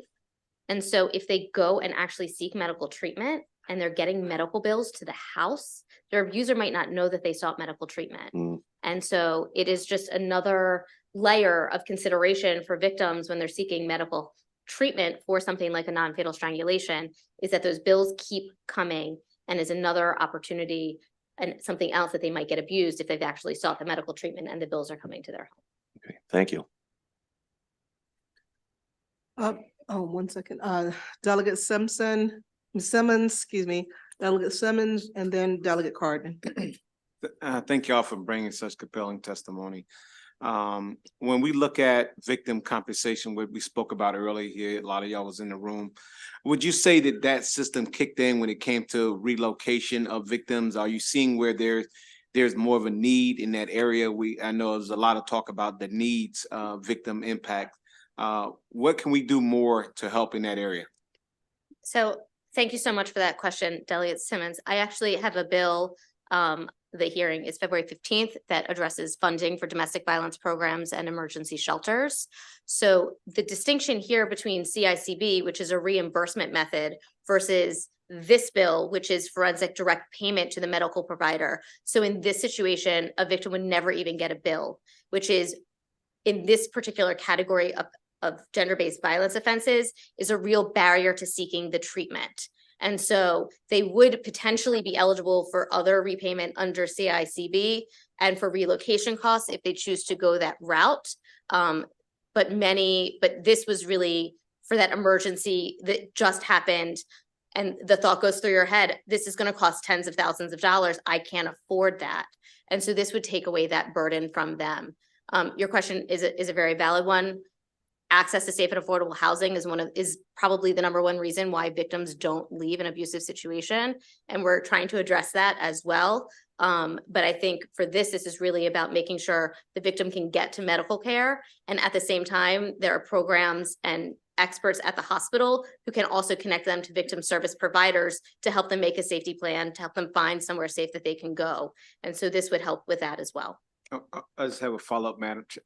So one of the things I know that we did at Anne Arundel Medical Center here is that they have a whole separate area for victims of domestic violence. So they don't even come in contact with other medical staff. It's a specific group of people that will deal with them. Do you see a need for more of that throughout the medical system where they separate out those victims for personal privacy and things like that when it comes to their medical records?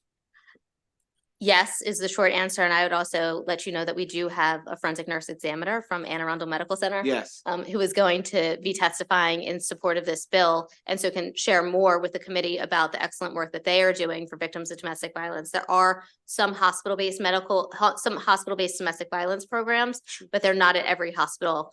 And so I think education for all medical community and the availability and the expertise to assist those victims that are coming in can only help people. Outstanding. Thank you. Delegate Carden. Thank you, Madam Chair. For Ms. Shapiro, thank you all very much for your compelling testimony. Just technical question about if a case winds up, if a individual gets prosecuted, I guess the prosecutor can also answer this. If the individual gets prosecuted for the strangulation and is either convicted or there's determined to be maybe a probation of some sort of probation, could they be required to reimburse the state for any outlays? And is there money that can, in order to try and make this a little bit more revenue neutral, is there a way to make sure that the perpetrator is eventually sought for reimbursement? I'm wondering how that works even in sexual assault cases. Yeah, I'm curious. I mean, certainly there is restitution that can be ordered. I don't know if I'd have to look at the statute to see if it could be payable to the state versus normally it goes to the victim to restore their. Might be something to think about. It could be a friendly way of making it a little bit more revenue positive. Yes, I would just say that the long-term savings in the immediate medical care saves money down the road from all of the other complications that can occur. And so saving on the front end, especially with the risk of domestic violence homicide, which incurs a whole host of thoughts, not to mention the loss of life that occurs as well. And so the investment in the initial medical care ultimately is beneficial to everybody. Thank you. Any other questions? Seeing none, thank you very much for this panel. I'm going to call up the next panel.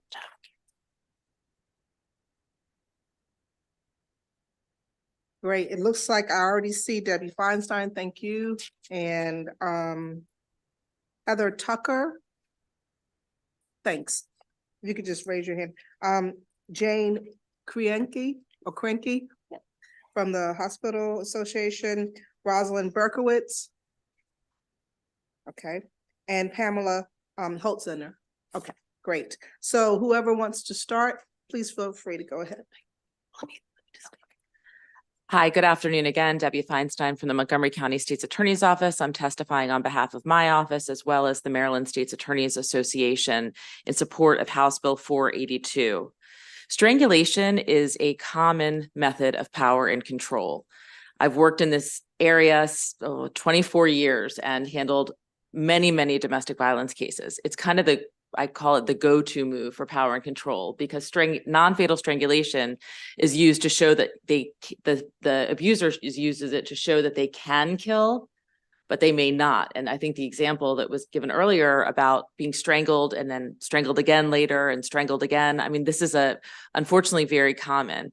And the lethality rates, as you've heard, are significant, and the risk of all sorts of permanent injury or fatal circumstances is significantly high.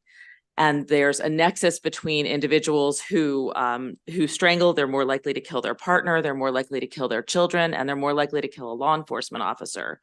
One of the significant pieces related to non-fatal strangulation is the lack of visible injuries.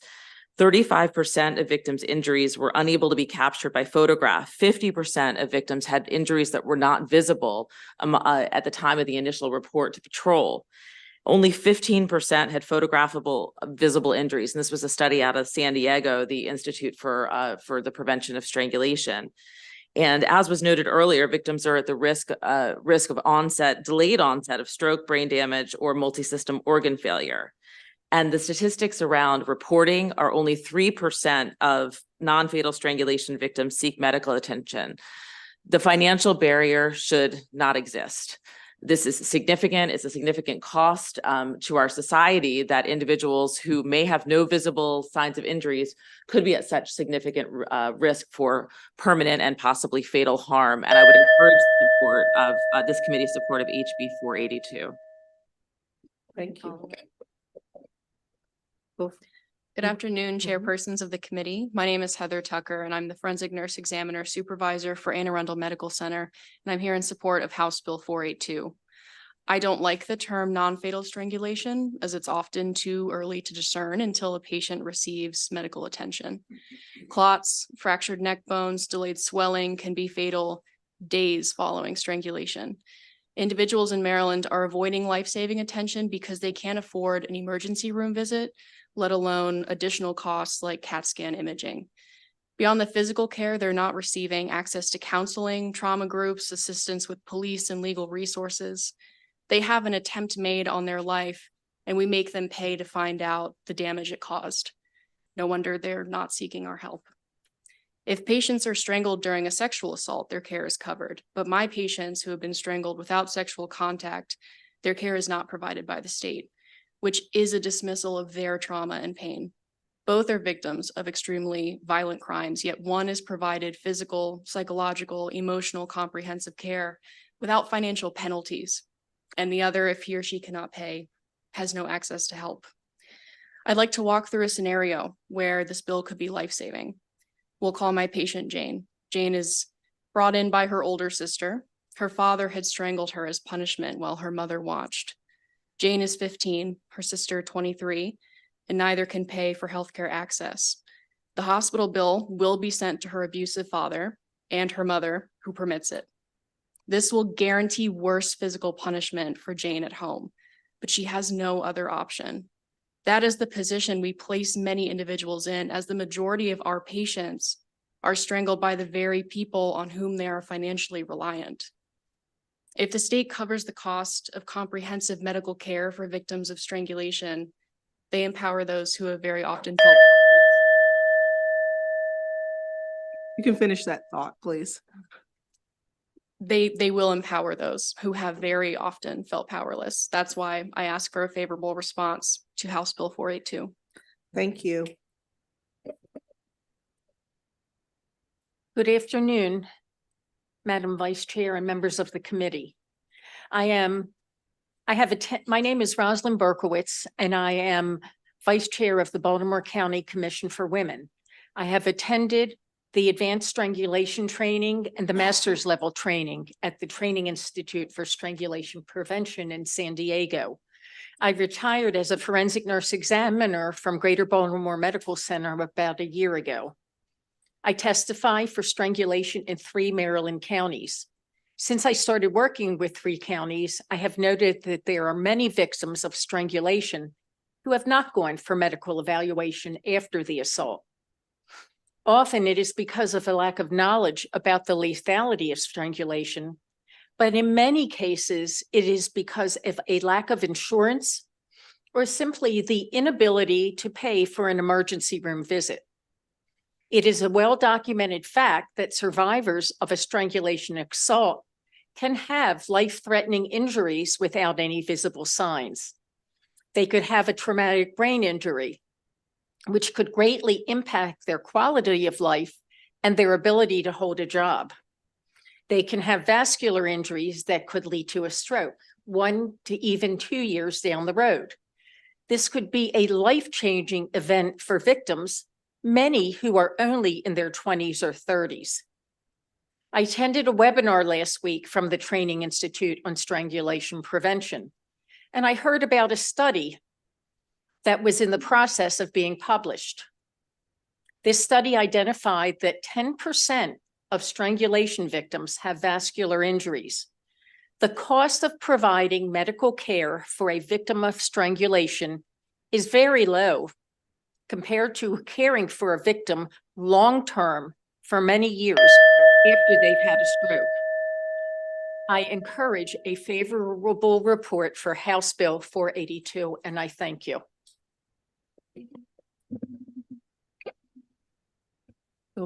Please start. Thank you. Sure.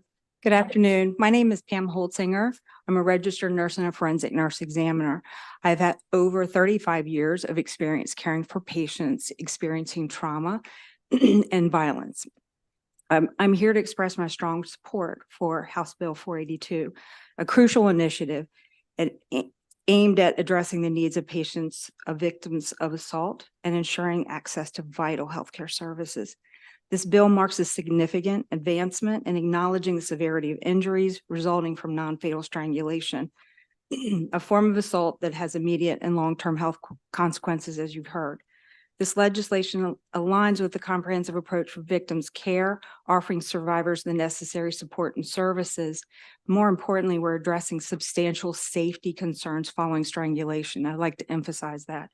Too often, in the cases of intimate partner violence, the decisions to seek help often triggers an escalation in the frequency and severity of harm. Patients wanting to get medical treatment are balancing their medical needs against the possibility of their intimate partner being notified through shared billing pathways. This is a significant safety issue. By alleviating the risk tied to billing for services, House Bill 482 ensures that patients can have access to critical medical services and care without hesitation. Excuse me. By extending reimbursement to the needed range of services, this bill addresses the critical gap that exists for this population. Patients seeking care services will be assured safeguards promoting prompt and comprehensive treatment, so crucial to the well-being of the patients and the family unit. I strongly urge the committee to endorse and advance House Bill 482, recognizes significance in ensuring the health and safety of our community.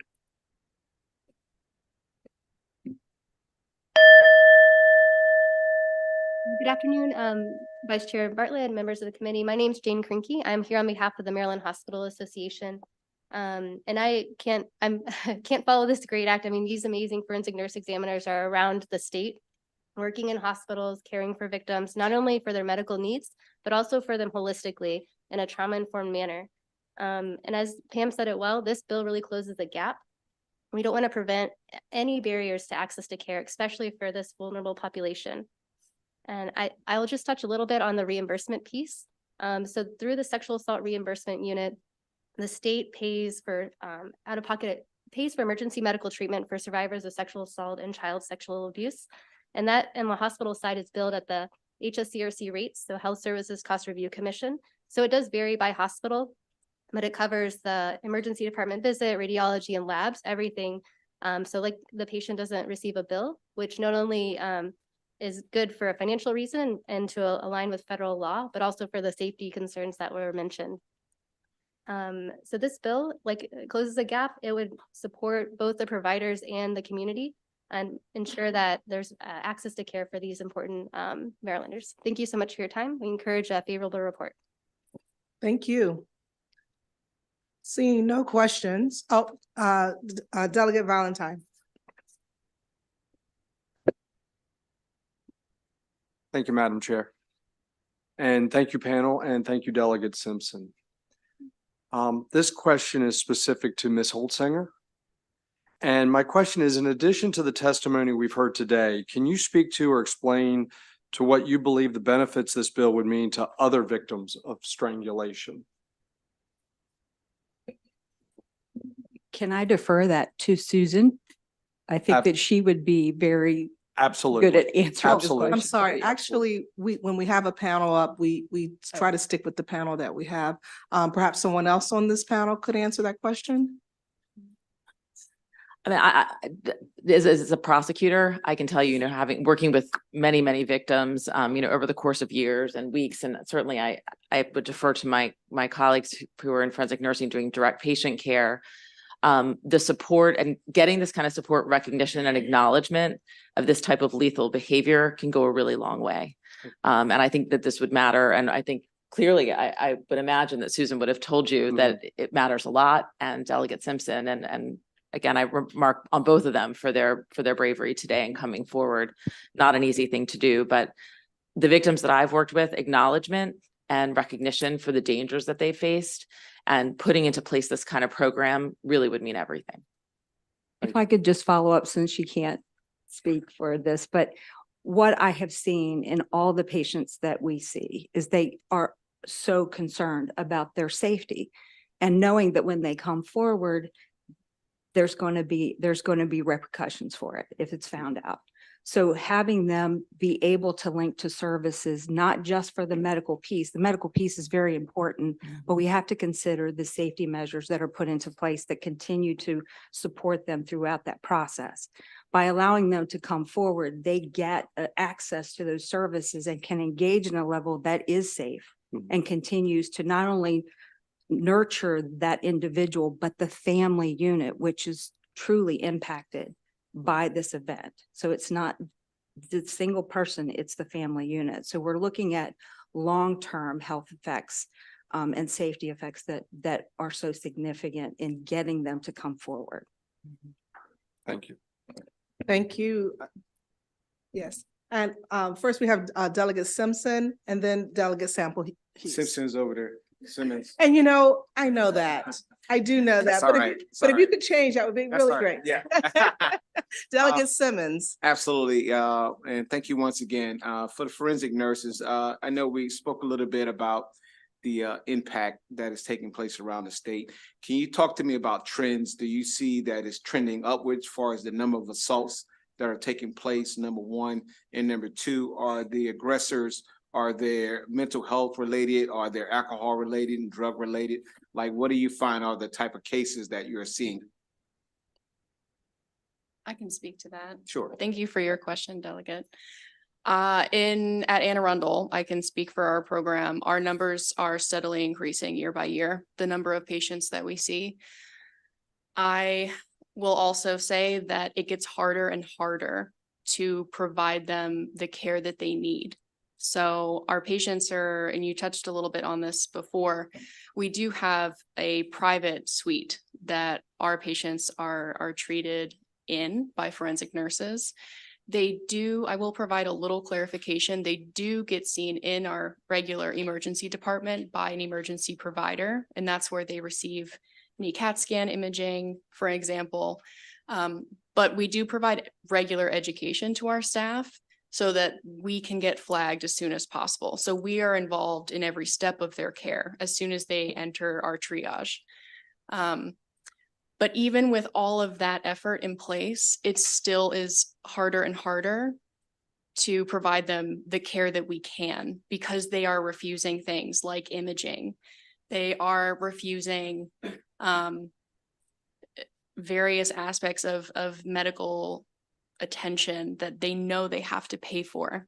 We have patients who flee the waiting room because they realize I have to pay for this. So it does get more frustrating, even though the numbers of victims are increasing. And just, I'm sorry, just to follow up my clarification.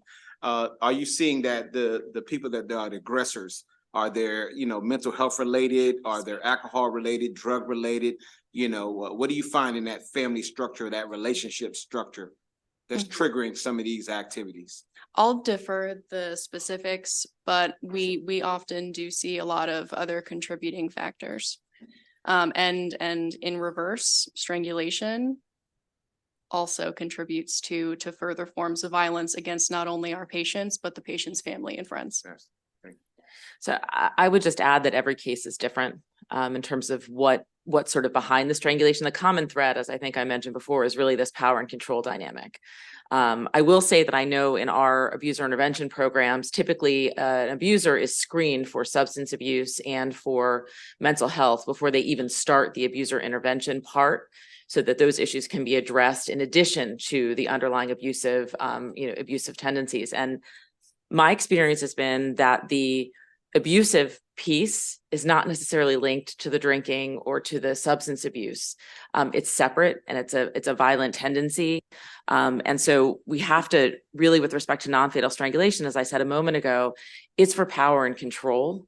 And it's not necessarily linked to those other things, although it can be, and we can see it in tandem, and we do see it in tandem. So I guess that's a roundabout way of saying that, all the situations are different, but all of those factors are taken into consideration as prosecutors when we're dealing with, what is the appropriate sentence going to be? What is the appropriate programs that this individual is going to need to participate in? But again, the common thread is this power and control. So we're always going to recommend an abuser intervention program as a part of the sentence that we do in those cases.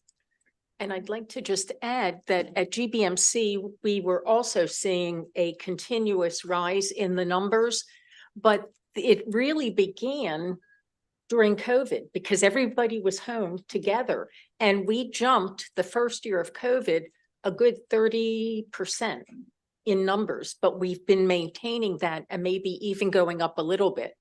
And one of the big factors that I have noted also is jealousy with the offenders. They saw a phone message and they thought, well, maybe you're seeing somebody else, and that sets it off. If I could just follow up, I think with your question about the numbers, I would just like to point out that as a healthcare provider, as long as I've been in the work, is that the numbers have always been there. We just haven't necessarily responded to it well. And so what we're trying to do is to study it, evaluate it, really learn more about how we can respond as healthcare providers and as community to be able to address so many complex issues that are layered one on top of the other. But the underlying issue is truly about power and control. So I don't want to lose that message, and so that you understand that it's always been there. We're trying to get better about responding it, recognizing and responding appropriately to what we're seeing. So I hope that helps. Thank you all. Of course. Delegate Sample Hughes. Thank you, Madam Chair. This question is for the Maryland Hospital Association. Just real quickly, I was looking at your testimony, and the written testimony, it speaks to the alternative light source of that being a new way to detect fingerprints. So it states that there are several hospitals in Maryland that has that. Is the goal to make sure all of our hospitals in Maryland has that capability? That's a really great question, Delegate. I'm not sure. A lot of these programs are grant funded, unfortunately.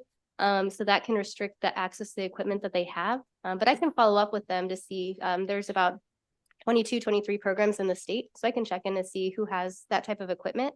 I do know, I think it's at Frederick and GBMC. So they can maybe speak to it if you have questions about the specific equipment, but I can follow up if that's okay. And I just turned to look at the forensic nurse examiner from my jurisdiction, who you already heard from, Jessica Voles, and she gave an emphatic yes, that is technology that we should be looking to put into, more hospitals in our community. I also want to note, in terms of the increased violence, I should have said this before. I want to thank this body for passing in 2020 legislation that made non-fatal strangulation a felony.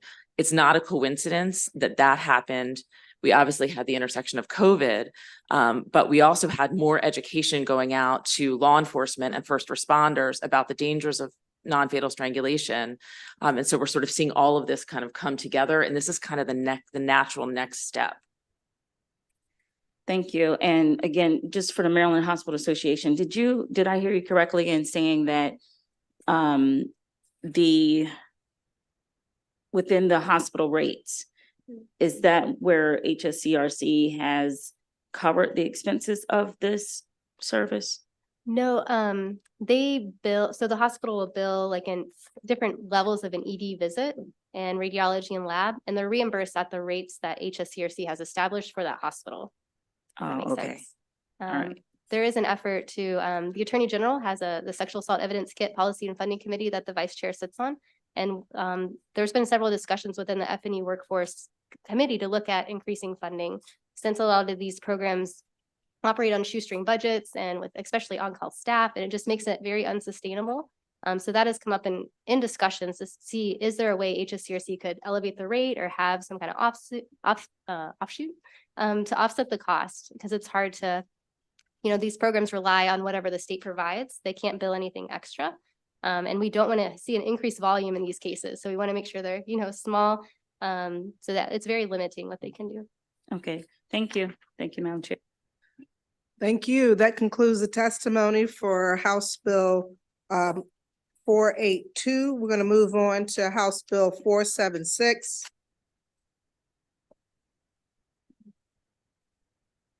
And Ms. Feinstein, if you want to come back, I'd appreciate it. We also have Michael Cariola.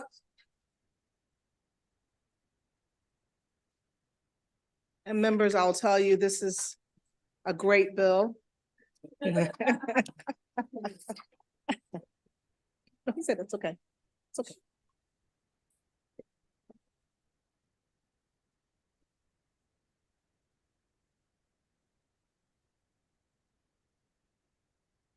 Okay, so I was going to, it's getting late. I had all kinds of jokes about my grades in chemistry and how much I know about it. So now that it's getting late, I'm going to spare you all of those jokes. And I will just say that in 2021, I believe we had an FGGS bill that actually had a lot of parameters intentionally on when that technology could be used so that it wouldn't be abused.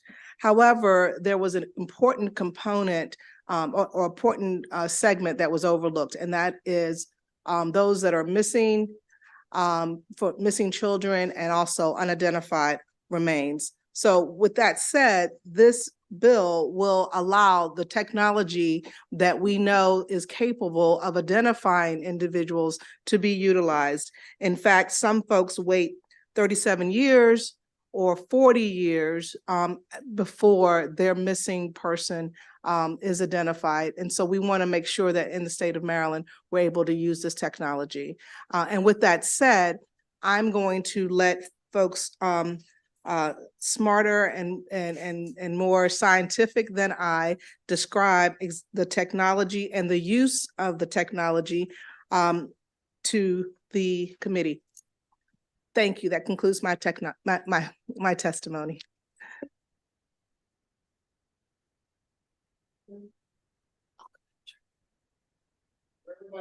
Sure.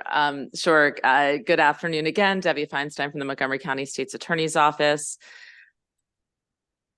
Thank you very much to Delegates Bartlett, Conway, and Chetty for bringing this important bill forward. In some ways, as the structures were put up around, prohibiting the use under certain circumstances, this is definitely a piece that should have been carved out at that time. I'm also not going to speak to the technology piece. I'm going to defer to those that are much more familiar with that part of it. But what I can say is that right now, it's only statutorily permissible when it's used to identify the perpetrator of a crime.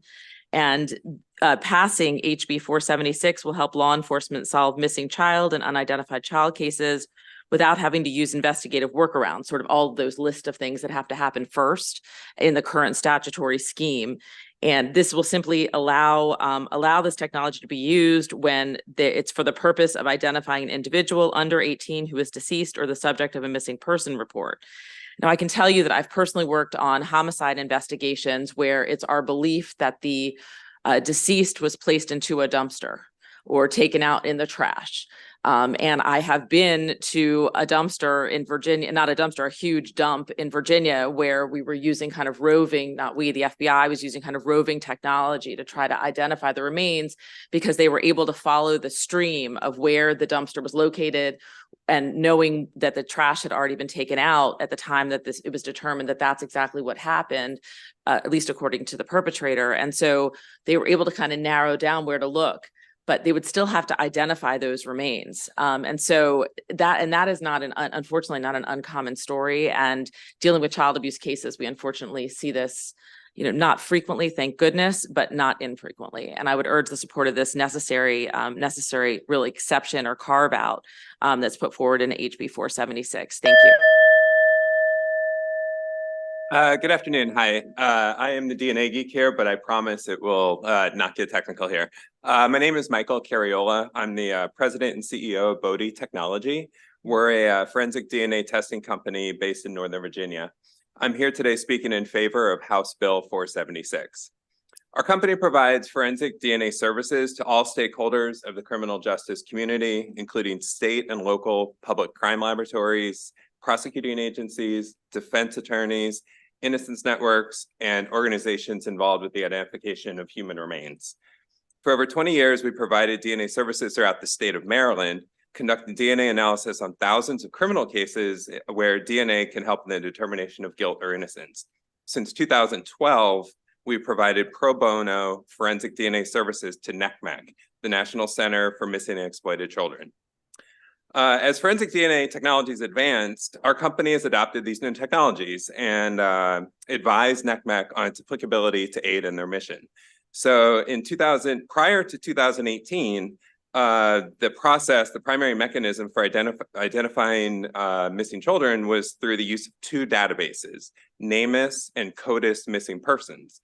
Parents who are missing loved ones are encouraged to enter their personal information and metadata into NamUs, submit DNA profiles into CODIS, and hope the identification can be made. In our experience, this is about 15% hit rate using that. In 2018, forensic genetic genealogy comes on the scene, and it changed everything. When used in criminal casework or missing persons cases, the success rate, hit rate, is over 60%. This is even more remarkable when you consider this is after traditional technologies have been utilized. So to just share a brief example of this technology, I want to end with the story of Woodlawn Jane Doe. In 1976, actually in the interest of time, and I see that Dayton from NCMEC is here, I'll end right there, as I know that he knows this case very well. Mr. Lynch. Thank you, Mr. Chairman. Good afternoon to the chair and members of the committee. My name is Dayton Lynch. I serve as State Policy Counsel for the National Center for Missing and Exploited Children. And I'm here to request a favorable report for HB 476. The legislation amends Maryland's forensic genetic genealogy statute to allow the use of the technology to identify unidentified children who are deceased or the subject of a missing person report filed with law enforcement. NCMEC has been at the forefront of the fight against child victimization since 1984. Our organization has worked with families, law enforcement, and forensic labs like Bodhi, on numerous cases where the identification of a missing or deceased child was only achieved because of forensic genetic genealogy. Maryland's current law limits the permitted use of the technology to crimes and overlooks the profound potential this technology has and can serve families affected by unresolved missing and unidentified child cases. The ability to identify these children quickly and accurately using forensic genealogy can help provide these families with the answers they need. The benefit of this bill is reflected in the case of Woodlawn Jane Doe. As Michael mentioned, a 16-year-old unidentified girl found in Baltimore County in 1976 and was identified as Margaret Federoff 45 years later in 2021 using forensic genealogy. This identification occurred just a few weeks before Maryland's current law took effect. Without this legislation, future efforts to identify children in Maryland, like Margaret, will face unnecessary hurdles, delaying or even preventing the resolution of these types of child identification cases. On behalf of NCMEC and the families whose lives have been forever altered by the disappearance or loss of a child, I request a favorable report for HB 476, and I definitely want to thank Bodhi Technologies for all the help they've given us in helping identify these children. Thank you. Questions?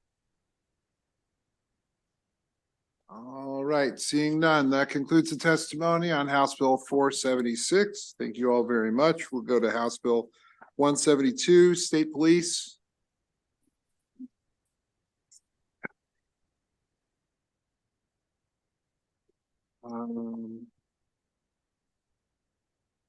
Well, there are quite a few. Or maybe not. We'll take everybody at once. I mean, it's up to you how you want to. I see another trooper back there, so it's up to you. You're good? Okay, great. Whoever would like to start, let's go. Good afternoon, Mr. Chair, members of the House Judiciary Committee. I'm Catherine Kelly. I'm the Director of Maryland State Police's Government Affairs Unit.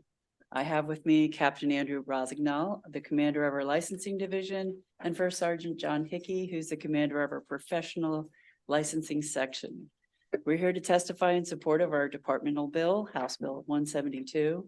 Last year, a similar bill was reported out of this committee and was passed by the House. I'll give you a quick overview. Captain Rosignol and his team are here to answer any questions that you may have. We have submitted some lengthy amendments to our written testimony to ensure a few licenses and certifications that were missed during the drafting of the bill are included. We'd like to thank DLS staff who identified the missing language.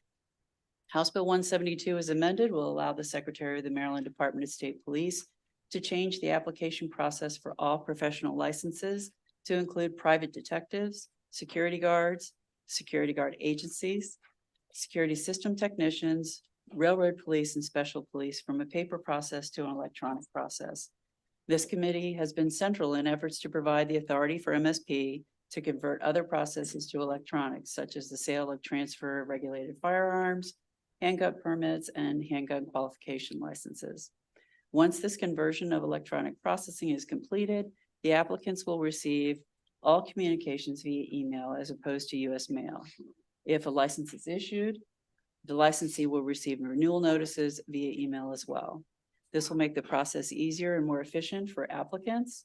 The electronic payment component will make the process more streamlined and reinforce program accountability. This is the last phase of our automation project, and I would ask the committee to give House Bill 172 as amended a favorable report. Everyone else that's from the state police is signed up to testify, but is just here to answer questions. Yes, sir. All right. Are there questions for the panel? All right. Well, thank you all for coming. Goodness. She did apparently a great job, and there you go. House Bill that concludes the testimony on House Bill 172. Never can tell with this crowd. House Bill 249. The DNA system. This one might take a little longer. We're going to find out though. Who knows? So we're going to, I see Catherine Kelly and then one person in opposition. That's fine. Go ahead. Good afternoon again, Mr. Chairman, members of the committee. For the record, I'm Catherine Kelly, the Director of the Maryland State Police Government Affairs Unit. With me today is Dan Katz, the Director of MSP's Forensic Sciences Division. We're here to testify in support of our departmental bill, House Bill 249.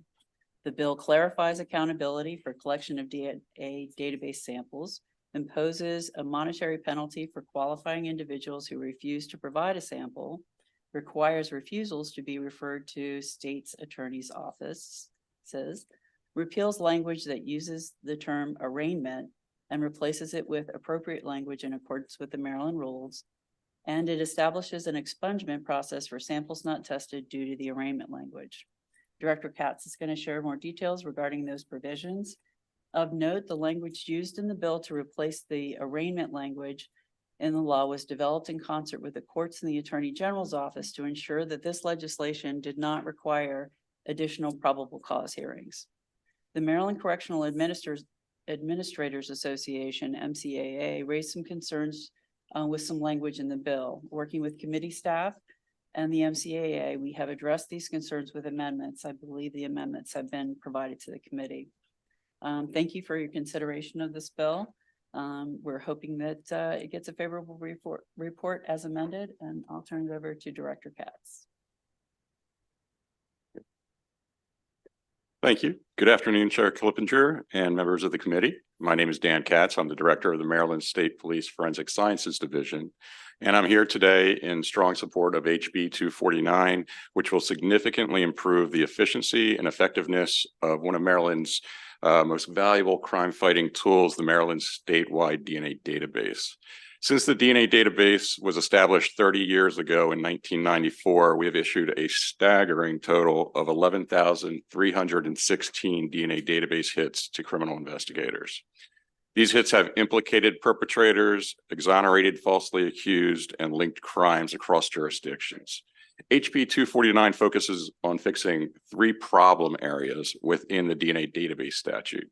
First, this bill ensures that DNA is collected from all convicted offenders and arrestees who are required to provide DNA by removing existing gaps and closing known loopholes in the DNA collection process.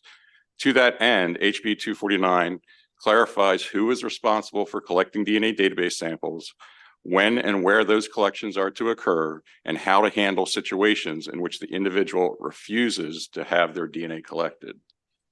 Second, this bill eliminates an unintended consequence of the original legislation that has resulted in an ever-growing population of DNA database samples collected from arrestees that can neither be tested or expunged.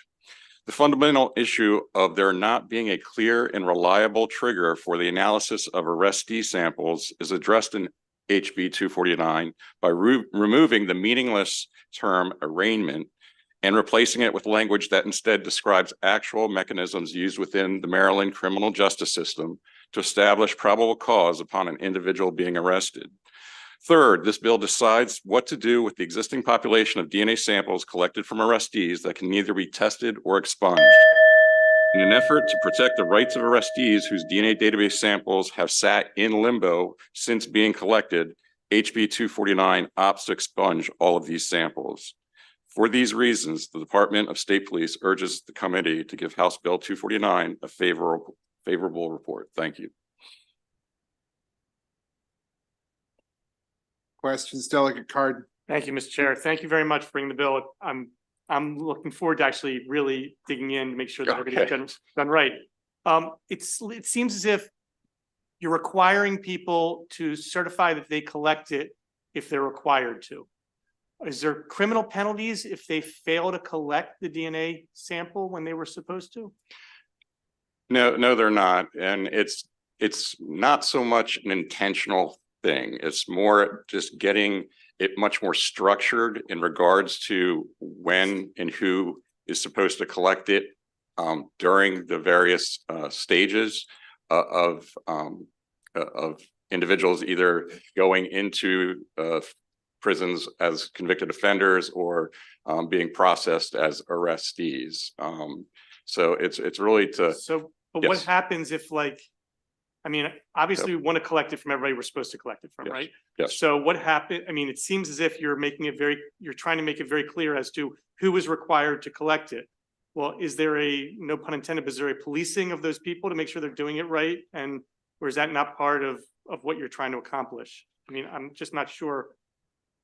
Are you worried that people aren't collecting? Yeah. So basically, we know that there are times when individuals aren't collected. And that's a problem, obviously, because that means that there are potentially hits that are not getting issued. And that means that there are crimes that are potentially not being solved. And there's also crimes that are potentially that could be prevented that are not being prevented. So it basically, the biggest thing it does is it adds something in there that requires there be a check upon releasing an individual so that people don't fall through the cracks. And it's, we have no way of knowing how many people fall through the cracks because what you don't know, you don't know.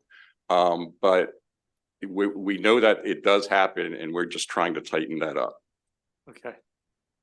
But if somebody, and just last thing, if somebody leaves without, even though they're required to provide a DNA sample and they leave without it, are they penalized or is the individual who's supposed to collect it penalized? Or what? So in regards to the penalties associated with this bill specifically, where we're talking about individuals who actually are required to get their sample taken, the individuals who are supposed to take the sample from them do their job, but they are refusing to provide the sample. This has become more of an issue over the past 3 years as use of force concerns have, become more pronounced. So I see now. Okay. That's what it's going after. Okay. Thank you, Mr. Chair. Thank you so much for being here. So this bill was passed before my time, but my understanding is that the arraignment date was selected because that would ensure that the prosecutors had not only brought a charging document in circuit court, but had had time to review all the charges, review the evidence, and was had confidence in the charges that were, qualifying. And by moving it up to the point of arrest, and even arguably, the point that the warrant is served with which could have absolutely no prosecutorial review. I'm just concerned that we're losing that scrutiny that would ensure that these are the charges that the state will ultimately go forward on. Could you comment on that? Well, I mean, again, it establishes four different times where that can happen. And I mean, if you'd indulge me just for 1 second, we'll hit those. So basically, a determination is made that probable cause exists for qualifying crime in accordance with Maryland rules. The individual has been arrested for a qualifying charge in accordance with an arrest warrant. And information is filed by state's attorney before a qualifying crime, and an indictment is returned by a grand jury. So we feel that those four mechanisms do provide assurances that probable cause has been established. I mean, the original intent of arraignment was a good intent, but the problem is that term doesn't really mean anything in the state of Maryland, and it has caused problems because when the regulations were made, we were forced to establish what arraignment meant because it wasn't really a term on the books, and it was established that it meant the case had to go to circuit court. And we know from our 15 years of experience with this that there are tons of cases that don't make it to circuit court, but they still don't meet the requirements to expunge. So it's caused a lot of these samples to what we call be in limbo, and we're just trying to fix that because every year we don't fix it, the number grows. But this would place them all into the database. This would not. It's I'm sorry. basically all of it would take the population that is currently what we determine, we say in limbo because we don't know what else to call them. But basically we are saying that we will expunge all of those samples and go forward knowing that in the future, we won't run into this problem. So we are doing that with the concept of being fair to the individuals who have been put in this position with their DNA samples being collected and nothing happening with them. Maybe a misunderstanding, but under this new structure, couldn't a person be entered in the database at the point of arrest or indictment? It might ultimately be expunged, but they could be exposed to a hit. Yeah, absolutely. So that's part of the legislation is that it had an arraignment trigger and then it had an automatic expungement trigger. So what we do all the time is when samples are collected from arrestees and it meets the trigger and we analyze, and it might even go into the database, but if then the individual is found not guilty, it is automatically taken out. I understand, but this does significantly advance when it's entered into the database and does expose people during a longer period potentially too. I'm not criticizing, I'm just pointing out. Yeah. Okay, thank you very much. You're welcome. Any other questions for the panel? Delegate Simmons. Can you tell me if this have a negative or positive effect when it comes to cold cases? Cold cases, it make a humongous difference. The more samples that we legitimately get into the database, the more potential it is for us to get a hit to a cold case and thus solve it. So when it comes to, if you're talking about getting rid of all the current, how will that affect that? Well, they're not in there yet. So they're not in the database. We've been holding them, not putting them in the database, trying to decide if they ever get, if a decision will ever be made of what to do with them. So they have never made it into the database, and we're just deciding they should not go into the database. Thank you. Yes. Any further questions? Seeing none, thank you both very much.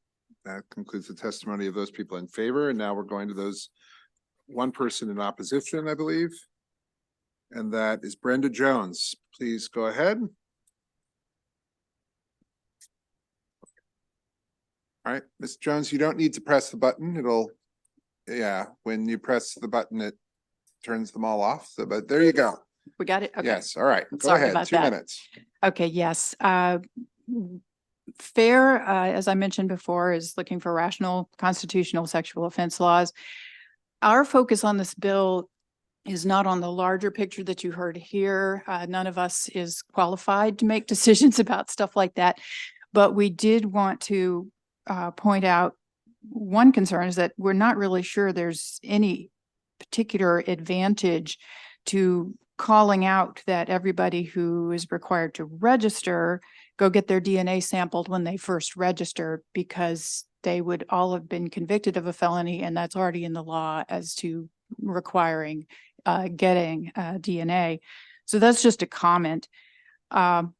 Should this bill move forward, we do have a concern that the current language regarding the registrant getting that DNA sampled at the place of their first initial registration is a little unclear. The assumption, I am quite sure, of the bill writers is that the person required to register would show up that first time, and if they don't have a sample, they would get a sample taken. But the way it's worded, it's left a little open-ended as to whether they have to do that every time they register. Again, I don't think that was intended. It's just kind of the way the wording is. And just as a reminder, people who have to register in the state of Maryland, about 75% of them have to register for life, and they have to register 4 times a year. And obviously getting DNA sampled that many times is excessive. Again, I don't think that was the intent. We did provide in our testimony some alternative language that we thought might help to clarify that, and also to clarify that if somebody already has DNA sampling, and I am wrapping up, DNA sampling from another state, that they would not have to get sampled again here either. Thank you. Questions? Seeing none, thank right. you very much. Thank you, sir. That concludes the testimony on House Bill 249. We're now going to House Bill 310. And we have Delegate Buckle. We have Delegate Buckle, then we're going to have some people testifying in opposition. Delegate Buckle. There's a witness here, I'm not sure of her name, that she's not sure that if she signed up to participate in the bill. She said that she signed up, but it didn't go through. On which bill? This On 310? In favor or opposed? For the bill or against? For the bill? And if you like her, You can come it's up up to separate. you. Yep, that's perfectly fine. Okay. Delegate Buckle, go ahead. Thank you, Mr. Chairman. I can't tell if it's on. Talking into both. There we go. I'm on the bikes. I know you guys have had a long day. I came in this afternoon. I left the Ways and Means Committee. For the record, this is Delegate Jason Buckle, House Bill. I always forget the numbers, 310. I came over this afternoon from the Ways and Means Committee to listen to the testimony of Delegate Embry's bill, particularly the beginning part of the testimony of the parents of Miss LePere that was killed in Baltimore City and the circumstances surrounded that. And this bill has some real similarities to Delegate Embry's bill. I don't envy any of you with the subject matter that you have listening to those types of terrible, terrible situations, and understanding that you and this committee and then ultimately all of us in the General Assembly have the responsibility to try to do something about it, so that it doesn't happen to other people. The Safe Communities Act is so titled of 2024, the bill that's before you. It has a variety of components, but one component that I'll talk the most about is the effective diminution credits. Delegate Embry's bill, as I understand it, which I will support and I would hope everyone would support wholeheartedly, would eliminate diminution credits for individuals convicted of first-degree sexual assault, essentially the worst of the worst sexual crimes and rapes. Proponents of my bill today would also eliminate those diminution credits for individuals convicted of first and second degree murder. And I can tell you, I listened to the testimony today, and heartbreaking testimony from Ms. LaPere's parents. And while that individual was allowed to roam the streets because he got diminution credits for rape, the ultimate crime that he committed that brought him and brought this bill here today was murder. In my opinion, there can't be a higher level and classification of crime because it is the only crime for which there is no redemption. You cannot come back. You cannot get your loved one back. You cannot rehabilitate. You cannot enjoy anything of that person's life. You take away everything they have and everything that they ever will have for themselves, for their families, by committing an act of murder against them. There is no justification for first-degree murder. It is premeditated. It is something that within our legal classifications is the absolute highest crime that can be committed. And so if you focus on nothing else in this bill, I hope you take away that if we're going to eliminate diminution credits, which we should, for people who are, the worst of the worst crimes, you should take it away as well for people convicted of this highest classification of murder. The think piece element of the bill, I think to begin considering, the bill would also limit to 10% of the sentence for a diminution credit application for those convicted of violent crimes. Violent crimes, as I'm sure your committee deals with the legislative definition on a weekly basis, I think is probably a little bit broad. Term of art. And so we'll hope that the committee will trust to the committee and the committee's questions to consider that. But we'd like to see diminution credits reformed so that serious violent criminals are not out on the streets shorter than their sentence without the parole or probation system being involved. Go ahead, please. Go ahead, ma'am. Hi, my name is Linda Duncan. I started this bill actually almost 10 years ago, but I know a good 8 years ago when my mom was murdered. I'm not going to go into the testimony that I have written because you should have a copy of it. I think I sent it up. But the thing of it is that I don't feel it's fair for diminution credits to be offered on major crimes as first-degree murder, which what my mom was murdered. She was 67 years old and weighed 105 pounds through a breaking and entry in her home. The thing of it is that as a mother, an educator, and a mental health counselor, you cannot pay someone to be good because they will always expect what's in it for me. We as everyday citizens, we know how to go about our lives, be with people and things that we don't have. We get out, we work for them, and we try to get them. My thing is, do not put diminution credits on these major crimes to limits their time served. They get diminution credits the minute they walk in the door. The law says for murder, if it hasn't changed in the COVID, the only reason I've been away from it is because COVID came and then everything dropped. No one picked up the bill again. I was surprised to hear it was done. It was back. You have to acknowledge they do need reinforcement. They do need rehabilitation, but these criminals are not stupid. They go in and know, well, if I work, if I sign up for this group or if I sign up for that group and I'm behaving, they're giving me 10 or 15 days the minute I walk in. That's not fair. The law says they need to serve 50%. They don't even serve 50% of their time with diminution credits. They are out early. All right, and the thing of it is that ultimately, we do want to recognize the good behavior and the change, but let us use diminution credits within the system while they are incarcerated. Let them have more whatever recreational time or movie time or parent time or cognitive business time with them. I hope that this committee will find in favor of eliminating diminution credits as a reduction of time served on major crime of murder. Delegate Grammer. Mr. Chair, we appreciate you being here today, especially the young lady. We've seen you multiple times over the years. We appreciate you coming back to tell your story. I too support Delegate Embry's bill. For me, I don't see much of a difference. When I asked the question of the state's attorney earlier today, he said, murder could be a matter of impulse control. I've handled a lot of guns. I've never had the impulse to aim it at a person. I've never had an impulse to harm another person with it. never had the impulse to commit a violent crime. And I think for me, I just don't see the difference between these two bills. I think when you're taking a life, you're taking a life. And I wanted to maybe, ask you, maybe the victims, your mother, if you could speak to that a little bit. I'm sorry, what was the question? I just don't see the difference between taking a life this way or taking a life that way. There isn't. A life is a life, if it's violently taken, it's taken, whether it's through rape or through gun violence or not gun violence. My mom was stabbed. She was stabbed over 30 times. She was gagged. She was suffocated. The knife was left in her neck. There isn't a difference in taking a life in any way it's taken when it's taken in a heinous, malicious way like that.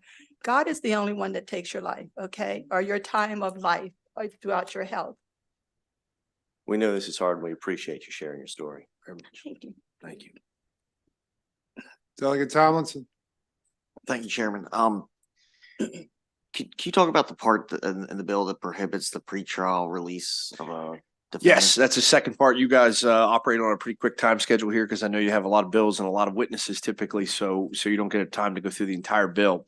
That's an idea and a concept also for the committee to think about.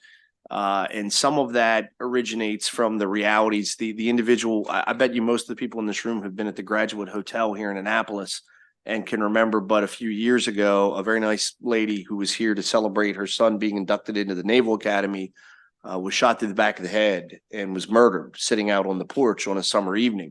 The individual who fired that gun was someone who never, ever should have been pretrial released. I believe I have some statistics on him.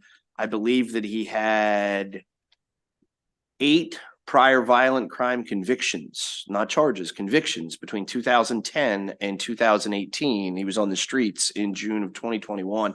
In May of 2021, he had been put on home detention to await trial on handgun and drug charges. He cut off his home monitoring ankle bracelet and then proceeded to an area of downtown Annapolis, fired a shot at some unknown individual that traveled over a barrier and killed Michelle Cummings, who was visiting the city of Annapolis to celebrate her son becoming a member of our armed forces. That individual should not have been on pretrial release. And we can talk all we want about, we want to have the judiciary vested with discretion, et cetera, et cetera. But if someone is continuing to allow someone out who gets arrested over and over and over again for the same type of violent crimes, I think we as a legislature have a responsibility to say, hey, we have a bright line rule on this. If you are, and that's what the bill would do. If you are already out on parole if you are already out on pretrial release and you commit another crime of violence, you don't get back out. You don't get back out. I can't imagine a district court judge or other circuit court judge who would allow that, but apparently it exists because we see the results of it. And it basically says if you're someone who is a frequent flyer, you just got out of jail last year for a crime of violence and you're back here again charged with another crime of violence, maybe it's in the public safety's interest to keep you on pretrial confinement until we get to the bottom of your case, and then it'll be adjudicated rather than to simply allow you out and have these tragic circumstances ensue. But I do want to leave you one big thing. Think about diminution credits. Think about how they affect people, the first-degree rape, sexual assault, and also murder. And think about if the policy of our state should be letting those folks out of jail automatically rather than going through the parole, the probation, the review process that we have for other crimes.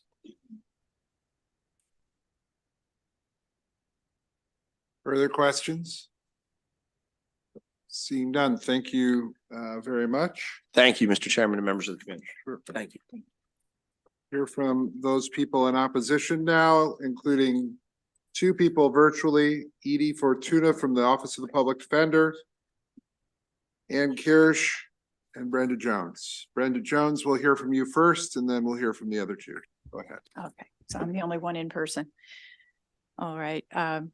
My testimony on this bill will sound very familiar since I also testified on 301. And again, our level of expertise is focused a little more narrowly, perhaps. I just wanted to state again that especially as this bill is worded, it would be impacting specific incentive programs whereas the previous one, the people in that bill don't even have any incentive programs anymore. Those were taken away some years ago, but there's still incentive programs in this case. And the incentives do help, and I think are worth keeping in mind.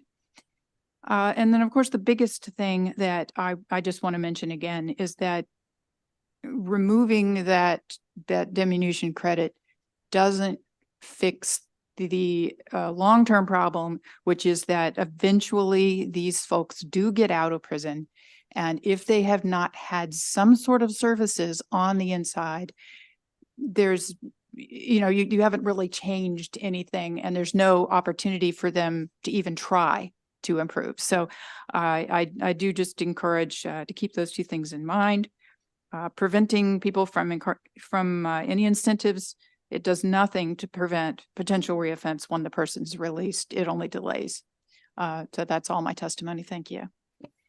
Ms. Fortuna, please. Thank you. Thank you for allowing me to speak. I'm a career public defender and I have seen redemption, but I want to talk about public safety with this bill. When rule violations happen in prison, DOC has two tools. They can revoke DIMS, diminution credits, or they can put someone in basically solitary confinement. And HB 310 takes one of those tools away, which is the more effective one, and gives nothing in return. We know from criminology studies that inmates who lost good time in response to violating prison rules had lower odds of committing misconduct. Solitary confinement, however, does not deter future violence. Like a 12-step program where the threat of losing clean time supports sobriety, the threat of losing DIMS incentivizes good behavior, but solitary confinement, as Justice Sotomayor has said, imprints a wide range of psychological scars. Solitary confinement is the only tool that this bill would leave to the DOC to address rule violations. The hope of release, whether it's in 18 months or 30 years, it motivates rehabilitation. This bill would cap DIMS at 10% of the aggregate sentence for all violent crimes. It's a long list, and that creates hopelessness. It's not fair to the person sentenced. It's not fair to all of the professionals in DOC, and it does nothing to keep communities safe. The same goes for the pretrial detention piece of this bill, which applies to people presumed innocent. Keep in mind that someone can be charged with a crime of violence like first-degree assault if a citizen handwrites some allegations under oath. That's all it takes. Many times there's no investigation. And Criminal Procedure 5202 already prohibits a district court commissioner from releasing someone charged with a crime of violence under certain circumstances. But this bill takes away a judge's discretion to release anyone charged with a violent crime under similar circumstances.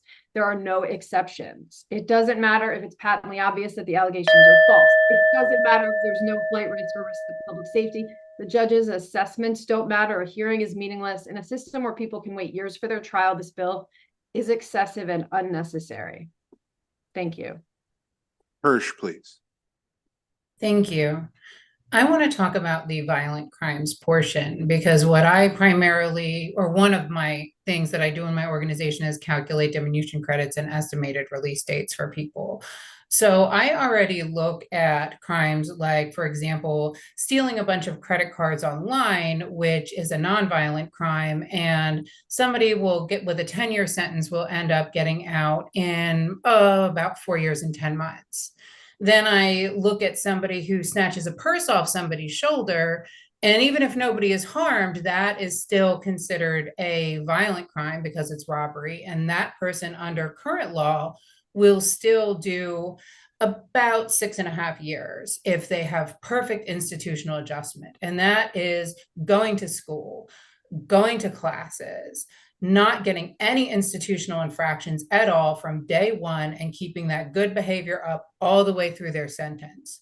They're usually coming out with their GED. They're usually coming out with tons of cognitive programming. They may be coming out with a college degree, and they're coming out very well situated for reentry. What this bill would do is even widen that gap, which is really a function of the digital divide in many ways, more. So you freeze diminution credits at earning 10%.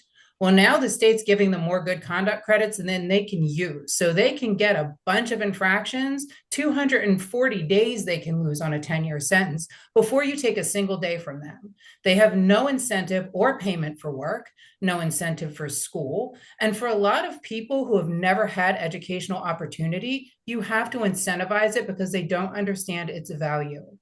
This would degrade safety within the institution, and it would release people back to the community unready for release and more likely to recidivate. This bill does nothing to create safe communities. It does the opposite. Thank you.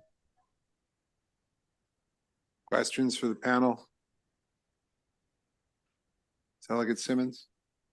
Yeah, thank you. For the public defender, can you talk a little bit about how this bill is in tandem with the sentencing guidelines? Does it help or does it hurt the sentencing guidelines and the judge's discretion in order to hand down those guidelines? Delegate, I'm so glad you asked that question because I really wanted to hit it, but I didn't have enough time. So the sentencing guidelines, it's such a great question because they are created, the ranges are created with the current regime of diminution credits and all the things that the DOC does in mind. So if you rip the DIMS from this category of offenses, essentially you would have to rewrite the sentencing guideline ranges for these offenses. And it's tricky because a category 1 offense, for example, a seriousness category 1 is not just murder 1 and murder 2. It's a lot of different offenses. So for the Sentencing Commission in Maryland, it would be a very heavy lift to basically overhaul these guidelines, which I think would be in order. And I want to further say that I work in post-conviction, and a lot of my job is looking at what lawyers told their clients before their plea or before their trial. And it's just becoming to take away DIMS for this crime and that crime, but you have DIMS for the others. It becomes very complicated and cumbersome for practitioners to understand and advise their clients, and for the state's attorney's offices to understand what's a reasonable offer. And for judges, I just read a transcript where a judge grossly mischaracterized what the sentencing outlook was for someone who is being sentenced to a certain term. Understanding, just to remind you, and I know that delegates and members of the committee, you heard this testimony earlier, but you're not eligible for parole until 50% of your sentence has been served for a violent crime. And for those crimes, you can't be released on DIMS until you're eligible for parole. So there is this talk about it's automatic, you're out the door, there's no backstop. It's not accurate. There are limitations. And the important thing I think to remember is if you're not doing well in the DOC and you curse, you're disrespectful, you don't wear a mask, you have tobacco, you have a USB drive that's unauthorized, you lose this time, this good time. So for those who are getting released, they're model inmates. I hope that addresses your question, Delegate Simmons. Thank you. Further questions? Seeing none, thank you all very much. Thank you. That concludes the testimony on House Bill 310. We're now going to House Bill 195 with Delegate Guyton. Thank you. If it makes you feel better, environment and transportation is still meeting as well, so. No. All right. Oh, I'm sorry. Just Thank Delegate you. Guyton with one witness. There you go. Delegate Guyton. All right. Thank you so much, Mr. Chair. Madam Vice Chair, for the record, Delegate Michelle Guyton from Baltimore County, District 42B. And I am here to respectfully request your consideration and your favorable report on House Bill 195. What this bill does is establish a purple alert system in the state of Maryland. And this system will, expedite the ability for law enforcement to find a disabled missing person who does not fit into the categories of Amber Alert or Silver Alert. So when you hear Amber Alert, you all have, I am assuming, an image of a child who's gone missing and we need to look for her or him. When you hear Silver Alert, there's another image that comes into your mind. That's one of an older person. It's very aptly named Silver Alert. But there's a whole group of people in a gap in our missing persons system for those who don't fall into either of those categories. And that is most people with disabilities of any age, actually. So for a silver alert, the Maryland regulations, which I can give to you, state that an individual must be at least 60 years of age and have a cognitive impairment like Alzheimer's and be considered to be in danger. So this leaves a dangerous gap. Initiating a purple alert system when children and adults with cognitive disabilities and developmental disabilities go missing in Maryland would help close that gap and protect them. So a lot of other states have done that. You're going to all have this on your desk. It's an explanation of our current silver alert and the other states, all of these states right here that have implemented this. There's a push for all 50 states to do so. I actually started this bill, working on this bill back in 2019, and was told at that time that we did not need to pass it because it was going to be implemented at the federal level by FEMA.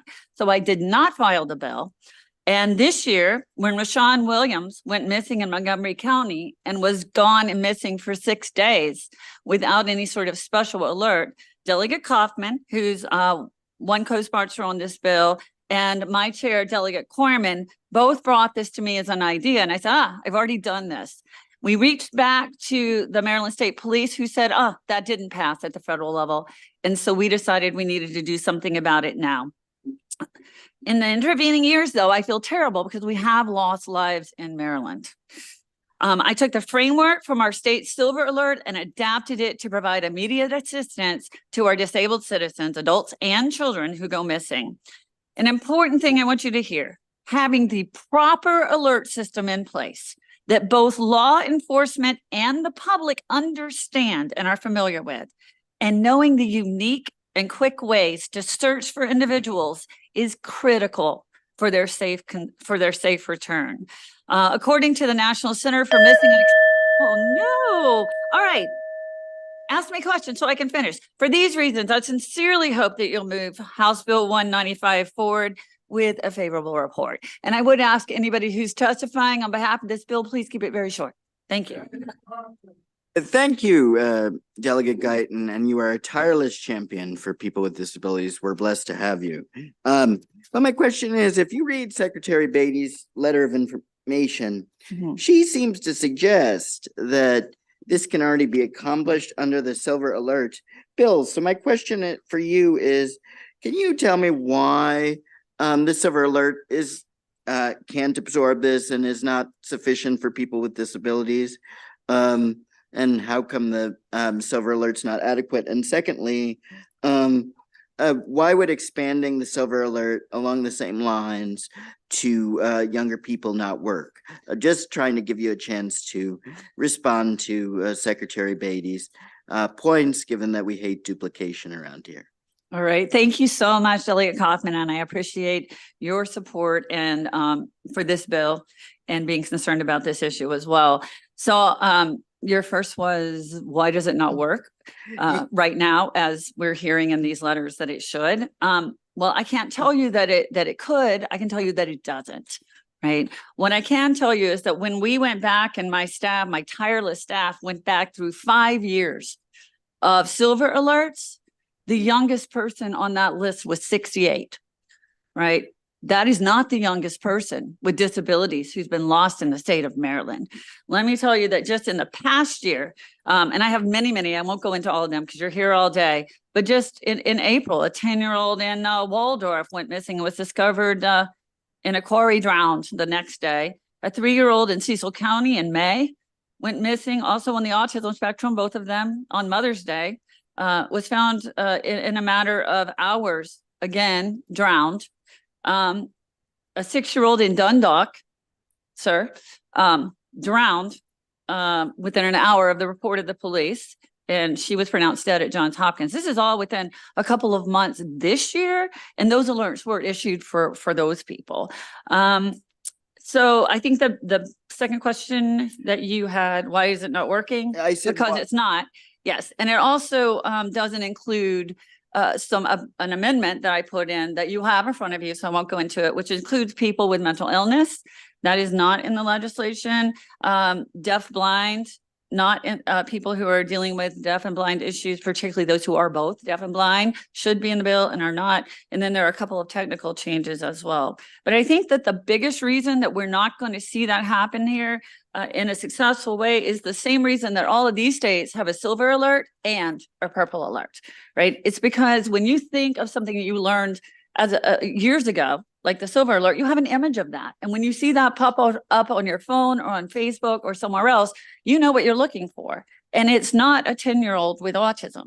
And we need to be aware of the unique ways that those different groups of people can be in danger. For instance, with autism, 50% of them elope, adults and children wander, and 83% of children who wander who have autism and die, 83% of them drown because they are inexplicably pulled toward water, right? You need to know that if you're in law enforcement, and you need to know that if you're part of the public looking for someone. Silver Alert's not going to give us that information.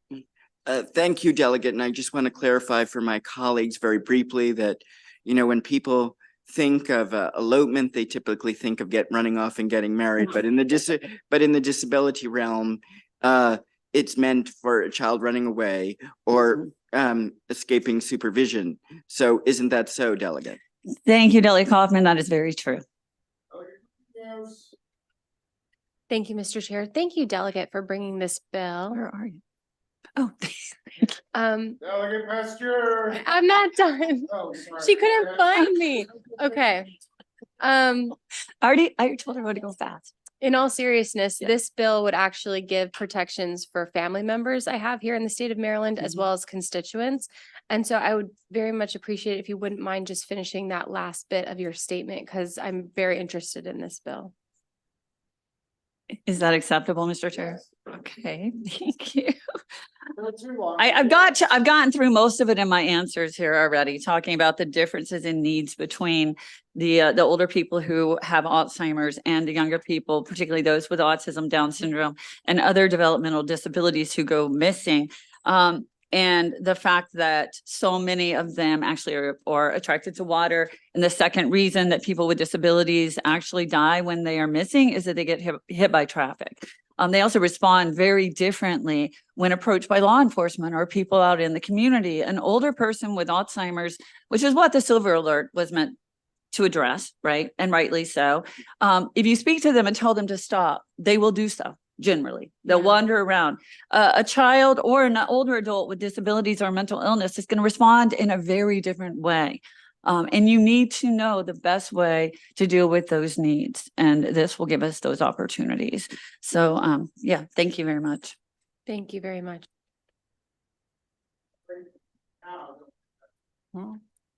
Okay, thank you for bringing this bill. When we talk about silver, we pretty much have in our heads who that means. So for this one, would there be some sort of informational campaign, if you will? Because I just recently learned about the water, and I really wish for autistic children that I had known that, because I had a 5-year-old neighbor who was autistic, and we all were out looking for him. And by the time I heard his mother scream, and she was at the house next door, and I went in the yard, jumped in the pool, but he had been in that pool way too long, and he was dead. And that's a vision I will see forever. He was in the pool right next door to his house. And because they had a high fence, and they had a wading pool in their yard, and had they known, they might not have had that pool, because I'm sure Michael thought that he could climb that fence and it would be just like being in that pool in his yard. And I will never lose that image of pulling him out of that water and trying to resuscitate him, and he was already dead. And we might have just gone right to it as soon as his mother realized. So all of that to say, will there be an informational campaign to it? Because this is different from the other alerts, but a very critical alert to have. Thank you so much, Delegate Pastor, and I can't tell you how much that breaks my heart. And I hope it didn't happen since the last time I considered putting in this bill. There is no provision specifically for public education written into this bill, but certainly this committee can add that and it would be welcome. I do think, however, there is by definition, there is a responsibility to educate law enforcement and EMS and media about what would be needed in these situations, right? And I think if police officers know that the first place they need to look is water. And I don't think a lot of people know that. I mean, I have a child with autism. I know that. I do that work. But by the time hopefully the media here will put that in the paper. But by the time the police officer got there, it was already too late. I mean, he might have known, but if the parents knew, that would have changed everything that he did for this job. Thank you so much.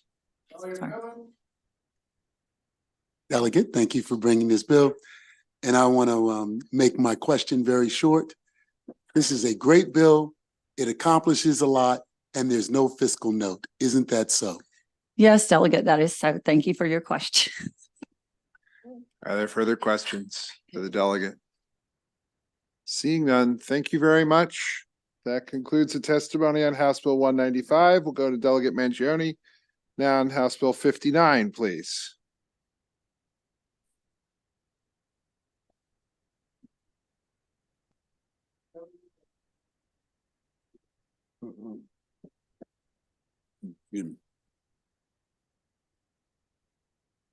All righty. Good afternoon, Mr. Chairman, members of the Judiciary Committee. I am Delegate Nino Mangione, for the record, District 42A from Baltimore County. I'm pleased to offer House Bill 59 for your review and consideration. I'll start off. Motor vehicle theft is one of the fastest rising crimes in Maryland, and I believe we should consider vehicle theft a crime of violence and punish this crime appropriately. The Maryland Vehicle Theft Prevention Council provides the following statistics on its website. A car is stolen in Maryland every 47 minutes. Car thefts exceeded 10,000 in Baltimore City in 2023, and car thefts approached 4,400 in Baltimore County in 2023. And in the state of Maryland, 11,782 vehicles were reported stolen during just the first half of 2023 compared to 6,975 thefts during the same period in 2022, which represents a 68% increase in vehicle thefts in the first half of 2023. It is abundantly clear to me that we have a car theft crisis in Maryland. Every day, a car owner, citizen, and law enforcement are put at risk by this brazen criminal act. Our citizens lose their car, which in turn affects their ability to get to work, take care of their children, or basically enjoy the very freedoms that owning a vehicle provides them. I believe we got to send a strong message to the criminal element engaged in stealing cars of innocent Marylanders. We need to let every would-be car thief know that we will not tolerate their behavior any longer. HB 59 makes motor vehicle theft a crime of violence and increases the penalties for this criminal action. I believe it's time for us to take the necessary steps to slow the growth of criminal actions, and one of the best places to start is with car thefts. Thank you for your time and your consideration.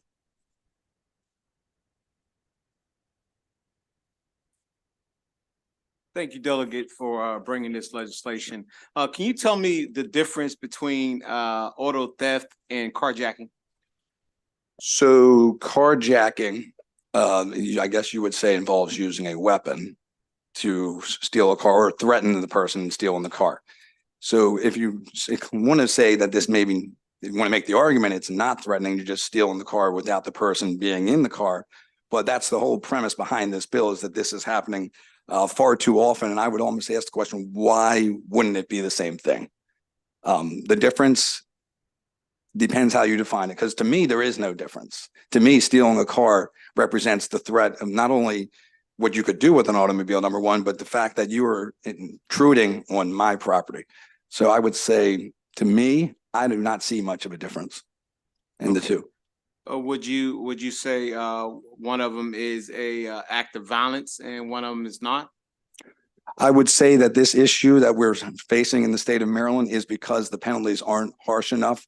And the premise of this bill is to stop the auto thefts from happening.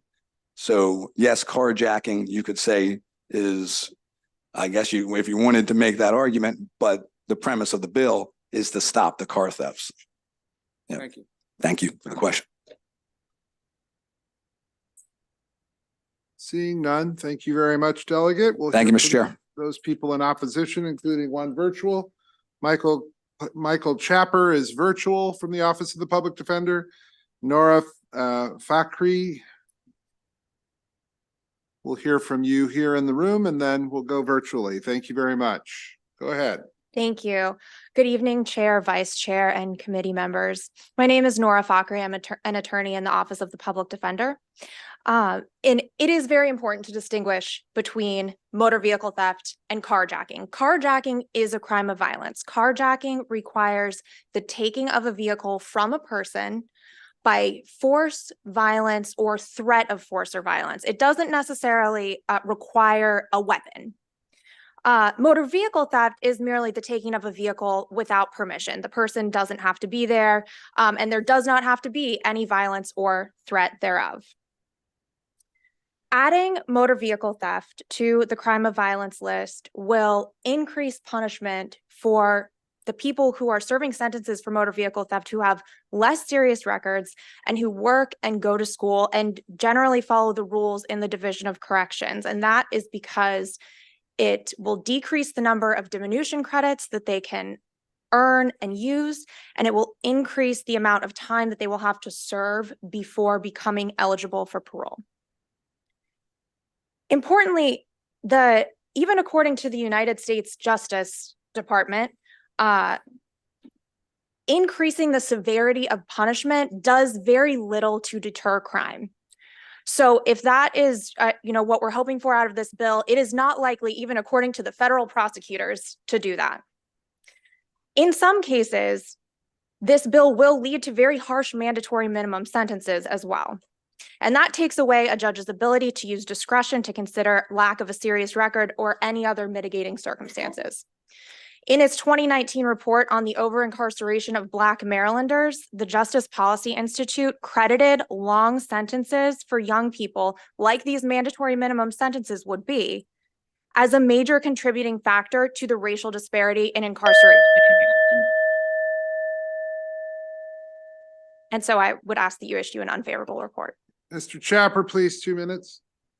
Thank you, committee, for having me. My name is Michael Chapper. I'm an assistant public defender in the post-conviction division. Placing motor vehicle theft alongside carjacking in the list of crimes of violence is illogical. It would be the only crime of violence that could be committed without even an interaction between two persons, let alone the force required by every other crime of violence. The criminal law article already recognizes that motor vehicle theft, unlike carjacking and unlike every single other crime of violence, is not a crime against a person. Motor vehicle theft lives in Title VII, which is theft and related crimes. Carjacking lives in Title III, other crimes against the person. Motor vehicle theft is not a crime against a person. It's just not violent.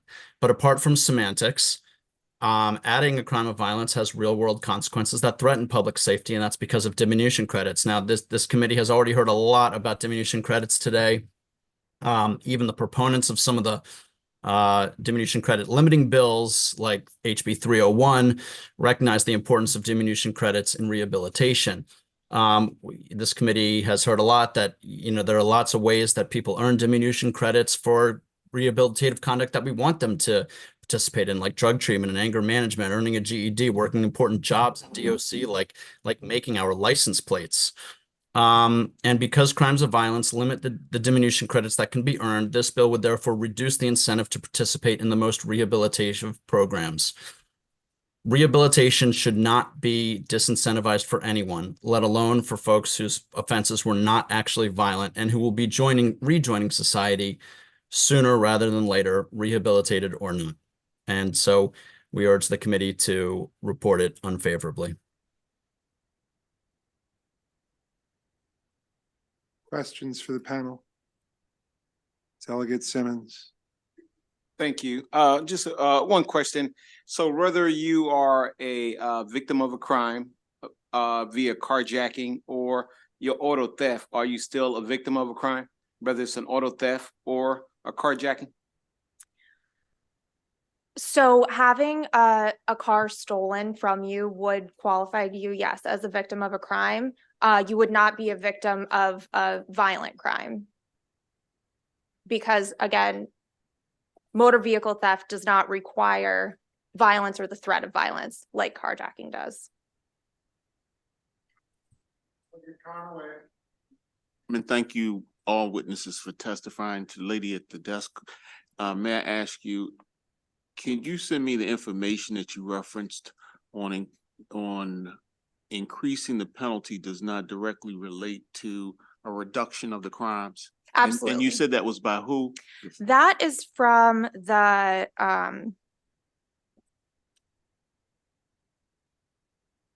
Department of Justice's National Institute of Justice. And we will send you that information. Thank you so very much. Thank you, Mr. Chair, and thank you for coming in to testify today. I have a question about the crime of violence statute. As the bill I'm reading right here in front of me, it lists crime of violence for the burglary statutes, and I'm trying to understand, for it to be a first or second degree or third degree burglary does not require a crime of violence to be included in that charge. So how would that be different from a motor vehicle theft? How does burglary differ Yeah, from a so motor I'm vehicle saying, theft? you know, under the statute, first, second, and third degree does not require a crime of violence to be in that particular charge. So I'm wondering if you're saying a crime of violence must occur in a motor vehicle theft, how does that differentiate from a burglary? So You see what I mean? I'm sorry. You don't have to have a crime of violence for it to be a first degree burglary, but yet it's crime of violence is listed under a first degree burglary. So if you don't have to have a crime of violence for a burglary to be a crime of violence, why would you need a crime of violence for it for a motor vehicle theft? That's what I'm trying to get at. What's the difference? So I think that the important note is that so there are a lot of different ways to commit burglary. There are a lot of ways to do a burglary. One of those ways does have to do with the intent to commit a crime of violence after breaking and entering. Now, motor vehicle theft does not have an element of breaking into someone's house. I think it's easy to see why breaking into someone's house is particularly dangerous. Motor vehicle theft is simply taking a car, just for example, from the street, driving it down the street and leaving it there, or even using a car without permission. So taking a family member's car or a roommate's car and using it without the permission of that person.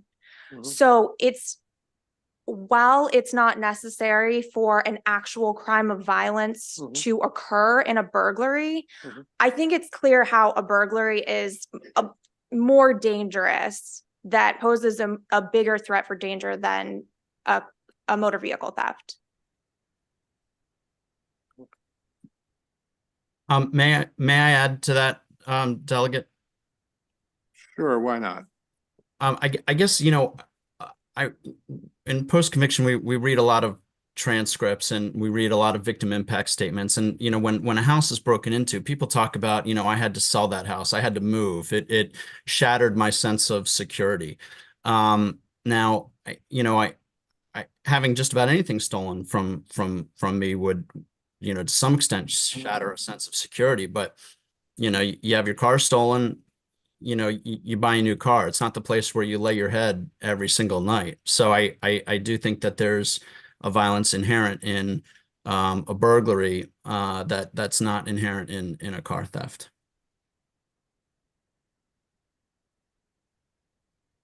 Right. Yes. Just to add to that. Sure. I was particularly more interested in the second degree burglary, which would be your storehouse. So it wouldn't be your residence. It would just be a storehouse or a business, which would be unoccupied, because that also is included in the crime of violence statute as well. So it would not be that particular fear from a residence, but possibly a gas station that no one resides in. Delegate, could my office follow up with you about this question? Sure. Thank you. Any further questions? Seeing none, thank you very much. That concludes the testimony on House Bill 59. House Bill 488 is here now. Delegate Ruff, we will hear from him, Mr. Pika, and others. Jeanette Graham is coming up. Devine Sneed, and I'm mispronouncing that first name probably, and I apologize. We'll take whoever's here actually, because there aren't that very many more people in the room. So if there are people who want to come and testify, we'll just make it one big panel if that makes it easier. And Mr. Pika, you could just put a chair at the end and yeah, that'll be fine. This is Delegate Ruff's first bill, so the committee should.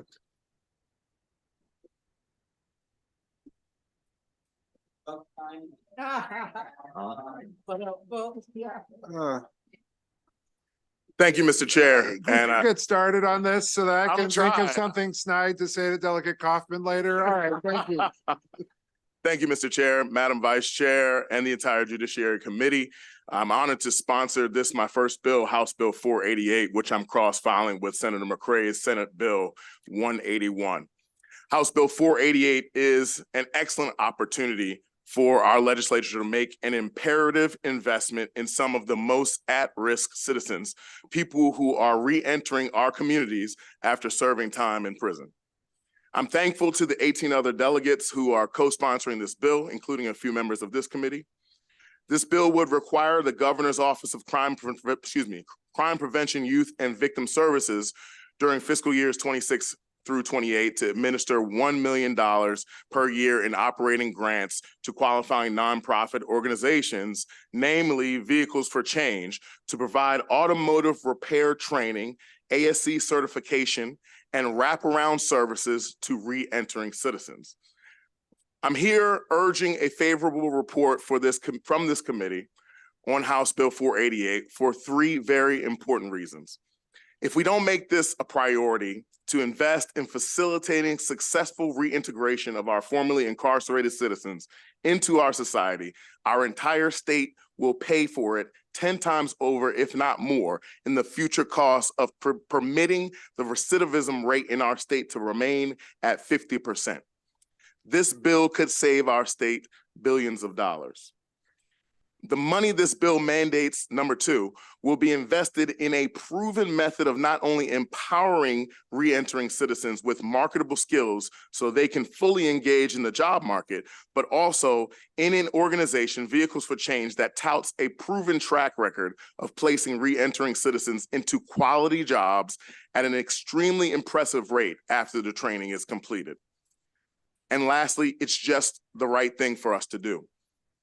If we want to ensure that no Marylander is left behind, we want to make sure that no Marylander is ignored. This is the bill to do it for re-entering citizens. And the bill includes language where there is yearly reporting by the nonprofit organizations to ensure that these funds are being used for the stated purpose only and that the funds are producing the desired outcomes. I will allow my panelists to go into the granular nature of how this program works, but I'm imploring all of you to vote favorably and to send a favorable report on House Bill 488. I thank you so very much for your time. And I think we'll start, I believe we have Mr. Schwartz, who is the president of Vehicles for Change on Zoom. If not, we can start with Ms. Sneed. Coming in.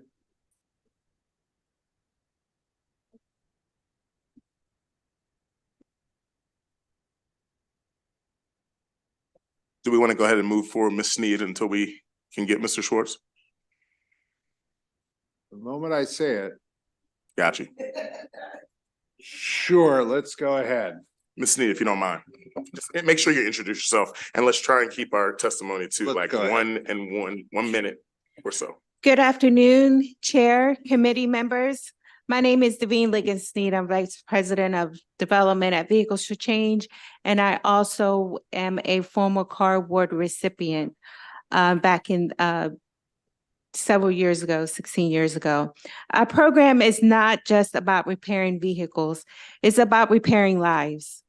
When individuals re-enter society after incarceration, they often face numerous barriers to employment, making it difficult to break the cycle of recidivism.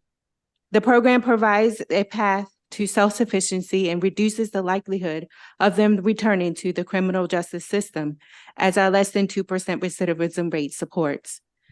By equipping returning citizens with the skills and knowledge needed to gain full employment, we empower them to lead productive lives and become contributing members to our society. Investment in these programs promotes Maryland's economic growth and development, enhances our local workforce, and provides upward mobility for our graduates. Our program fosters social cohesion, reduces crime, and creates a safer and more prosperous Maryland for all. I urge you to please consider the profound social and economic benefits of funding these programs and invest in the potential of our returning citizens. Thank you. Thank you. If we can have Mr. Schwartz now. All right, Mr. Schwartz, go ahead for 2 minutes. Yeah, can you hear me okay? Yes. Okay. Well, thank you for this opportunity and the opportunity to testify for House Bill 488. In Maryland, about 7,000 individuals are released from prison each year. On average, about 3,500 of these individuals will return to prison, costing the state more than $175 million each year, or almost $1.7 billion over 10 years. What if we could reduce that number, returning by 95%, and save the state $1.6 billion while reducing the overall crime rate? Most of the 3,500 individuals returning to prison return for committing another crime. Over the past 7 years, Vehicles for Change has trained and placed in high-paying jobs as auto mechanics more than 230 individuals with criminal backgrounds. And they are most recently all released from incarceration. Our program boasts an 85% completion and a 95% placement rate. Of the 220 individuals graduating over the past 7 years, only 3 are currently incarcerated. Our success is the result of a comprehensive program that includes a 3-month, 40-hour-a-week paid training program with ASE certifications. In addition, we provide full complement of wraparound services like housing, transportation, mental health, and financial literacy. To be successful, individuals returning from incarceration need this type of full-service program. Programs like Vehicles for Change are not cheap, costing an average of $18,000 per person, but the return on that investment in just 5 years is 15 to 1. That's a pretty solid investment, I'd say. This bill will go a long way in our being able to sustain the program and expand the number of individuals we train and employ from 110 to 130. For this reason, we ask you for a favorable vote on House Bill 488. Thank you very much for your time. Thank you, Mr. Schwartz. If we could have Mr. Chris Hendrickson, who's to my right. He is a board member of Vehicles for Change. Thank you, Chair and Vice Chair and delegates. I've been affiliated with Vehicles for Change for 15 years, and I've seen it firsthand how this program works. I've seen the people getting trained. I've seen the people getting car. I know it works. I've seen it work. I see it with my own eyes. I've talked to the trainees. I've been out in the shop watching them. I see them when they come back. I see all the statistics. I'm a finance guy. I always do the finance a lot with Vehicles for Change. So I know it works. I've seen it work, seen the numbers, and I know it's going to be very good. So I offer my full support and the support of the board of Vehicles for Change for this Bill 488. Thank you, Mr. Henderson. If I could have Ms. Jeanette Graham, who is the Executive Director of No Struggle, No Success.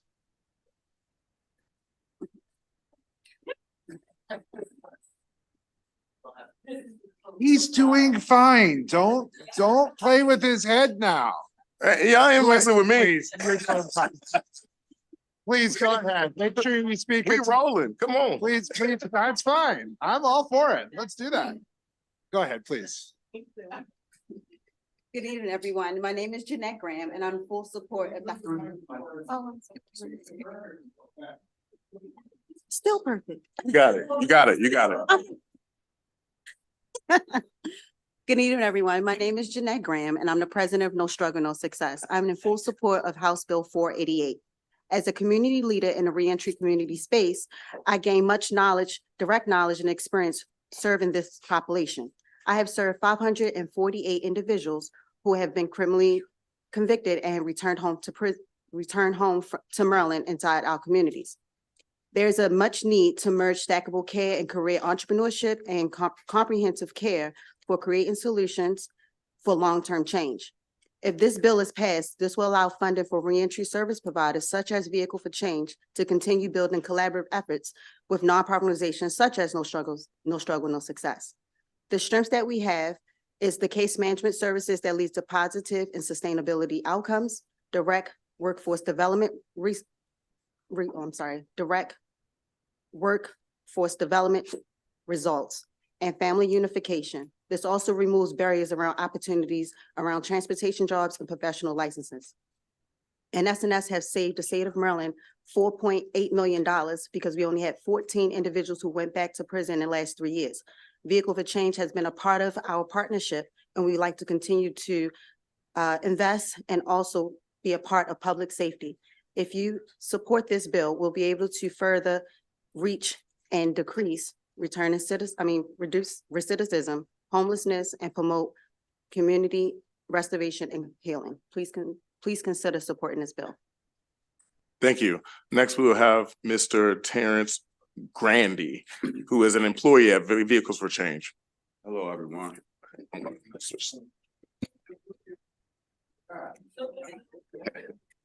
This man's the one right here.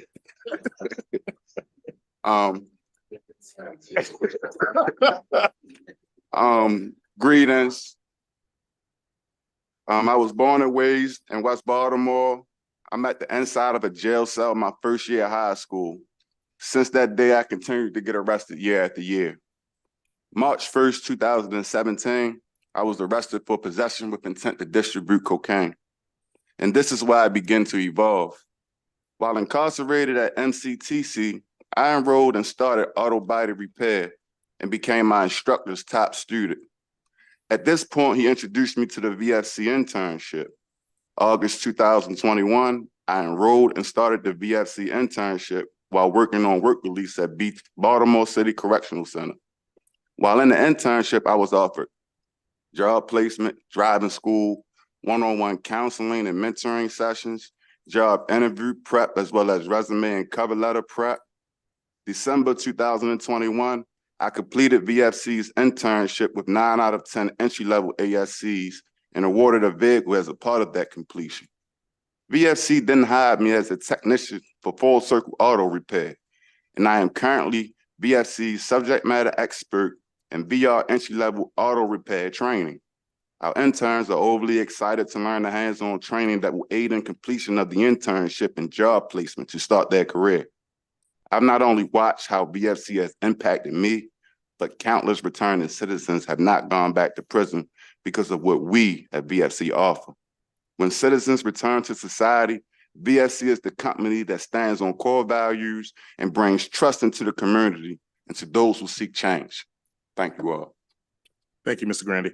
And then lastly, Mr. John Pica from Pica and Associates. Mr. Chairman, members of the committee, my name is John Pica. I'm here on behalf of Vehicles for Change. Vehicles for Change trains former inmates over a 4-month period. Those individuals receive a nationally recognized certificate for automotive mechanic and automotive repair. 95% of the individuals who go through training complete it and are now in full-time jobs with benefits. Let me give you some important statistics. These are based on tested and proven statistics. Of the 240 or so trainees who have completed the program, if there were no Vehicles for Change and they were just released to the public, of those 240, 96 of those inmates would be back in jail. Only 3 of those 240, now having been trained by Vehicles for Change, are back in prison. So take 20 trainees. It costs $18,000 to train one trainee. If you have 20 individuals trained at $360,000, 8 of those 20 without Vehicles for Change will be back in prison And statistically, none would go back to prison if they were trained at Vehicles for Change. This is an important bill, Mr. Chair, and based on the former testimony, I urge a favorable report. Thank you, Mr. Chair. That's all.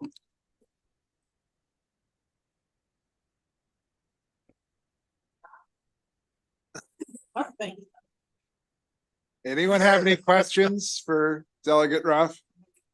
The Vice Chair, then Delegate Taylor. Thank you, Delegate Ruff, for bringing this bill, and welcome to the Judiciary Committee. I wanted just to say, I want to commend the young man from that testified. You did a great job, and thank you for sharing the information that you did. I also want to know what you said, that there were some bids and things of that sort. What are some of the advancements that you can have going forward based on your experience that you received thus far? I can go out and work on predominantly any vehicle in the United States. I have so many resources, master technicians, instructors. I did go to Lincoln Tech. Now I'm doing Penn Foster online. I study every day, all day. VFC is my family.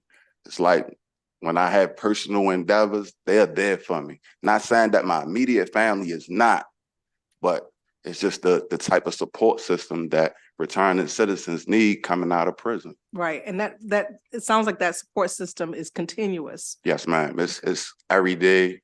It's when we're not at work. It's anytime I need to reach out to Marty, Mr. Vane, anybody at Vehicles for Change, I can reach out 2, 3, 4 o'clock in the morning.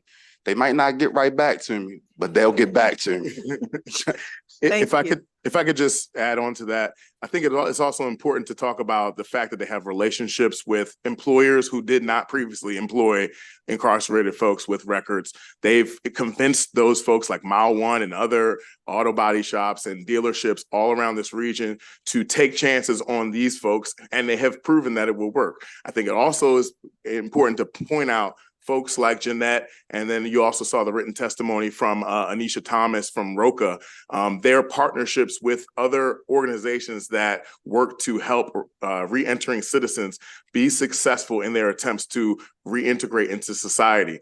It is a great network. I think it's absolutely imperative that we pass this bill.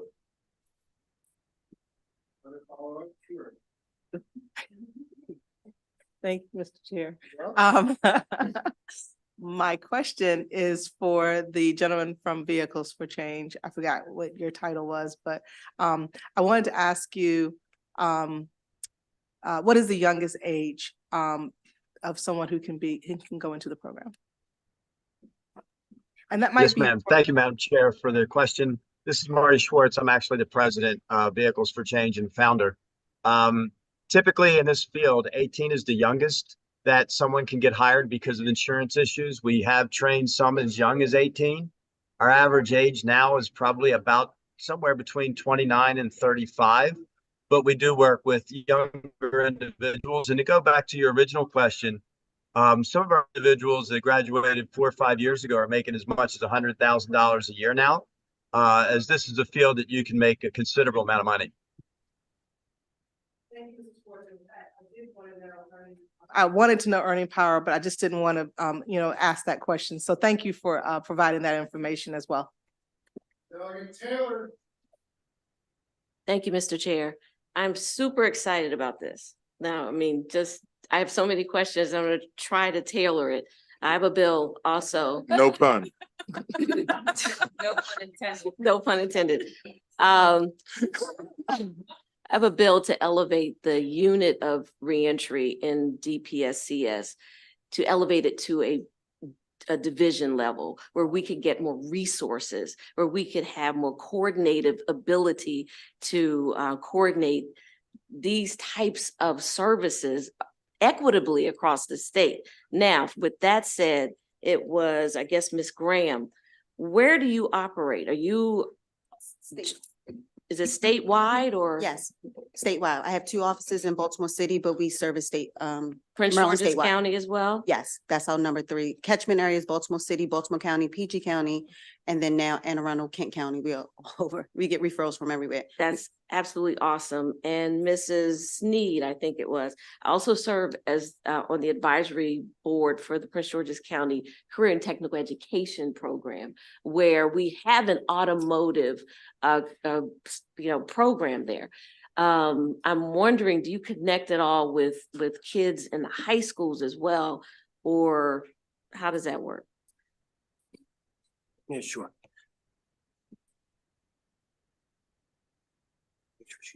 Vehicles for changes in Prince George's. We do have a training program in Prince George's County in Hyattsville. It's our under the hood traditional training program.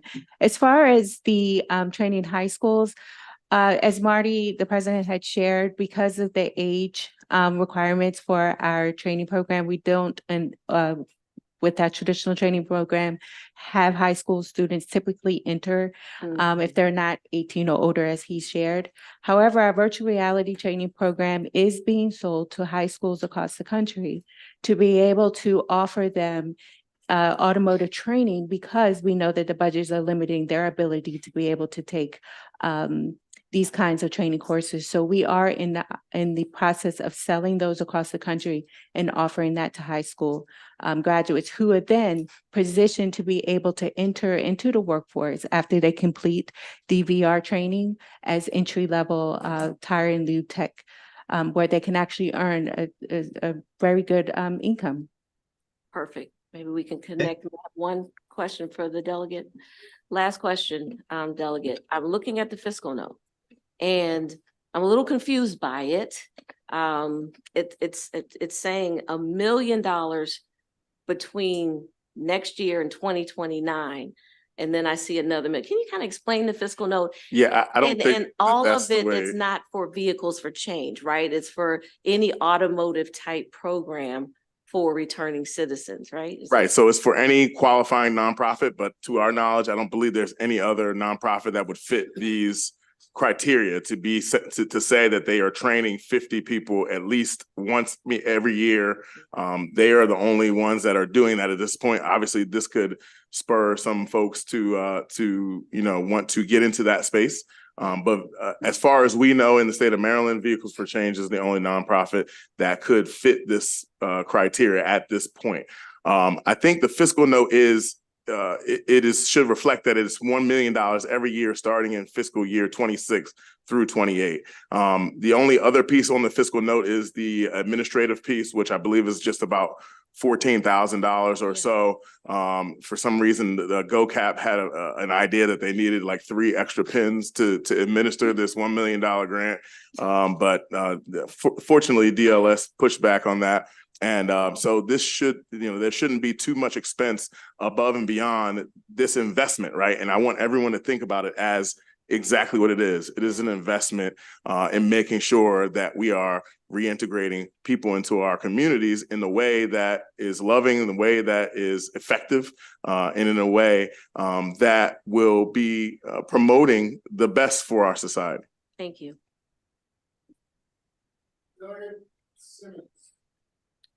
Thank you, Mr. Chair. Welcome, Delegate Ruff. So when we talk about reentry, obviously it is a catchword that is used throughout our state now as we try to champion returning citizens here in Maryland with our high prison population. My question to you is, what would be, it's a young man who obviously was very successful in your model. What is some of the challenges when it came to transportation, getting to and from the program or programs of support around reentry? Honestly, my transportation from, at Baltimore City Correctional Center was the MTA. I didn't have a problem with that. And once I came home on house arrest, I still didn't have a problem with it. I was determined to get the Vehicles for Change every morning on time, no matter what it took.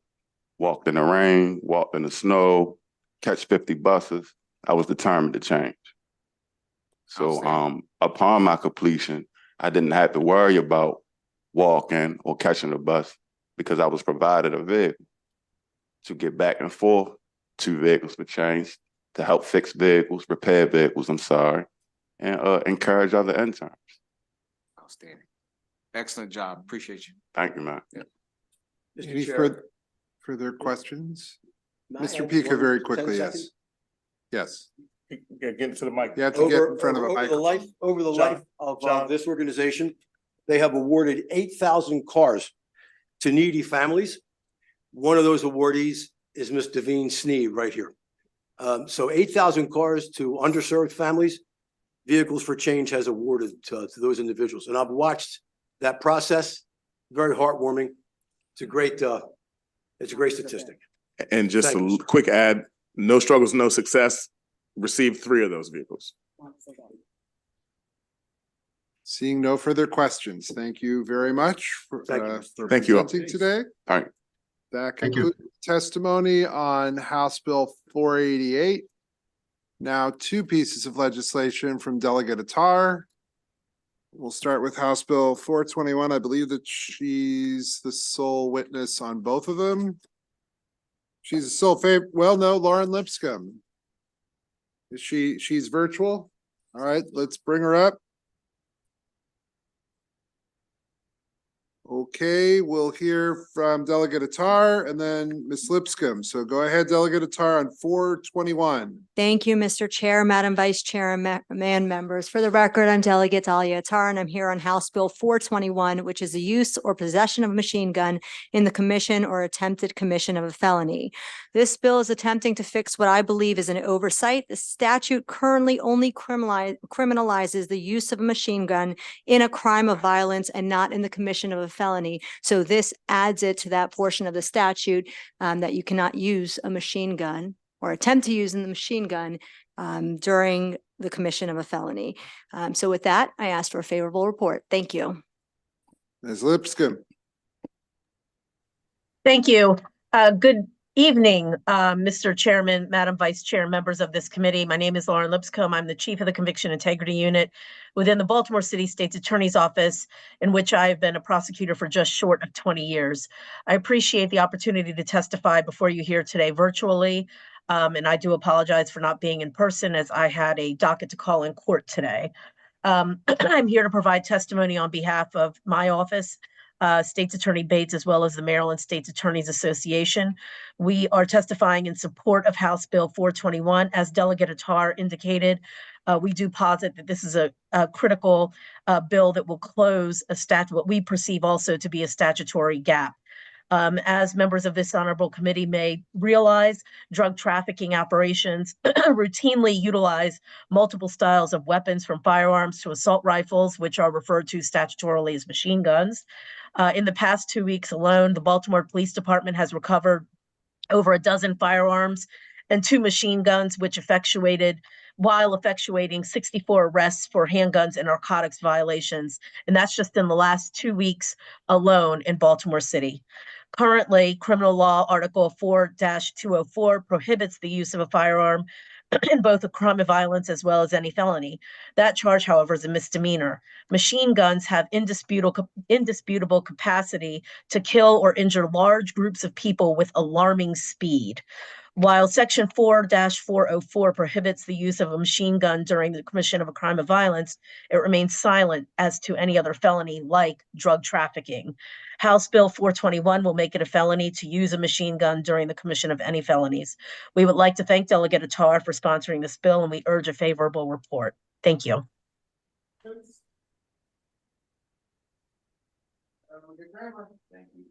The Chair, just to be clear, what were the crimes outside of crimes of violence which you're looking to capture here? Was it just drug trafficking? So the main ones is drug distribution and possession with intent to distribute. Those are the 2 main ones. Thank you.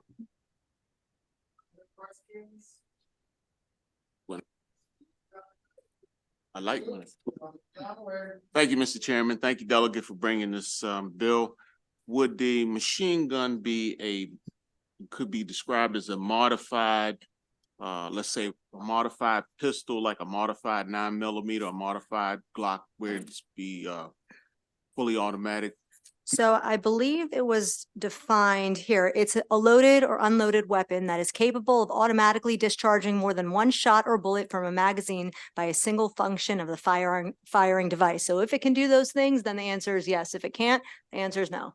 So I just wanted to be clear that we're not only talking about rifles, but we're talking about modified handguns also, right? We're talking about any It- loaded or unloaded weapon that can automatically shoot more than one shot. Okay, thank you. That's- You're welcome. Seeing no other questions, are you really coming back? I'm tired, Delegate. Conaway, Delegate Conaway. So in this case, thank you for indulging me, Mr. Chairman. So in this case, let me ask you, would a double barrel shotgun be considered, because it can discharge two barrels at the same time? I don't know the answer to such a Okay. technical question. Thank you. You're welcome. Okay. Any other questions? Seeing none. Oh, wait, Delegate Tomlinson. Thank you, Chairman.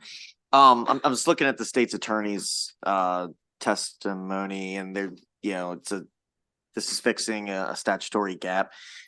I mean, trying to think how to ask this. I mean, do you know how many, are there a lot of people that, are getting away with a crime here that if this was fixed, we would be getting? So I could let Lauren answer that question, but she did mention in her statistics that in the last 2 weeks, there were, I don't know, Lauren, you want to jump back in? Sure, yeah. So Baltimore Police Department posted on Twitter some of their stats, and they indicated that over the last 2 weeks, and this was posted on January 30th, they had recovered numerous handgun firearms and 2 or more assault rifles. They're actually assault rifles.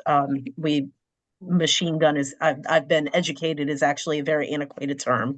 And that also, those accompany about 64 handgun arrests, as well as felony narcotics arrests.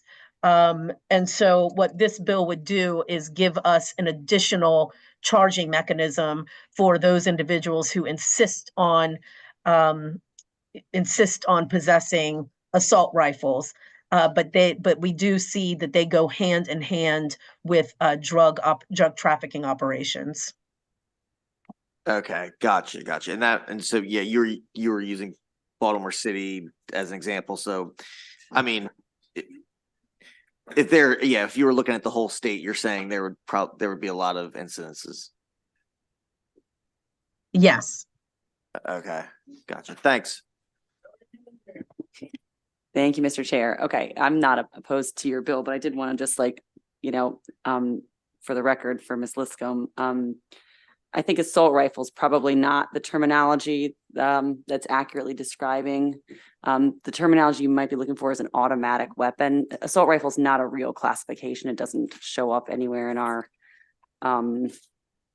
code, to my knowledge. So, it gets very confusing because people that carry firearms know the names of their firearms. So we want to make sure that people that shouldn't be know what they shouldn't be carrying. And per this bill, if it passes, it would be not assault rifles, which is, again, not a real classification, but would be automatic weapons of any kind, whether it's a long gun or a handgun.